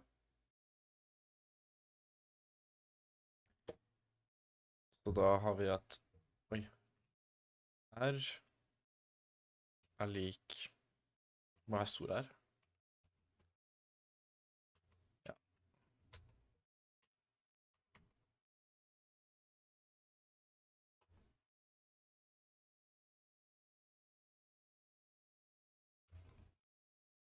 Men altså, hvorfor slider nå?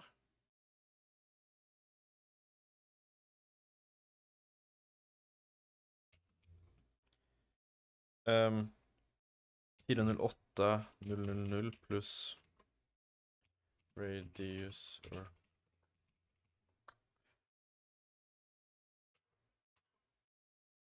altså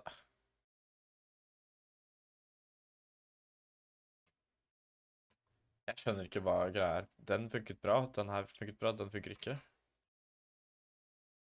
How to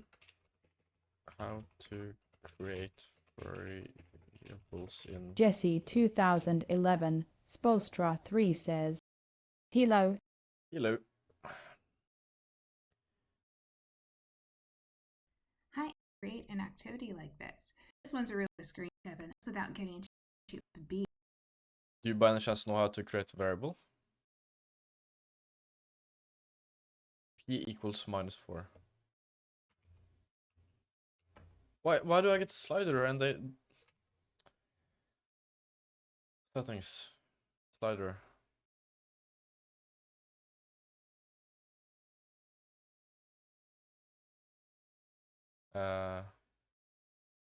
Will this work?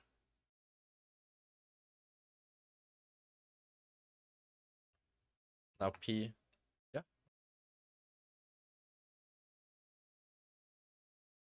That's good.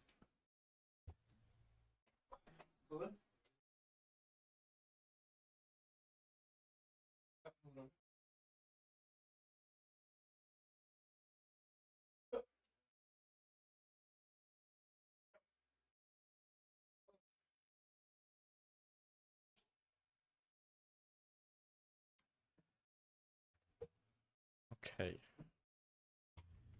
The plan is working. 408,000 pluss 6731,000. Var det det? 6371. 6371. Okay.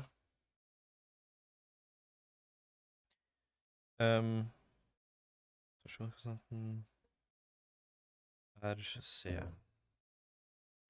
I mean, we can get the precise speed of light now.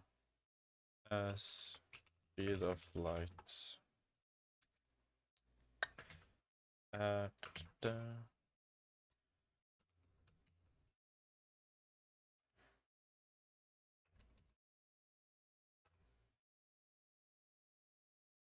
just got a slider. If I write C now, it works. Okay. So now f of t is equal to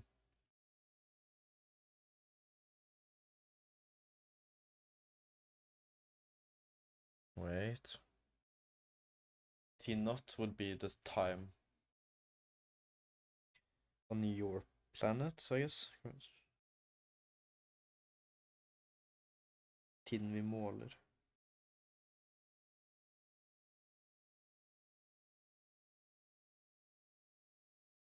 So T naught is what we pass in. We'll get a new timeout. Okay, we can call this maybe T naught. Yeah, you can. Okay, nice. Equals T naught. That's not naught. That's not. T naught divided by square root of 1 minus 2 gamma, no, 2 gamma m divided by RC squared. Yeah, 667,299, 2 times 0. Blah blah blah blah. This is gonna give me 1 minus 0 now. Hopefully this recognizes that it's like a precise number, right?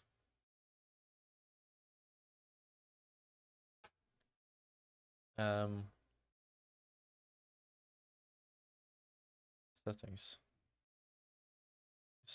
Fix up caption, definition.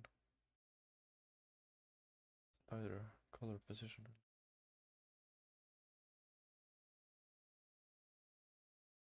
It gives me the correct number, I hope.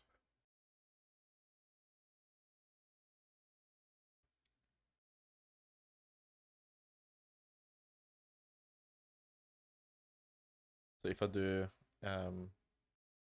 1 divided by gamma, this should work. It does, okay. So you have a number, okay. Nice. How many percent faster does the time on board the space station move compared to? So that means, that means 1 divided by f of, no, wait. We should give a T naught. T naught is equal to 1.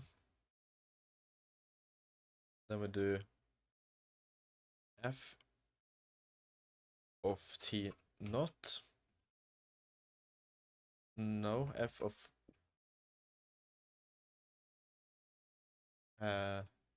T naught divided by f of T naught.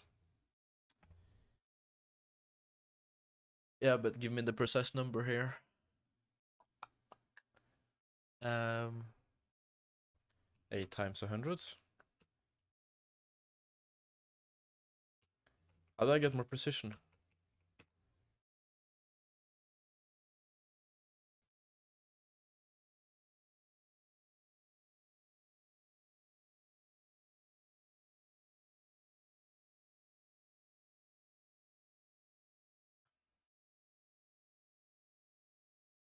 I probably need CAS calculator, I'm guessing.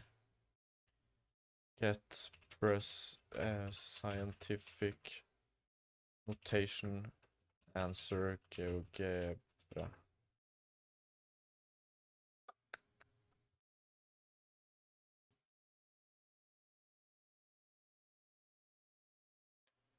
Okay, only standard form.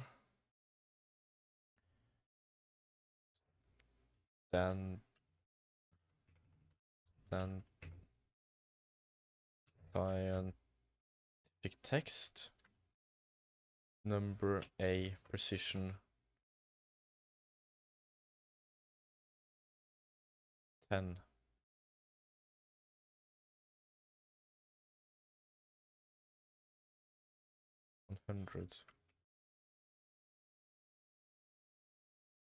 Standard format.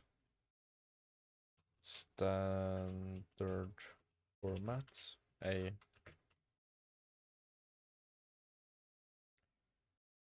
Scientific text.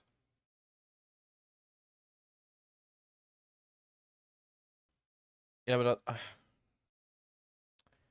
okay. Scientific text. What? Scientific text of A with precision of 10.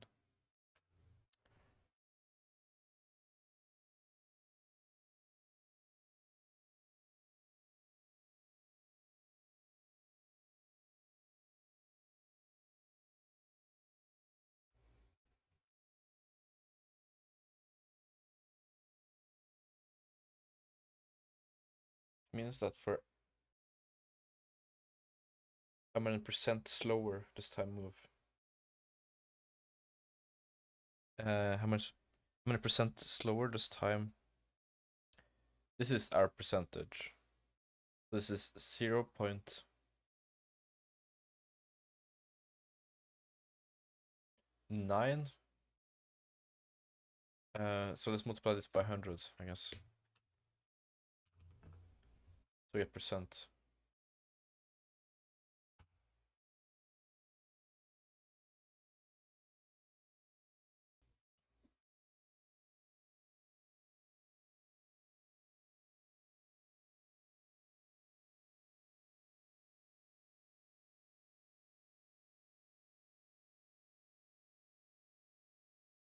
How many percent slower? Do we divide by 100?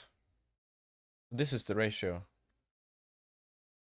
So we would expect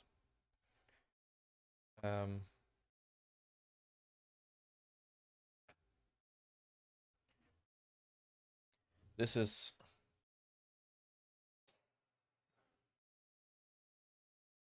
0.99999.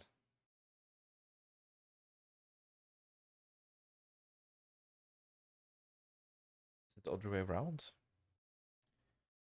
This is the time on Earth versus the time on the planet.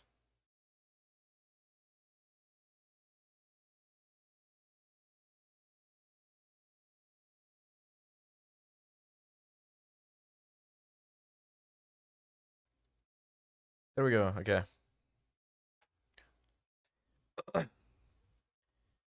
So it moves 0.000000065 percent slower on the ISS compared to the ground at which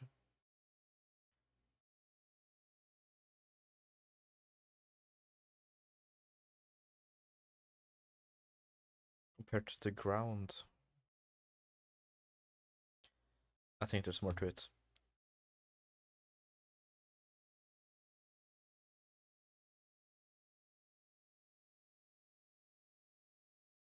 This is the time it takes compared to the time. Compared to what time?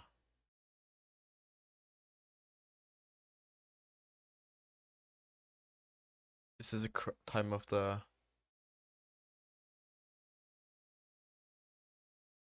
on the Earth.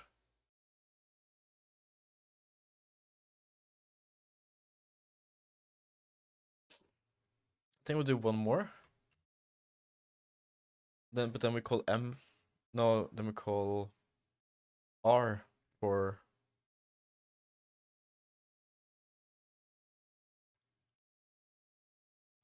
We call R for 6371000. Nah, what? Can't do that. Call this G of T not 1. This is T not 1. This is 6371000. So then with the B is equal to G of no wait. T not 1 is equal to 1.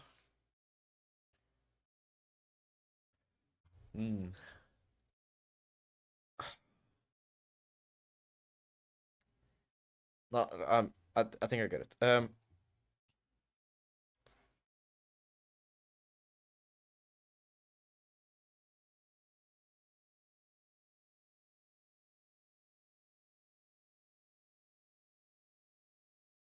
How many percent slower does we should open CAS now.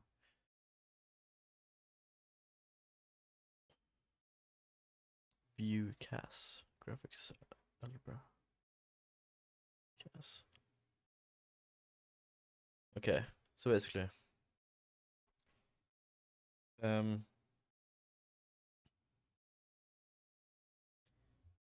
bare ta hensyn til tidsforlengelse grunnet farten til ISS. Farten til ISS.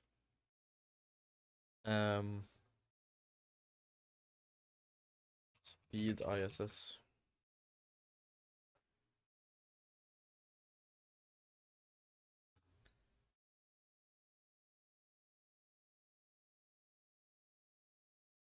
Yes, do that fucking conversion. There we go.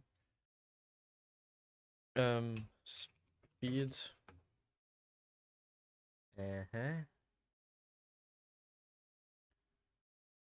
Okay, that's cool. So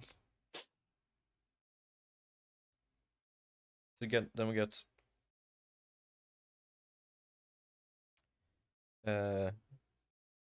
gamma. Can I do that? Gamma is equal to 1 divided by square root of 1 minus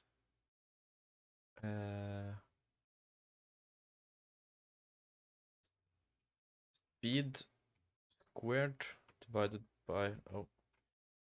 by speed of light c squared.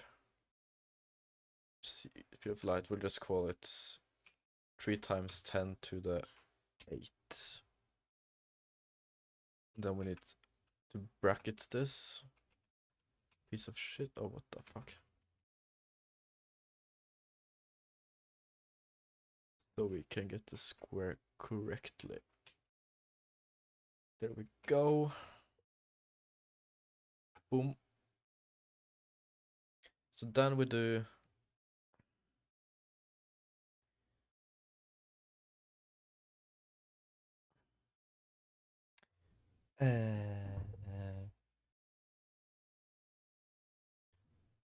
speed moves slower relative to us, which means if you multiply it by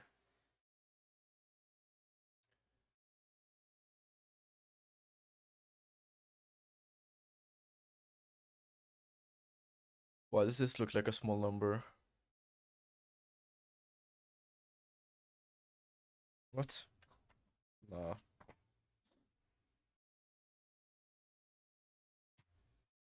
Let's try to move this bracket here.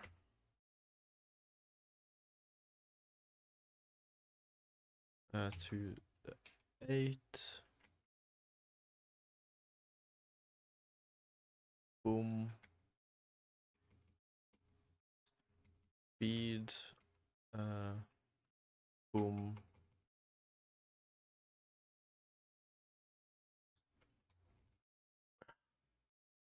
Speed and then squared. We write speed.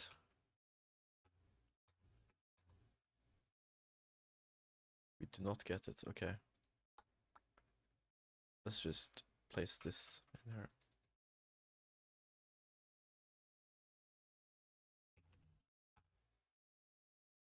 No, same answer. Strange.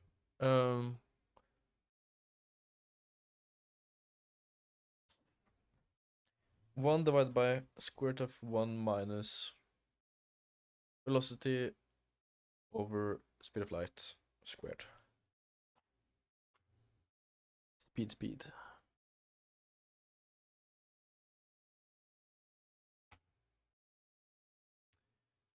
Then why do we get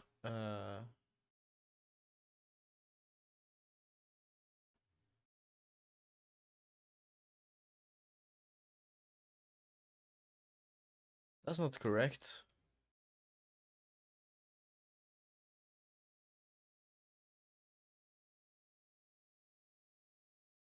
If we get 1 times gamma now.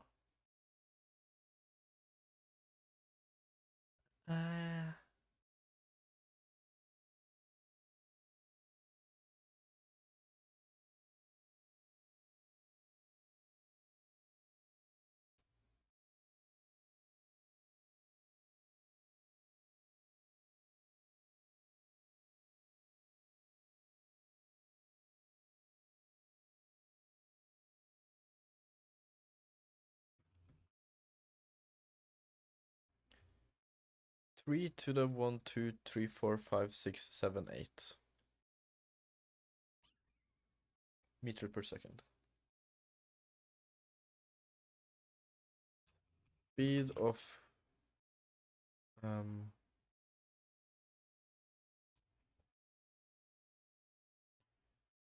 guess that's meters per second.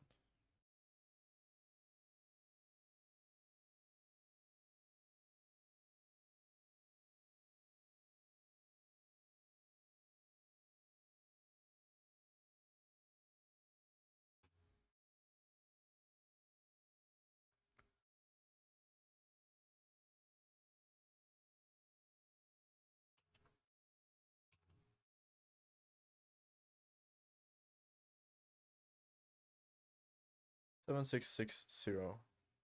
7660. Okay, that's basically the same.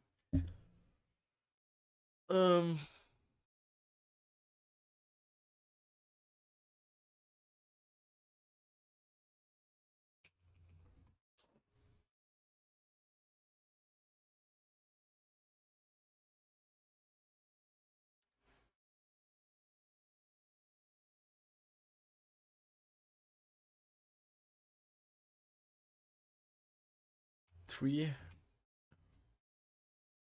exponent times 10 to the 8. Is it failing to recognize this? Like placing the 2 outside, maybe?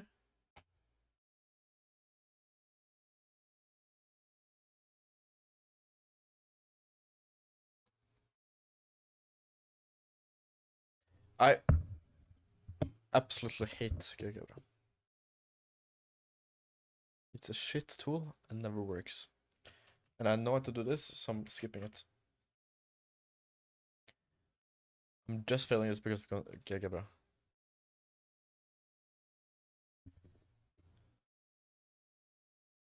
Define gravitational constant, define the speed of light, define the mass, define the radius, which is radius of Earth and the height over.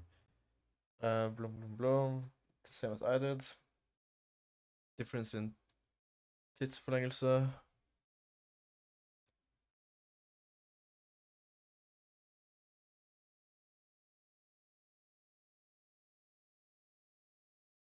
Difference in time divided by this, yeah, the same as I did. Do I still have the answer here?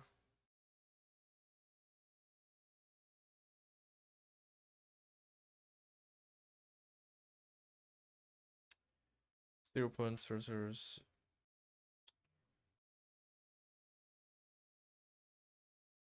Let's try to do exactly what they're doing. See if I'm just bad or if they are learning to learn GeoGebra, basically. I know we can't see it. Wait, you can't see it? Why you can't see it? Oh, you can't see it. Why is it so white? I'll hide this for now. Okay. G is the gravitational constant, is defined to be 6.67 times 10 to the 11.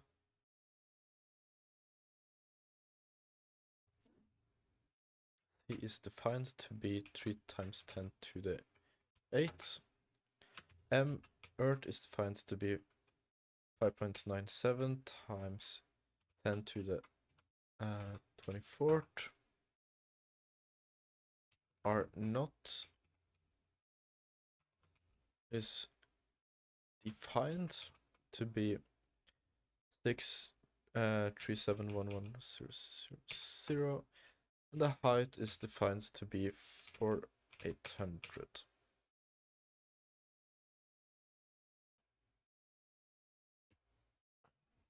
I think I might have mistyped that height.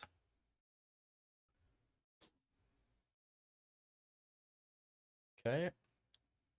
Then they take the time for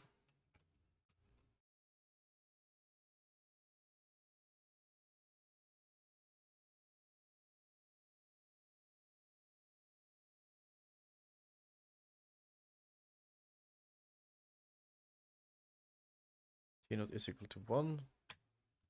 Let's simplify that. It's fine. But you can't do that, okay.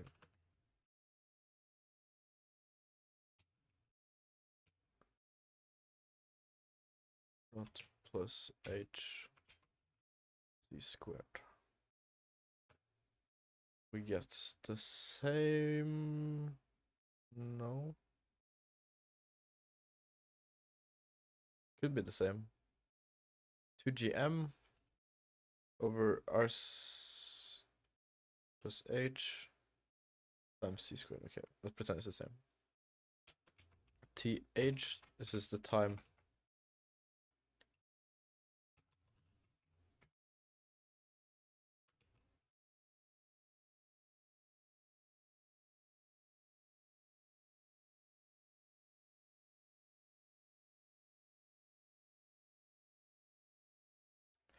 tid hoverflaten, tid ISS.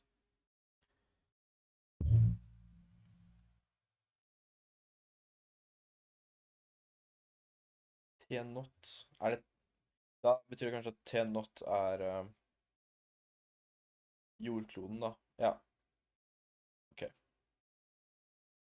Jordas indre, mener jeg. Så basically, tid for jordoverflaten eller havoverflaten er 1 over square root av 1 minus 2gm delt på r not c squared.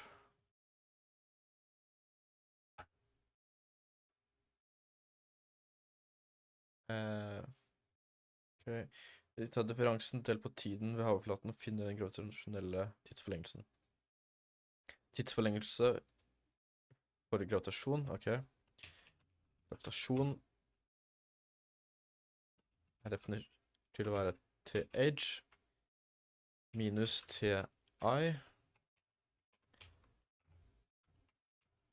delt på th.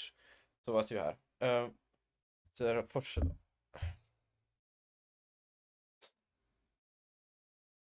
Hvorfor gjør vi det her? Tiden havoverflaten minus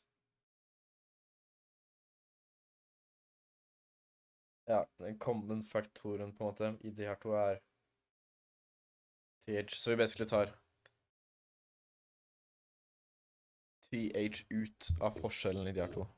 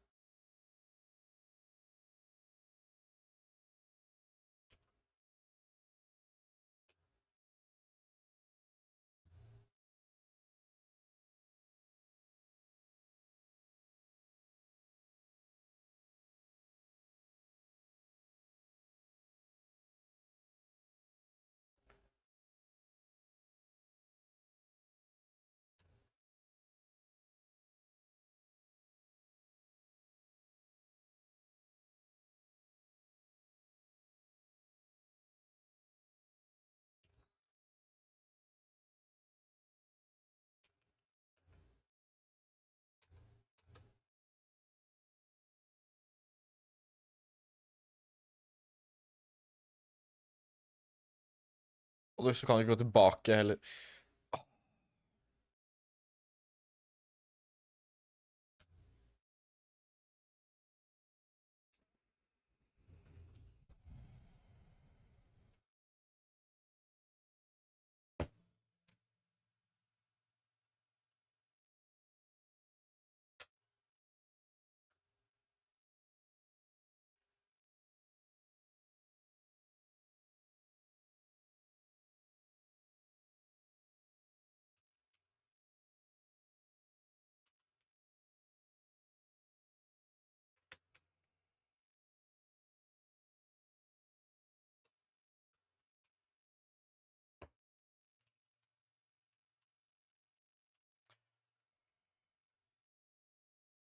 If you misclick once, you need to restart because that's just how it works. TH minus TI divided by TH.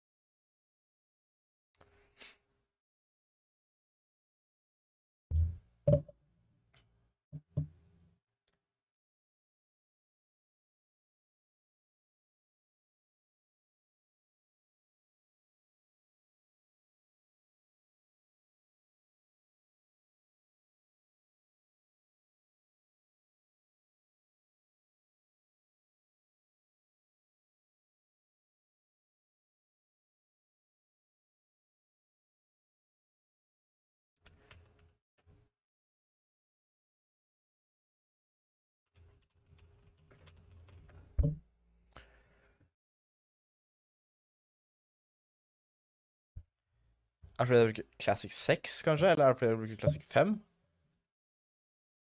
Og bruker denne, funker det da?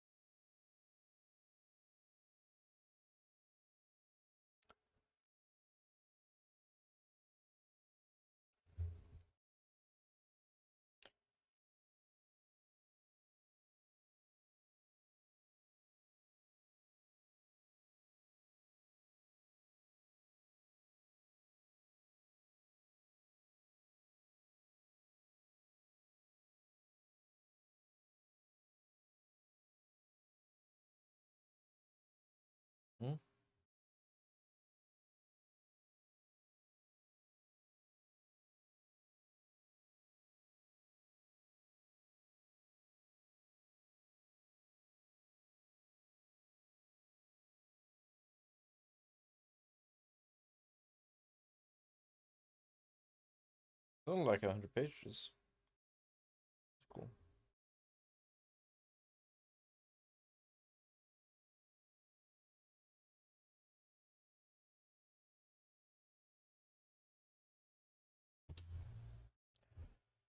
I would rather solve this by hand. Having to deal with this calculate. This is CAS calculator, right?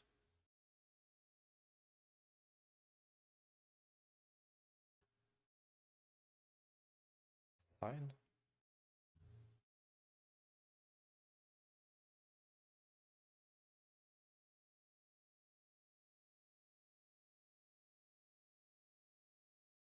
Okay, let's try.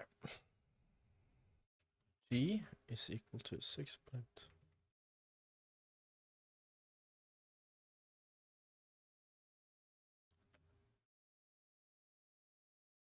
So far, so good.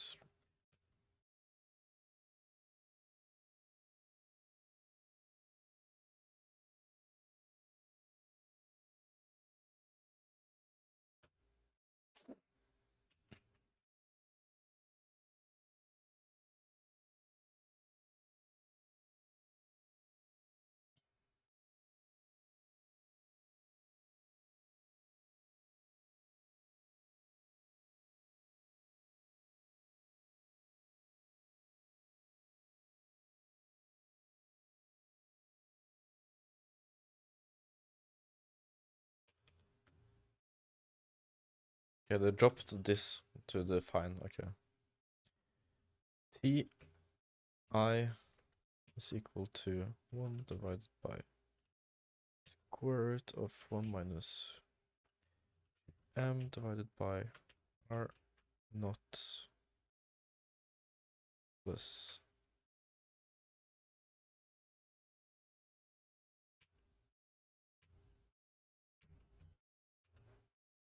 this is my plus sign.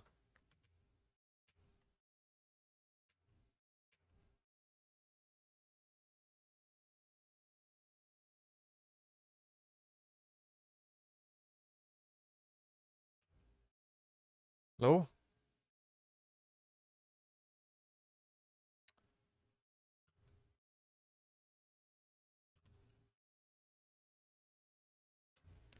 Plus.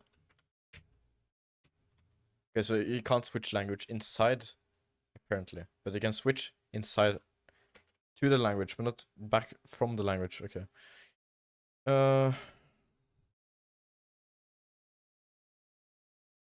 Plus h c squared.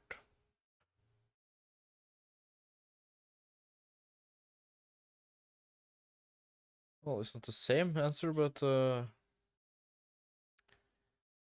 you know, sort of, I guess. Th is equal to 1 over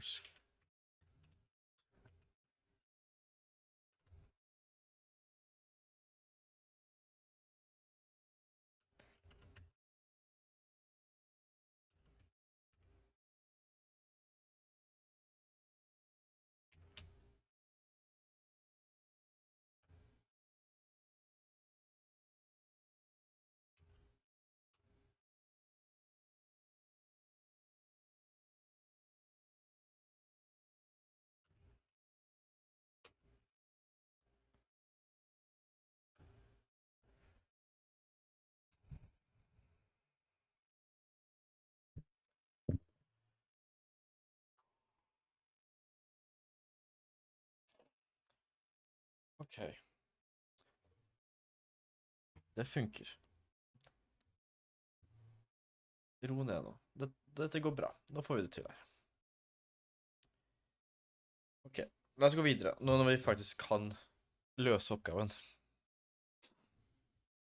Hvor mange prosent saktere går tiden ombord i ISS sammenlignet med tiden på bakken hvis vi bare tar hensyn til tidsforlengelsen grunnet farten til ISS? Velocity, ISS, er lik 788, nei, 776, eller noe, var det ikke?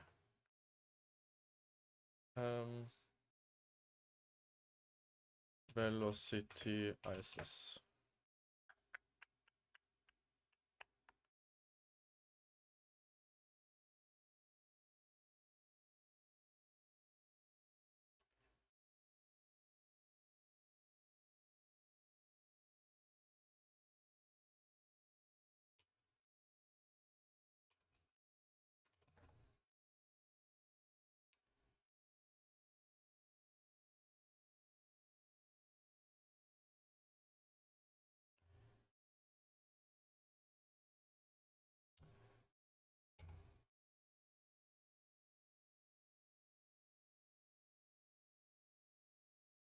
just wrong. Google is fucking idiots.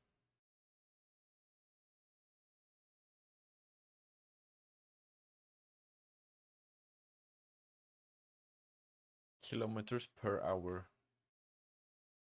That's not 2 meters a second.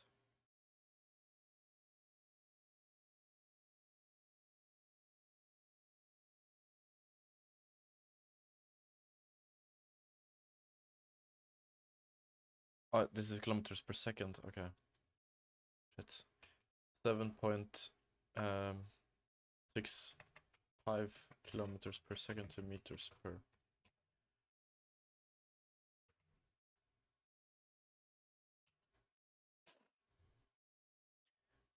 Velocity ISS. Okay.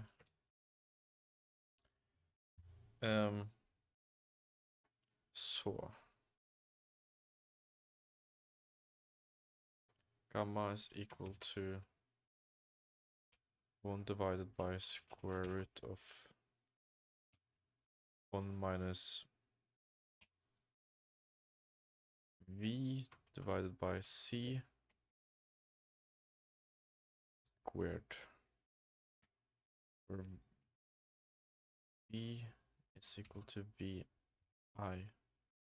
See, we have. I want 1% slower. It's time move on board ISS compared to time on the surface of the Earth if vi tar hensyn til tidsforlengelsen grunnet farten til ISS. Do we take the velocity of Earth spinning?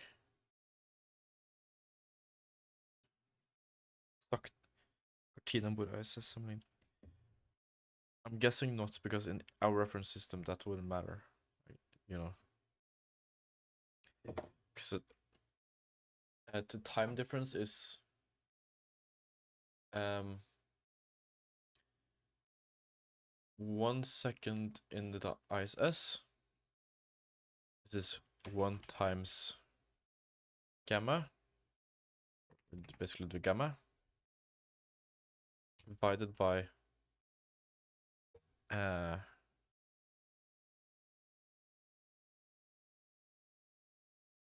1.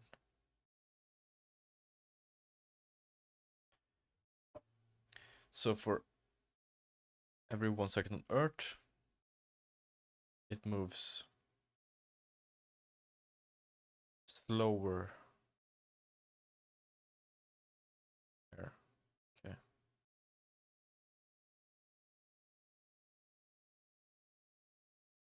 Yeah. Then we can multiply this by 100 to get percent.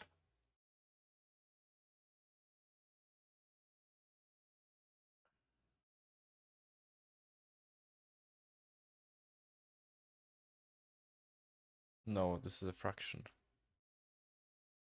How many percent of?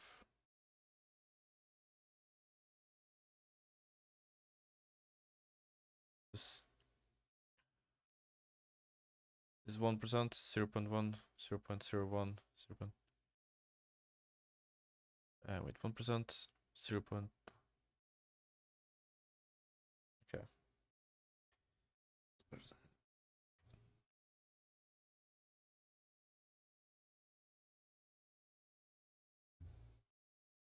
Om yngre eller eldre er tvillingene på ISS blitt etter 1 år sammen lignet tvillingene på bakken. Dette er per sekund. How many seconds in a year?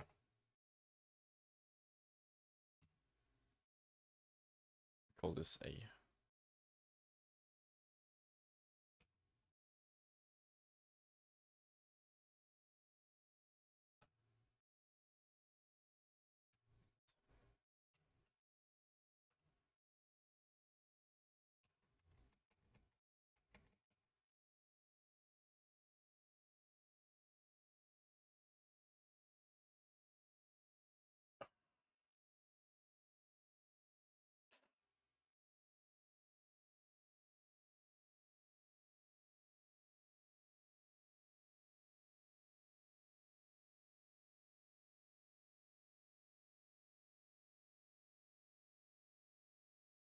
So then we do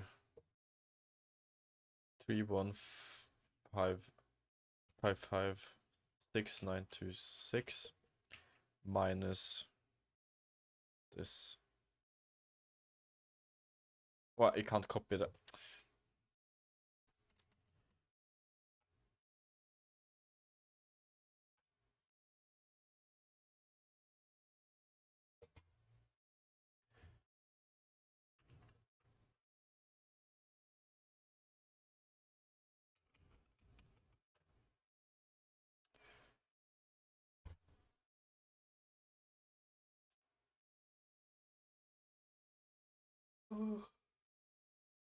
Yeah, 0.01 seconds from the speed. Then from general relativity, we have the percentage, which would be I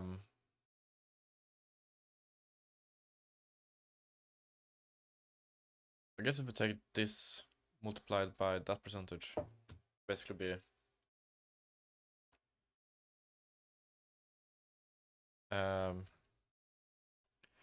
3 1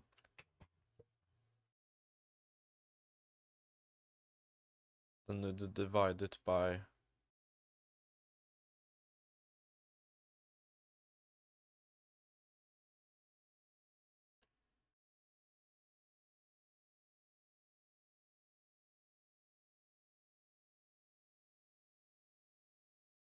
3 1 5 6 9 2 6 multiplied by the time differential.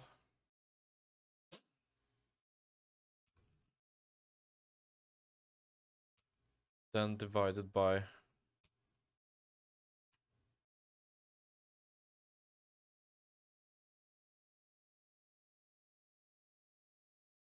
this will give us no, and then minus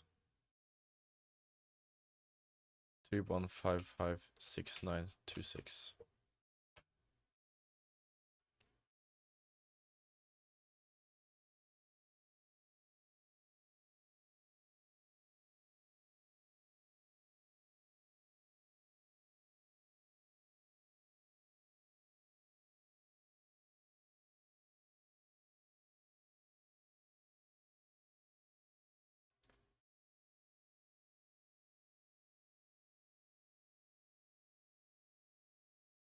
Six 9 2 6 5 5 6 9 2 6.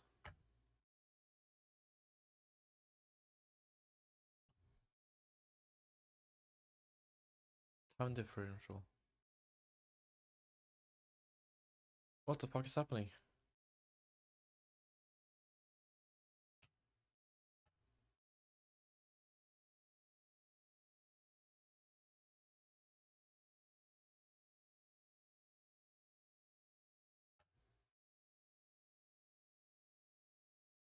What the fuck is happening? 5 5 6 9 2 6. Okay. 31 5 5 6 9 2 6 times time differential.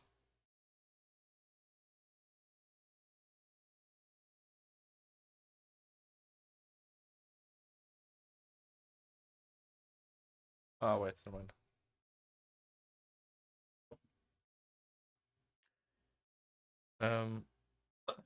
So this we'll call the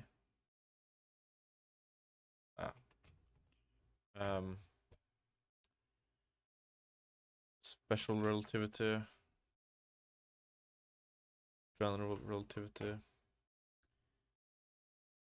have seconds. You will get the extra seconds from this basically.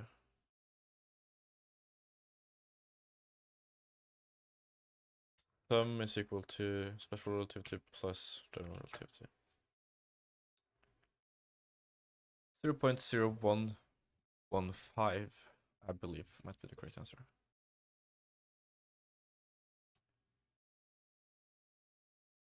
Hvor mange sekunder Eldre på jorda ett år. 0.07. 0. Aha.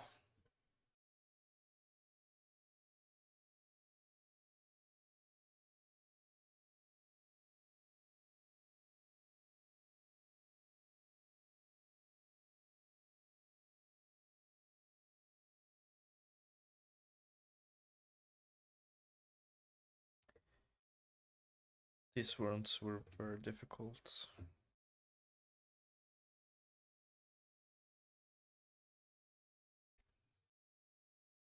I'm gonna take a break and just gather my thoughts.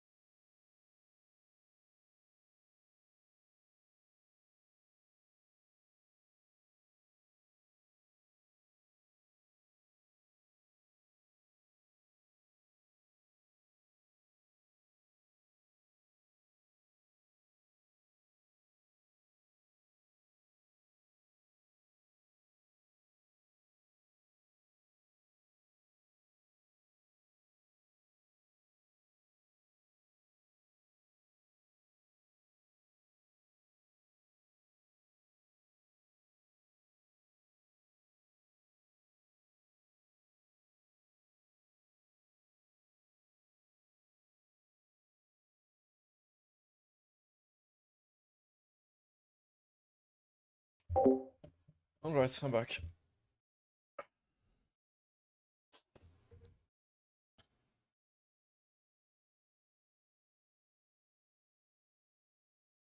Hvor langt unna svarttroll?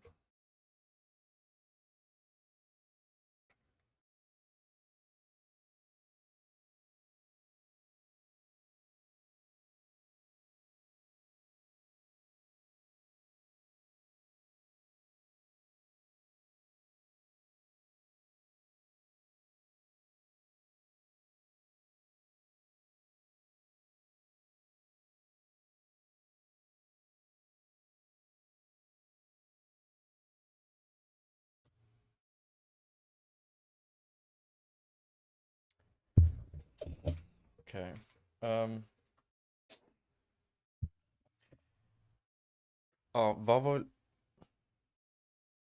Hva vil vi se skje med romskipet og med klokka om bord etter hvert som romskipet nærmer seg det svarte hullet?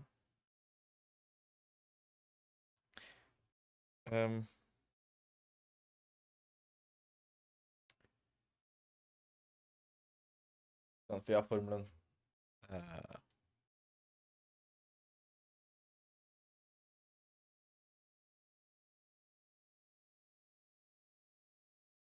Tror du det er nå? Ok.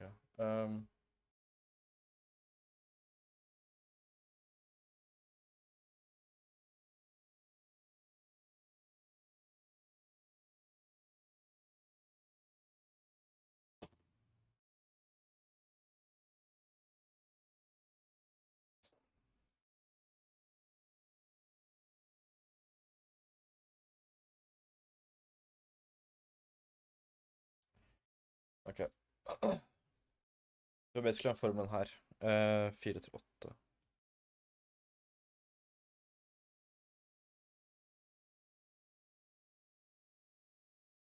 Nyradiusen er lik hvileradiusen over kvadratroten av 1 minus.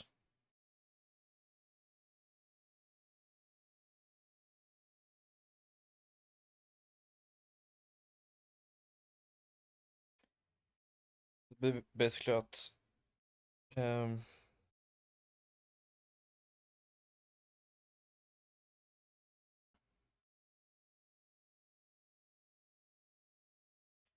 når romskipet nærmer seg det svarte hullet, så er massen her så stor at den vil være større enn lyshastigheten. Så 1 minus noe, altså 3 da.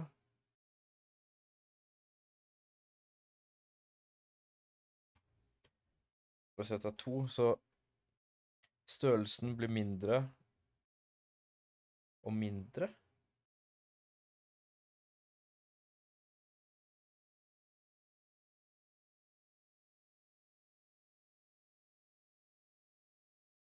R er avstanden fra sentrum av himmellegemet. Så nærmere og nærmere man kommer, så er avstanden mindre og mindre. Nei, massen er konstant, ok. Så mindre og mindre den her blir.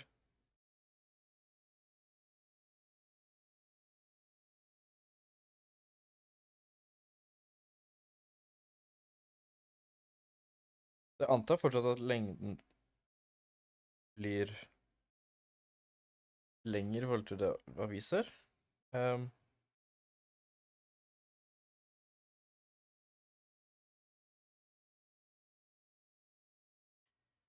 Klokka vil se ut til å gå saktere og saktere. Romskipet vil se ut til å bli lengre og lengre.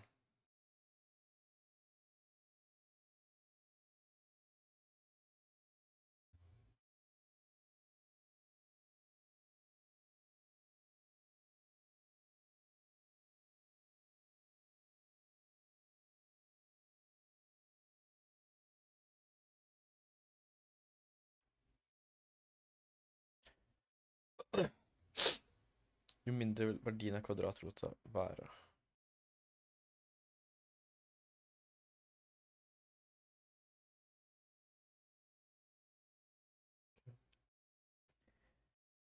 Personen om bord i romskipet vil selv oppleve at tiden går normalt. Hvordan vil de beskrive tiden hos oss sett fra sitt ståsted? For dem vil det se ut som tiden vår går raskere og raskere.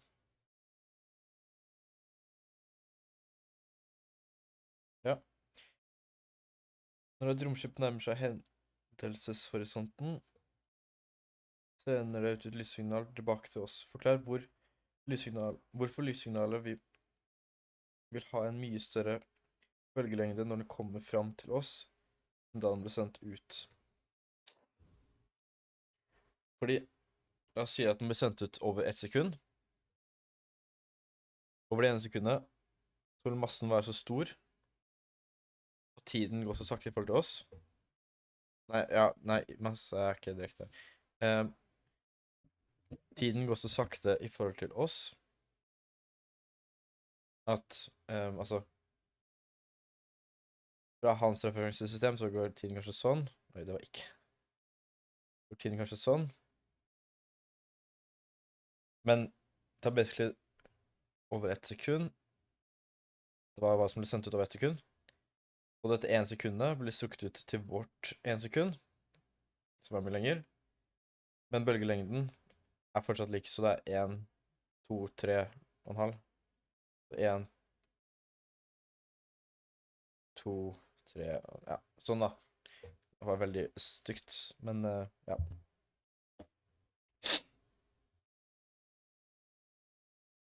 Se. Blir sendt ut, har bestemt frekvens, bla bla bla, det er T-perioden.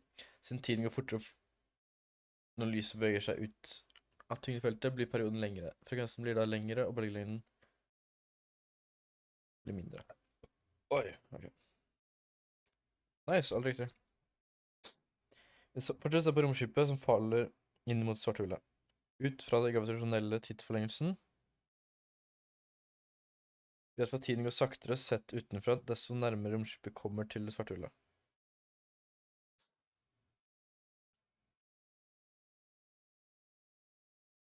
For at tiden går saktere sett utenfra, desto nærmere romskipet kommer til det svarthullet. Endring i tiden målt ombord er gitt ved når romskipet passerer hendelseshorisonten, er avstanden setter massen av svarthullet lik 4 solmasser. Bruk integrasjon til å regne ut hvor lang tid det tar ombord fra romskipet passerer hendelseshorisonten til det blir most i sentrum av svarthullet.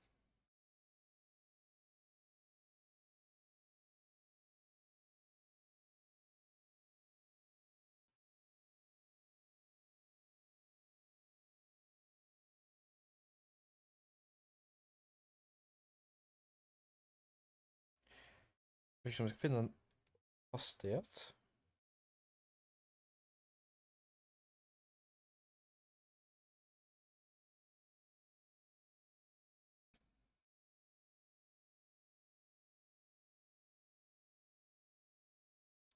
I R har vi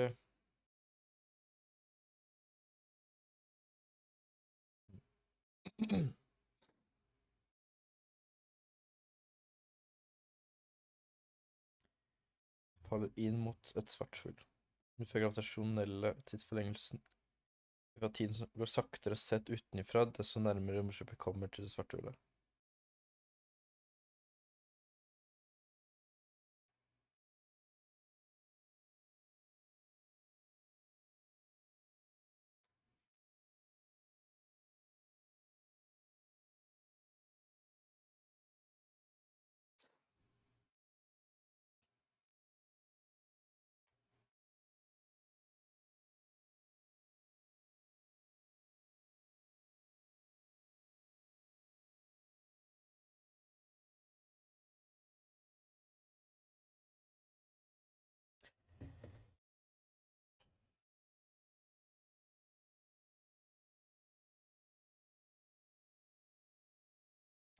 Den hopper jeg over, tror jeg, faktisk.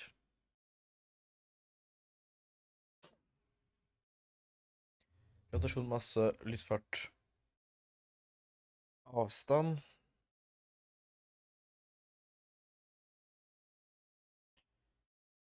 2GM, ok.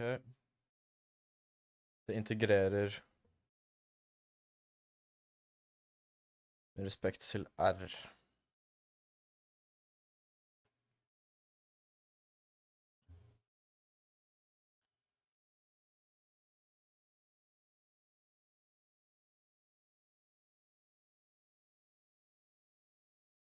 Fra R0 til 0.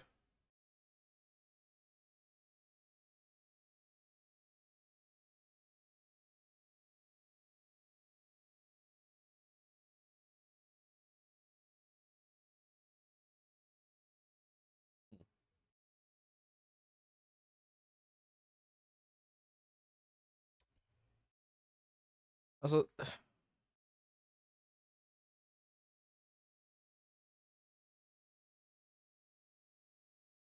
kunne for så vidt skjønt det. Ja. Martin. Hva har vi nå? Martin og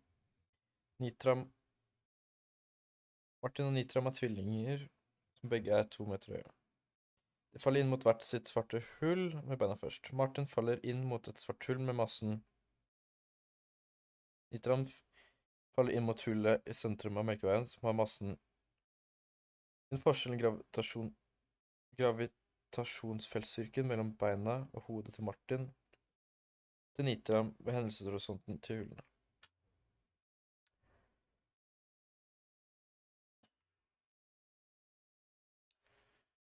Høyde 2 meter. Masse 1. Jeg tar stor masse 1. Er lik 8 ganger 10 opphøyd i 30. Masse svart hull 2 er 8 ganger 10 opphøyd i 36.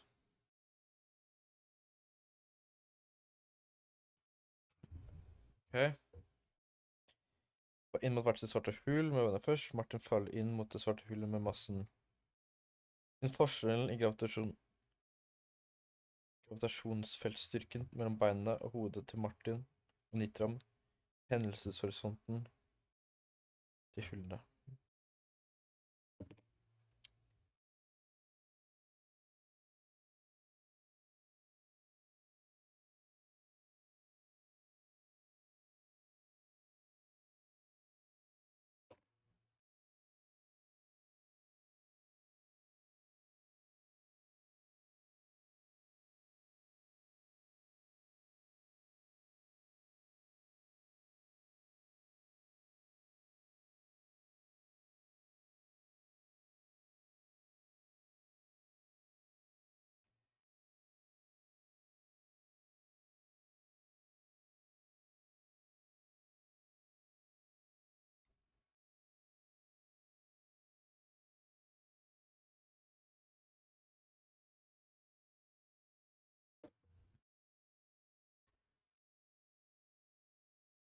G er lik 6,67 ganger 10 opphøyd i minus 11.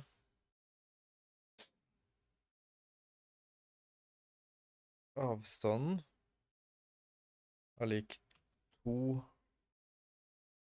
GM over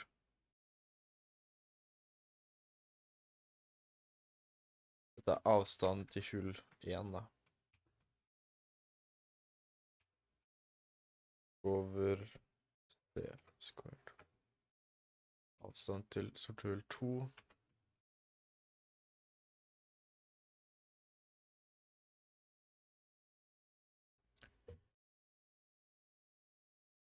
Ja, ok.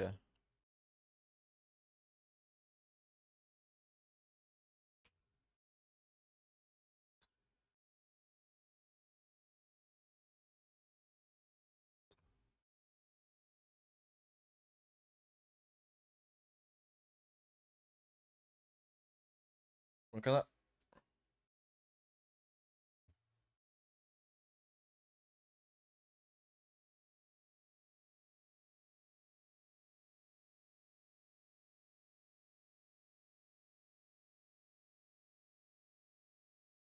Er det ingen måte man flytter opp?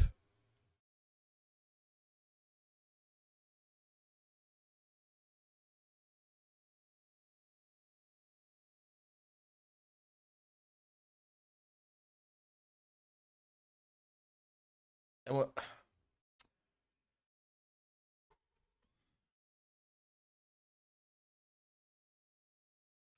Ok, det går bra.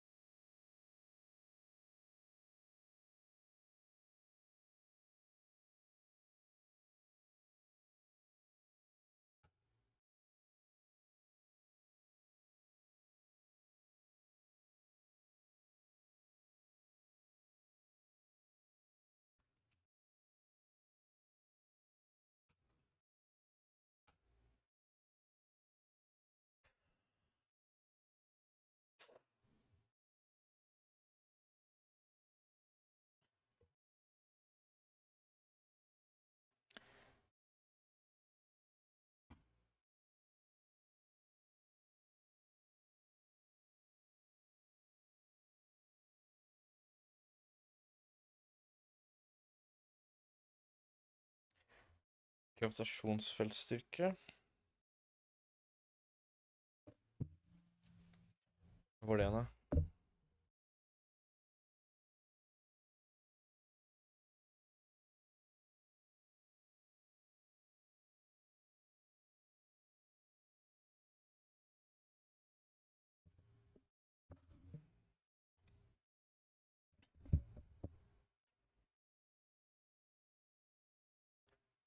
Ok. Skal vi kalle det her, da?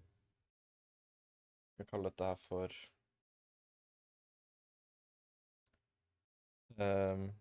Martin B. Martin Bein er lik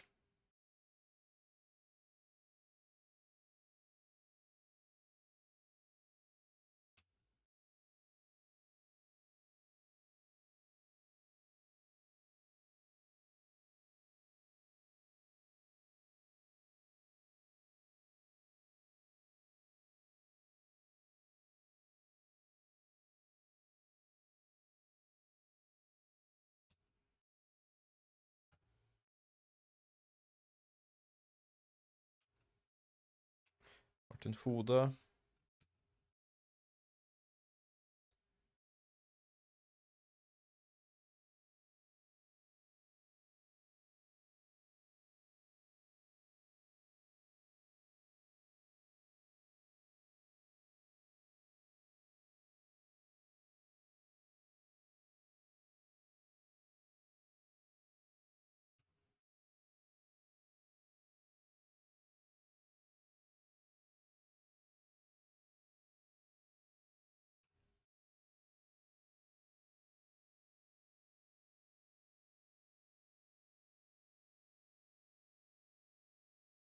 Forskjellen er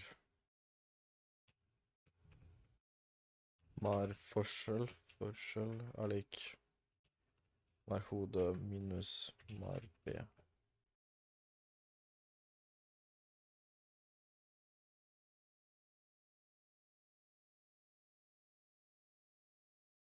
Nei, Martin, nei.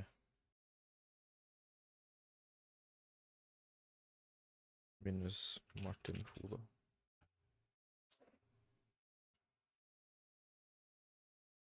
Er det virkelig så stort?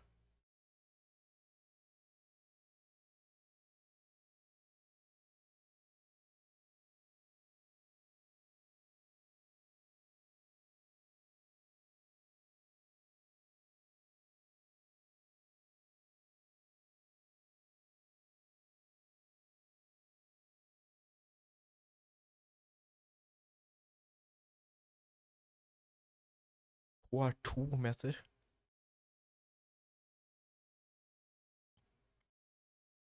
Martin Ben er høyere. Så forskjellen mellom de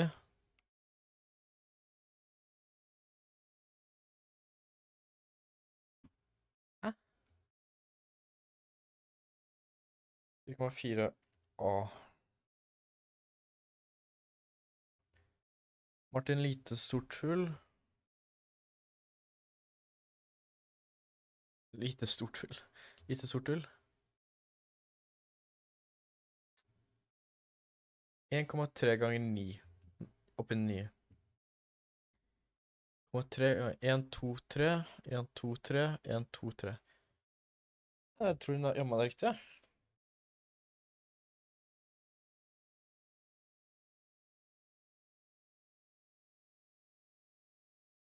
Finner du R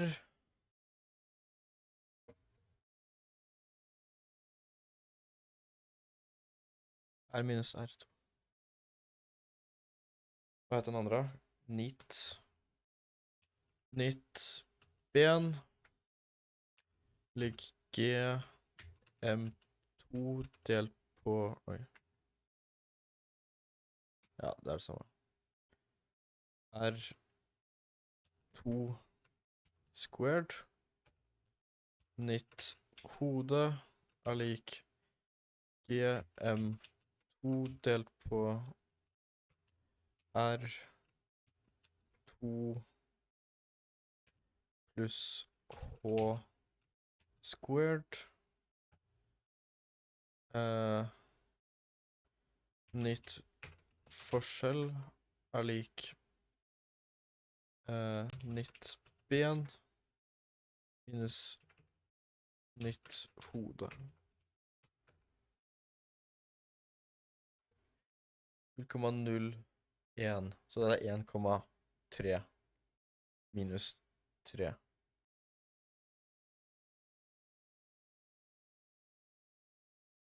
Jeg fikk riktig. Ok. Forklar hvorfor du heller vil falle inn mot et supermassivt svart hull enn mot et lite et. Du vil heller falle inn mot et lite sort hull fordi hendelseshorisonten er så... Det er så store distanser at du vil ikke bli drept av å bli strukket ut. Du vil heller bli drept av at blodårene dine sprekker i rommet. Jeg tror faktisk jeg heller ville falt inn mot et lite et. Altså hvis du er i astronautdrakt, hva sier hva det sier? Forskjellen på gravitasjonsfeltstyrke mellom føttene og hodet er mye større dersom du faller inn mot et lite svart hull enn et stort. Du må regne ut med at det medfører et visst ubehag.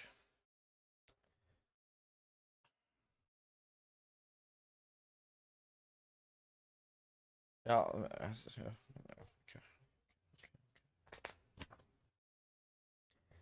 Et hvitt hull er et teoretisk himmellegeme som er uendelig frastøtende. I motsetning til svarte hull som er uendelig tiltrekkende. Lag en tegning som forestiller tidsrommet rundt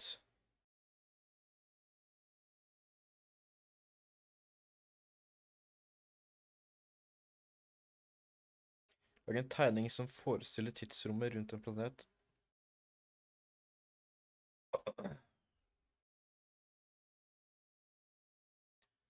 Nei, så det er basically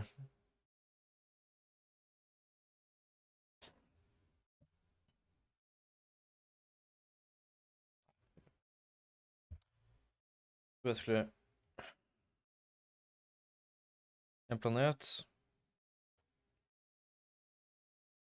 en stjerne,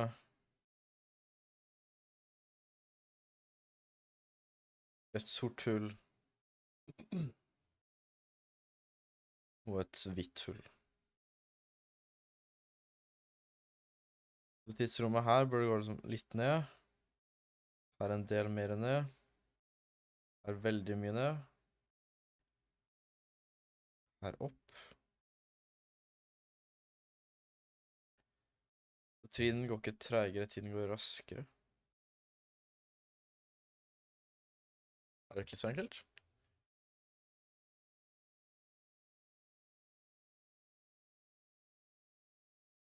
Det er uendelig tiltrekkende, virkelig.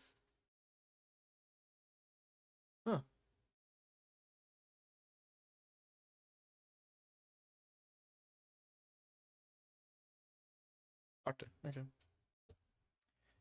Da kan vi game litt. Jippi. Jippi. Fikk jo ikke til de andre oppgavene, da, men det var min skuffelse for i dag, og så må jeg fokusere på i morgen.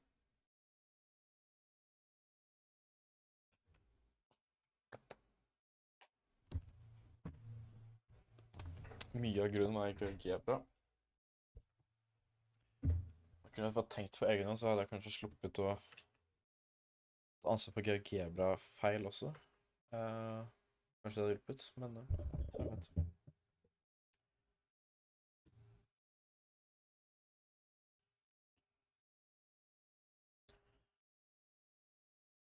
Kanskje vi kan lese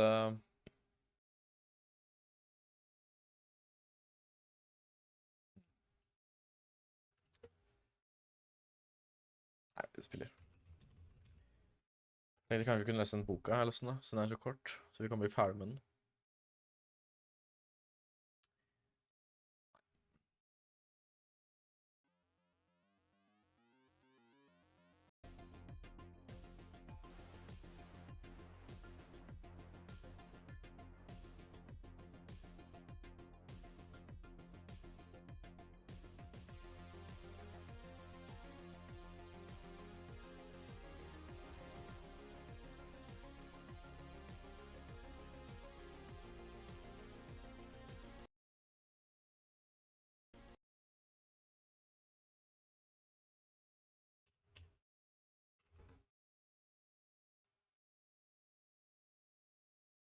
Hey, another day, another time to you see Cloud and Listenable, but a bit loud.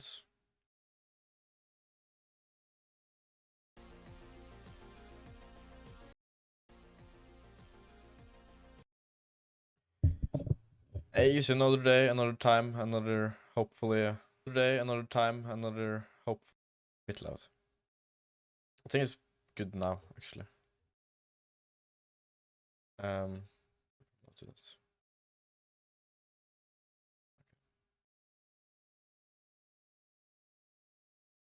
count after we got that 10-game win streak. Here, placements.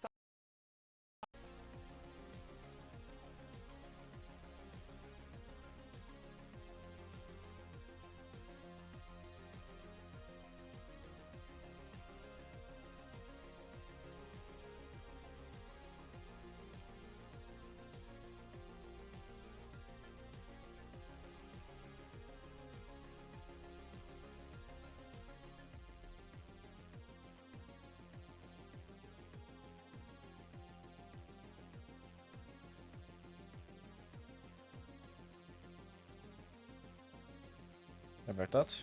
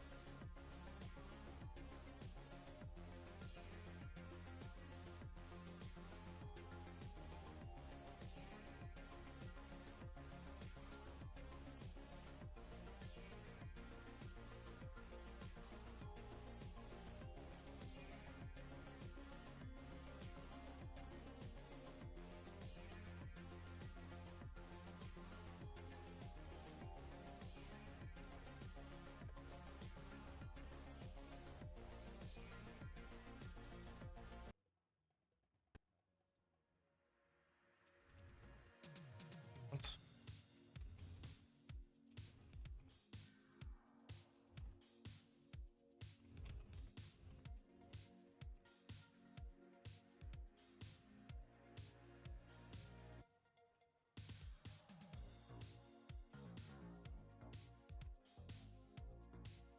The output come here in help. this make no tell that down where rest down.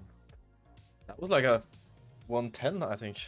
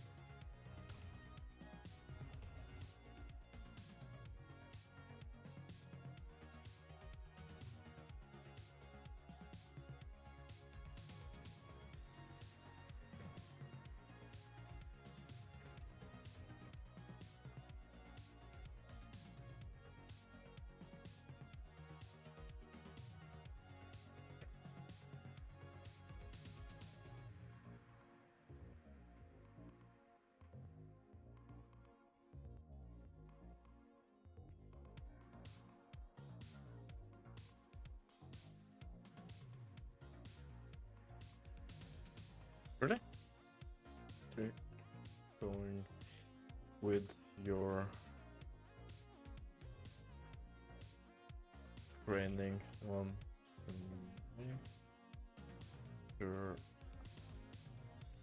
you become the very best. I only needs to practice this text and so should you. Who's exhausted yet? This sentence to end. The fivefold text doesn't make too much sense, but it is readable if you disregard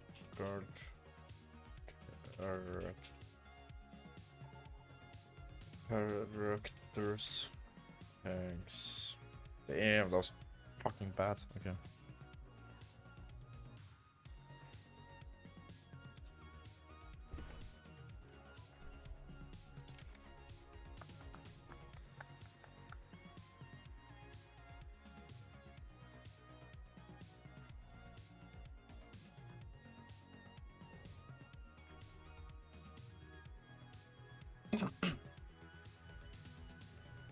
Got him.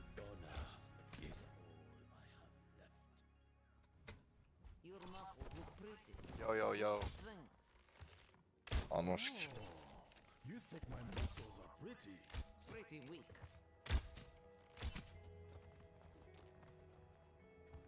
Hello. I'm back, baby. Yo, guys, can you guys play close to me then, so I can all heal you at once? Hell yeah. Yeah, good. You know, you guys just play close to tank, and I can heal you all. Yeah, I'm And playing if like someone one get- behind the tank. I'll stand behind tank and smell the butt. What? Oh. Yeah, smelling is actually a Oh my big god, part where of are you life. from, Hanso? I think you know. Oh my lord. No, is it from the good country or like the poor country? The poor part of the what? Where are you Are you from like the rich country or the poor one? Sweden and Norway, I mean? Yeah. The poor one. Sweden is better. The Oh, rich one, of shit. course. The rich one. Yeah, Sweden We is got the the rich oil. one. No, what the No, Sweden is the rich one. What the fuck? What the You fuck? guys just play What the fuck are you talking about? Norway is like twice as rich. Yeah, but Bro, no, we it's can- not. Yeah, We can afford immigrants. You can All Google. the immigrants we vote. You can Google it. Google what? Okay. Oh, They're no, richer it's per GDP. capita, but we're overall more rich, I think. Yeah, so got more India is companies and richer than you. everything. We're bigger. Exactly. We got better military. We can actually bomb the fuck out of you guys if you want it. We gotta pick. No more fucking Norwegians. Sweden, no got a better military. Are you drunk? Google. Google it. Hello, Google buddy. it. I push Yeah. Uh, it now. I got Molt, I think. Kill Ryan. I'm trying.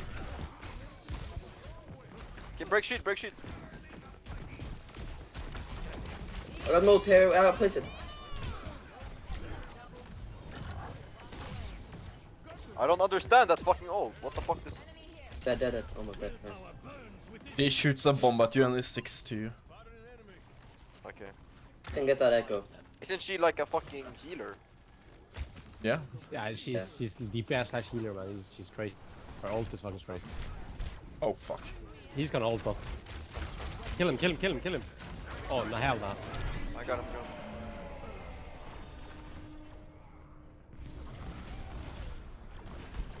How the fuck didn't it die? Torbjorn is 1 HP. You got no DPS. Let's go back. You go back. Once again, I set forth. This guy's... He's angry. Didn't get the payload? Oh, what? Actually managed to Come stop. on now. Did we see 9? No, I don't think so. Maybe. No, they're just contested. Damn. I can go Bastion maybe. Yeah. Oh, one of them left. Let's go. Oh, let's push hard. Let's push hard. Yeah, it's one of their DPS. Don't get too cocky. Guys, just go in. I'll put. Just go in. Okay.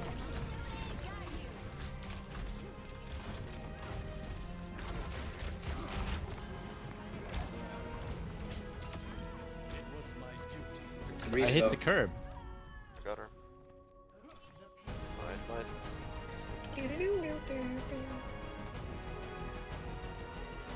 You should just play aggro. Can someone go on payload? Come back a little bit. Yo, freaking each second here. Oh, he's back. I joined the game. Yeah.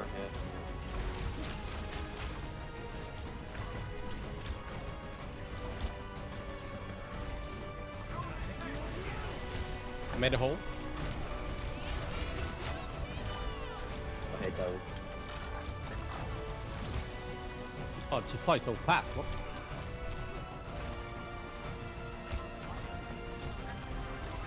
Kill Ryan. I'm trying. We do this. Come in. You did it.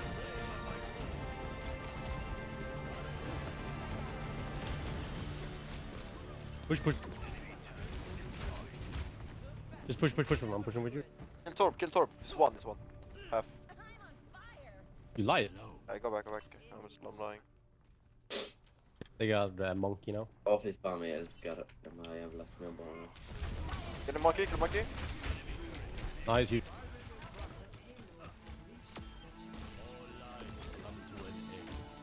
One of them is 1 HP. Nice. Good. You guys, 3 people on payload, so go faster. Yeah, it goes Okay, so fast. okay. It's like a race. Vroom. We can handle. We're Like a Hamilton. fucking race car, We're bro. Hamilton. We're gonna kill the enemy getting hit. No. We got better mummies in Sweden, so be quiet. Got Arabic mummy, bro. Arabic mummy, det är sjuka saker alltså. Hey, I'm getting focused. Mate's gonna ult maybe. He's alone, get him. I heal you, let's go. Where are they? Play together. He can't jump, kill. Fuck him. Capitalize, go. We're gonna fuck the monkey now. Kill him. Yeah, he's so weird. Wait, go back, I can't heal you anymore. You need to reload now. Oh, I'm dead. Oh my bad, I'll wait. Kill the top. Nice. Fucking Robin Hood up in this shit. I just came little. Kill them. Don't die. How didn't that? Thank you. I thought I was dead there. I gave up. Oh, kill. Oh fuck. Oh shit, I'm standing. He can't jump. Nice. Actually, Oh, monkey on me, man.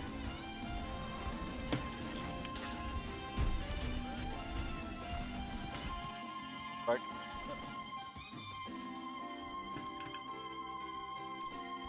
Oh, I like that.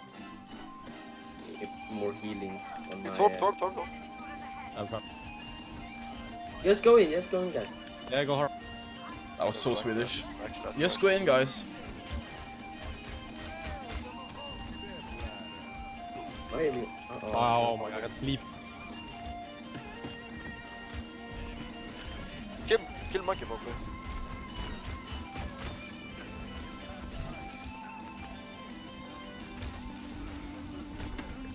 Monkey now, monkey. I'm ulting. Yeah, go touch, GG.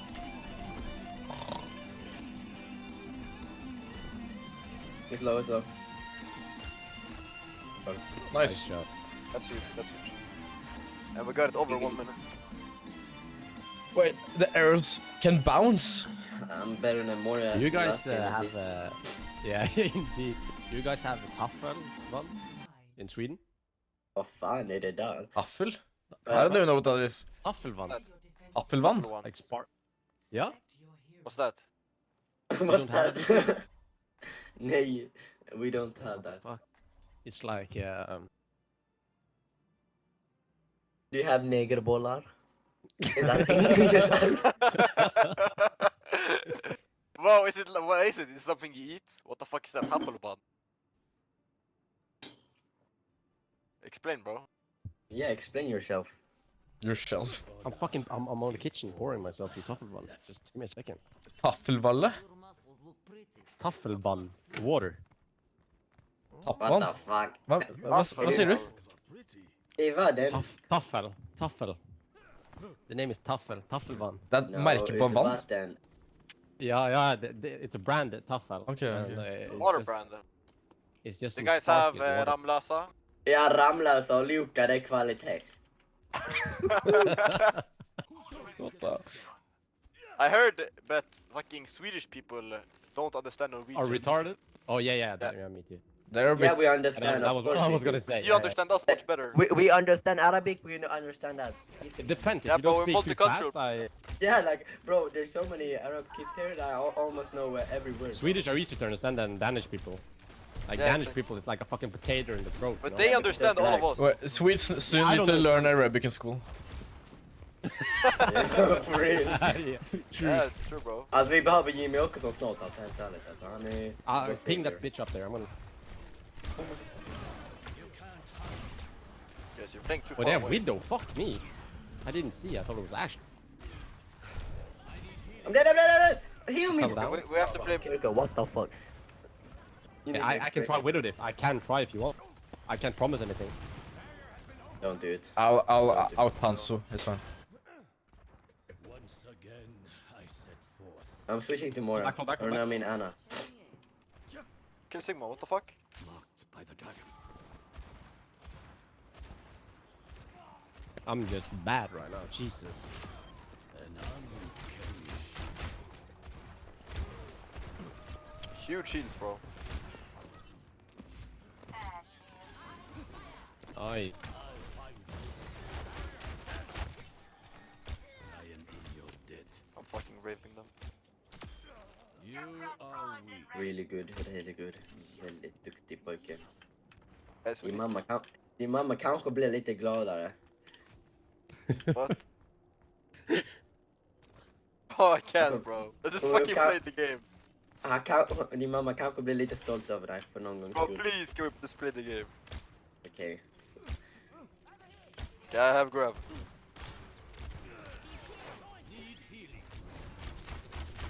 Yeah, wait, I can't do this. Okay, I'm dying. Huge. Both tills one. I need healing. I'm gonna ult there. No, maybe. They're all up. Kill Sigma. Dude. Swan! Scanning. Greetings. Hello. Bro, you just take some damage so I can get my ult so you can nano with the thingy. Oh, you're gonna get none. You just want me to go in so you can ult. Yeah, so I can get my ult. So It's okay, I can kill myself. I can kill myself for the cause. I'm gonna kill myself too. I can kill myself too. Yeah. You get ult if you kill yourself in real life. Yo, and I can nano you, Saria. You can go crazy. Yeah, but wait, not early. Anna won. I think no fucking. Do I do it now? I can boof Bob. I'll sleep it. Don't eat it. I boof Bob. I need healing. Monkey dead. Kiriko 1. Bro, who wake up the thingy? It was not me. Healing behind. Thank you. Oh, sniper man. I can jump on him. Okay, or not?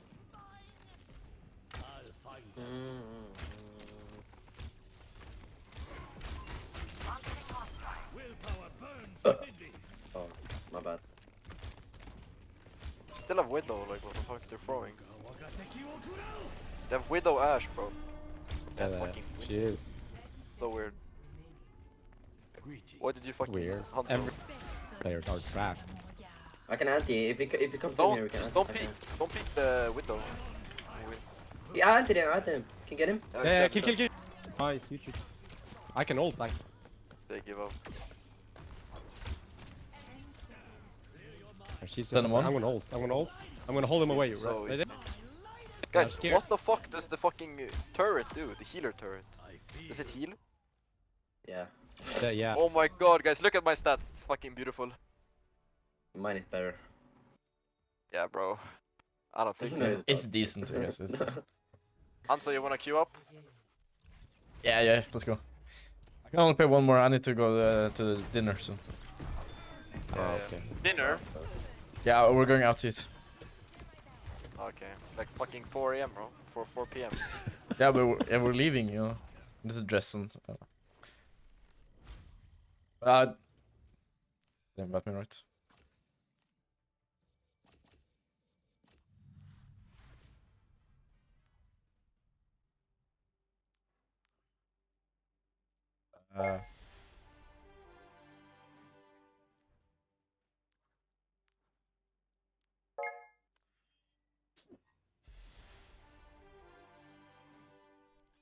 Yo.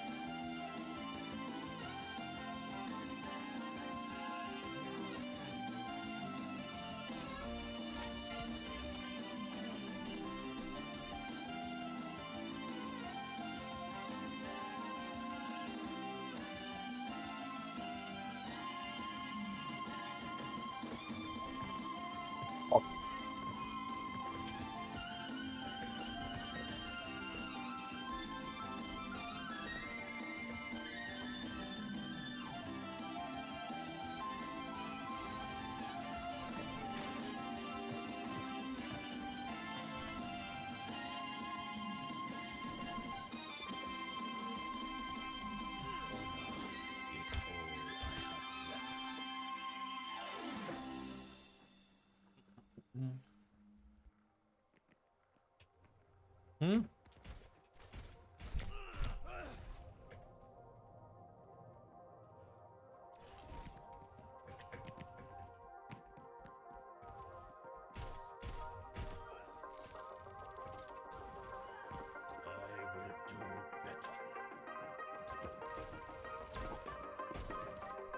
No.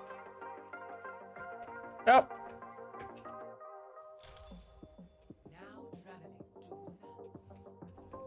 Ska man spela för det?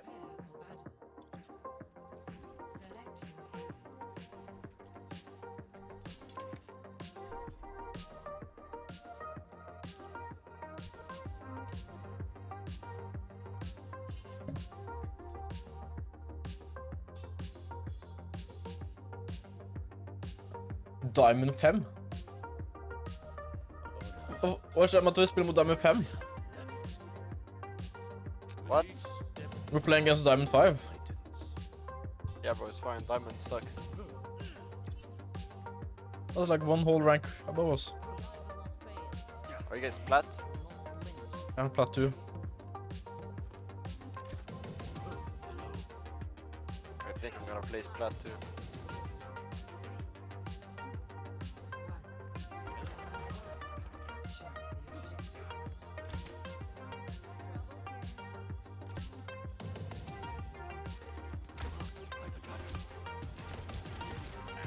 Doom left side.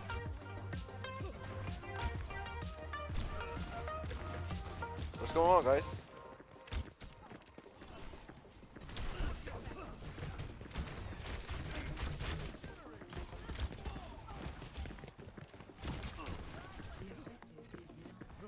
Kill Doom, kill Doom. He's one, he's one.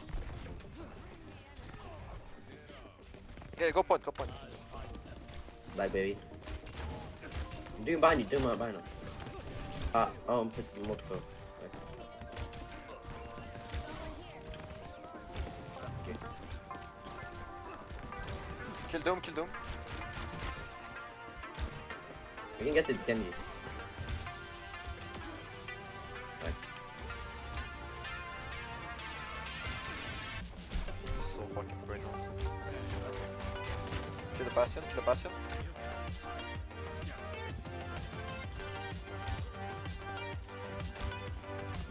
Reload.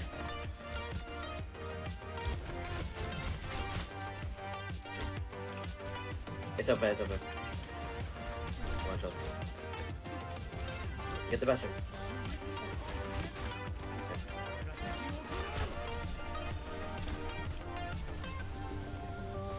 Behind you, behind you. Nice. I got Doomfist on me, Doomfist, alone, alone.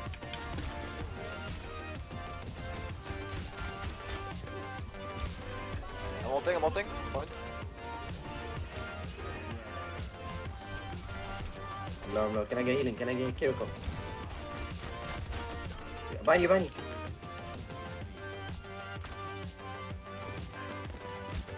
The point. Again, he's low. Healing. Up. Oh, my bad. I had no bubble, sorry.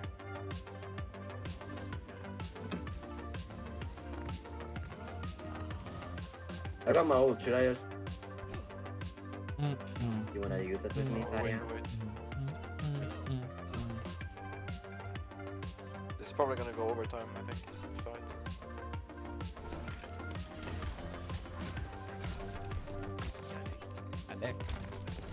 I can use it here. Yeah. Use it on point. Yeah, use it. Yeah, my bad. Huge. What? Wait, what? How did they cap? Doom low. Oh my bad, I'm whiffing. I tried to kill both of you. Okay. Low, nice. How did they cap the point? What the fuck? That was so We can fast. get to the FPU. Get him. Yeah, nice. Can we get a pick here, maybe? I'm low, oh, I'm dead. Oh. Get it on point. He's low. I need healing really bad.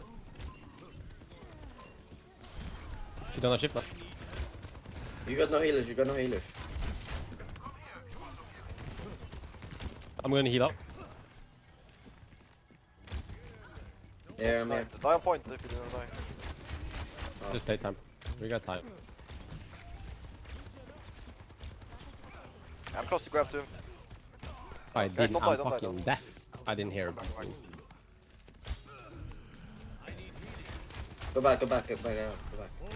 Nice, well done. Okay, we got a pick. We can get him. Nice. Okay, it's forward, let's go. Going. Doom can't jump, he can't jump. Fuck him up, kill him. Go fast. Fast point. I'm blocking him, just go. Ow.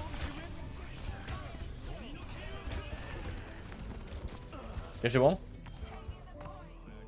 Oh. I not one anymore. Rip. Hold on, bro. I'm just healing you, bro.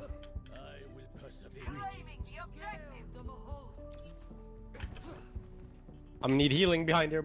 Oh yeah, I couldn't do it. We just group. We got Kiriko. We can. I think we have time. Should I go, Lucio? Yep. Yeah, just go faster. Can anyone touch? Let's go. I don't have. We need to touch. We need to touch. I'm gonna try. Oh, I can't. I'm getting killed. That's fucking over.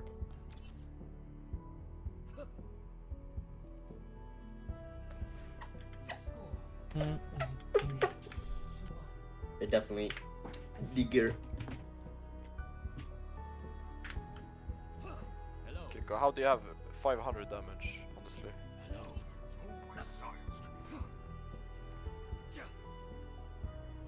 Yeah, I have exactly 500 damage. That's hot. Not as quick as I used to be, but I'm still the fastest gun in the New West. Ska man köra Brig här? Represent Sweden. Yeah. Go Brig and Torp. Too bad that Brigade sucks. Like Sweden does.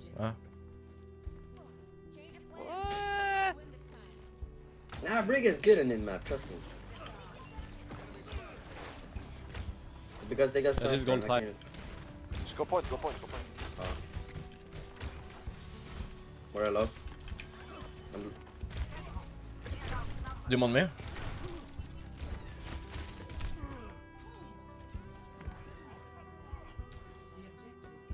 You know what? I'll go more iron. We need that Genji to kill. That he's the only one doing something in their team. It's a good. I don't know. I feel like if we just play together, Doom can't do anything. Like. Yeah, exactly. Yeah, but I'm always. We need to stay. We need to stay tight. Yeah, me and Kurt always get by Genji. So you guys, maybe someone go Reaper. You counter like half of the team. I tried to go main now because of the game.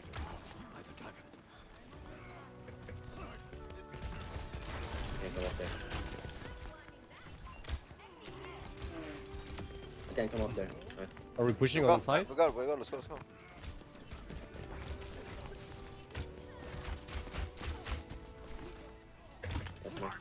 Play point. Play together. I'm dead. Nice, well done.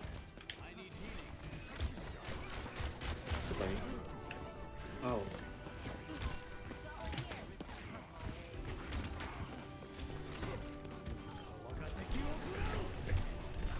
Reaper and bind point.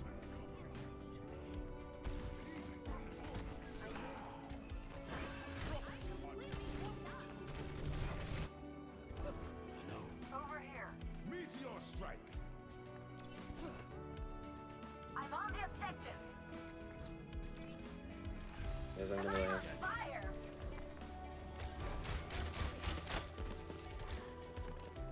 We got the point. More yellow. Nice. Point. Playing with teammate.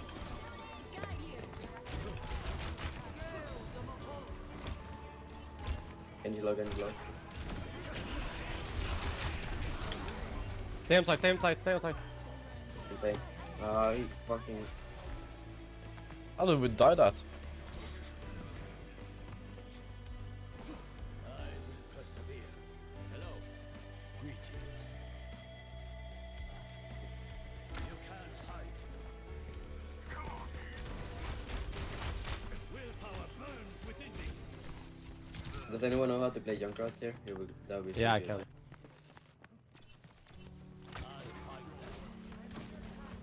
We're not with you, Monkey. You need to go in. Yeah, just going. I'm here. You're still spawned, like. Get him going. They were all so low here. I want to touch the point. He can don't touch. Oh, okay. I'm gonna go. I'll Just go. Go. Please. I'm trying to touch. I'm dead. Yeah, I'm touching. Yeah, I can't touch long.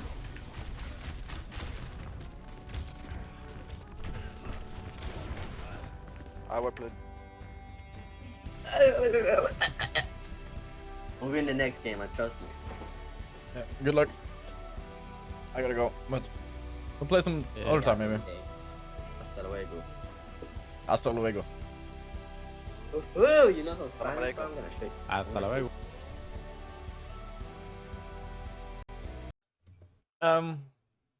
Ja.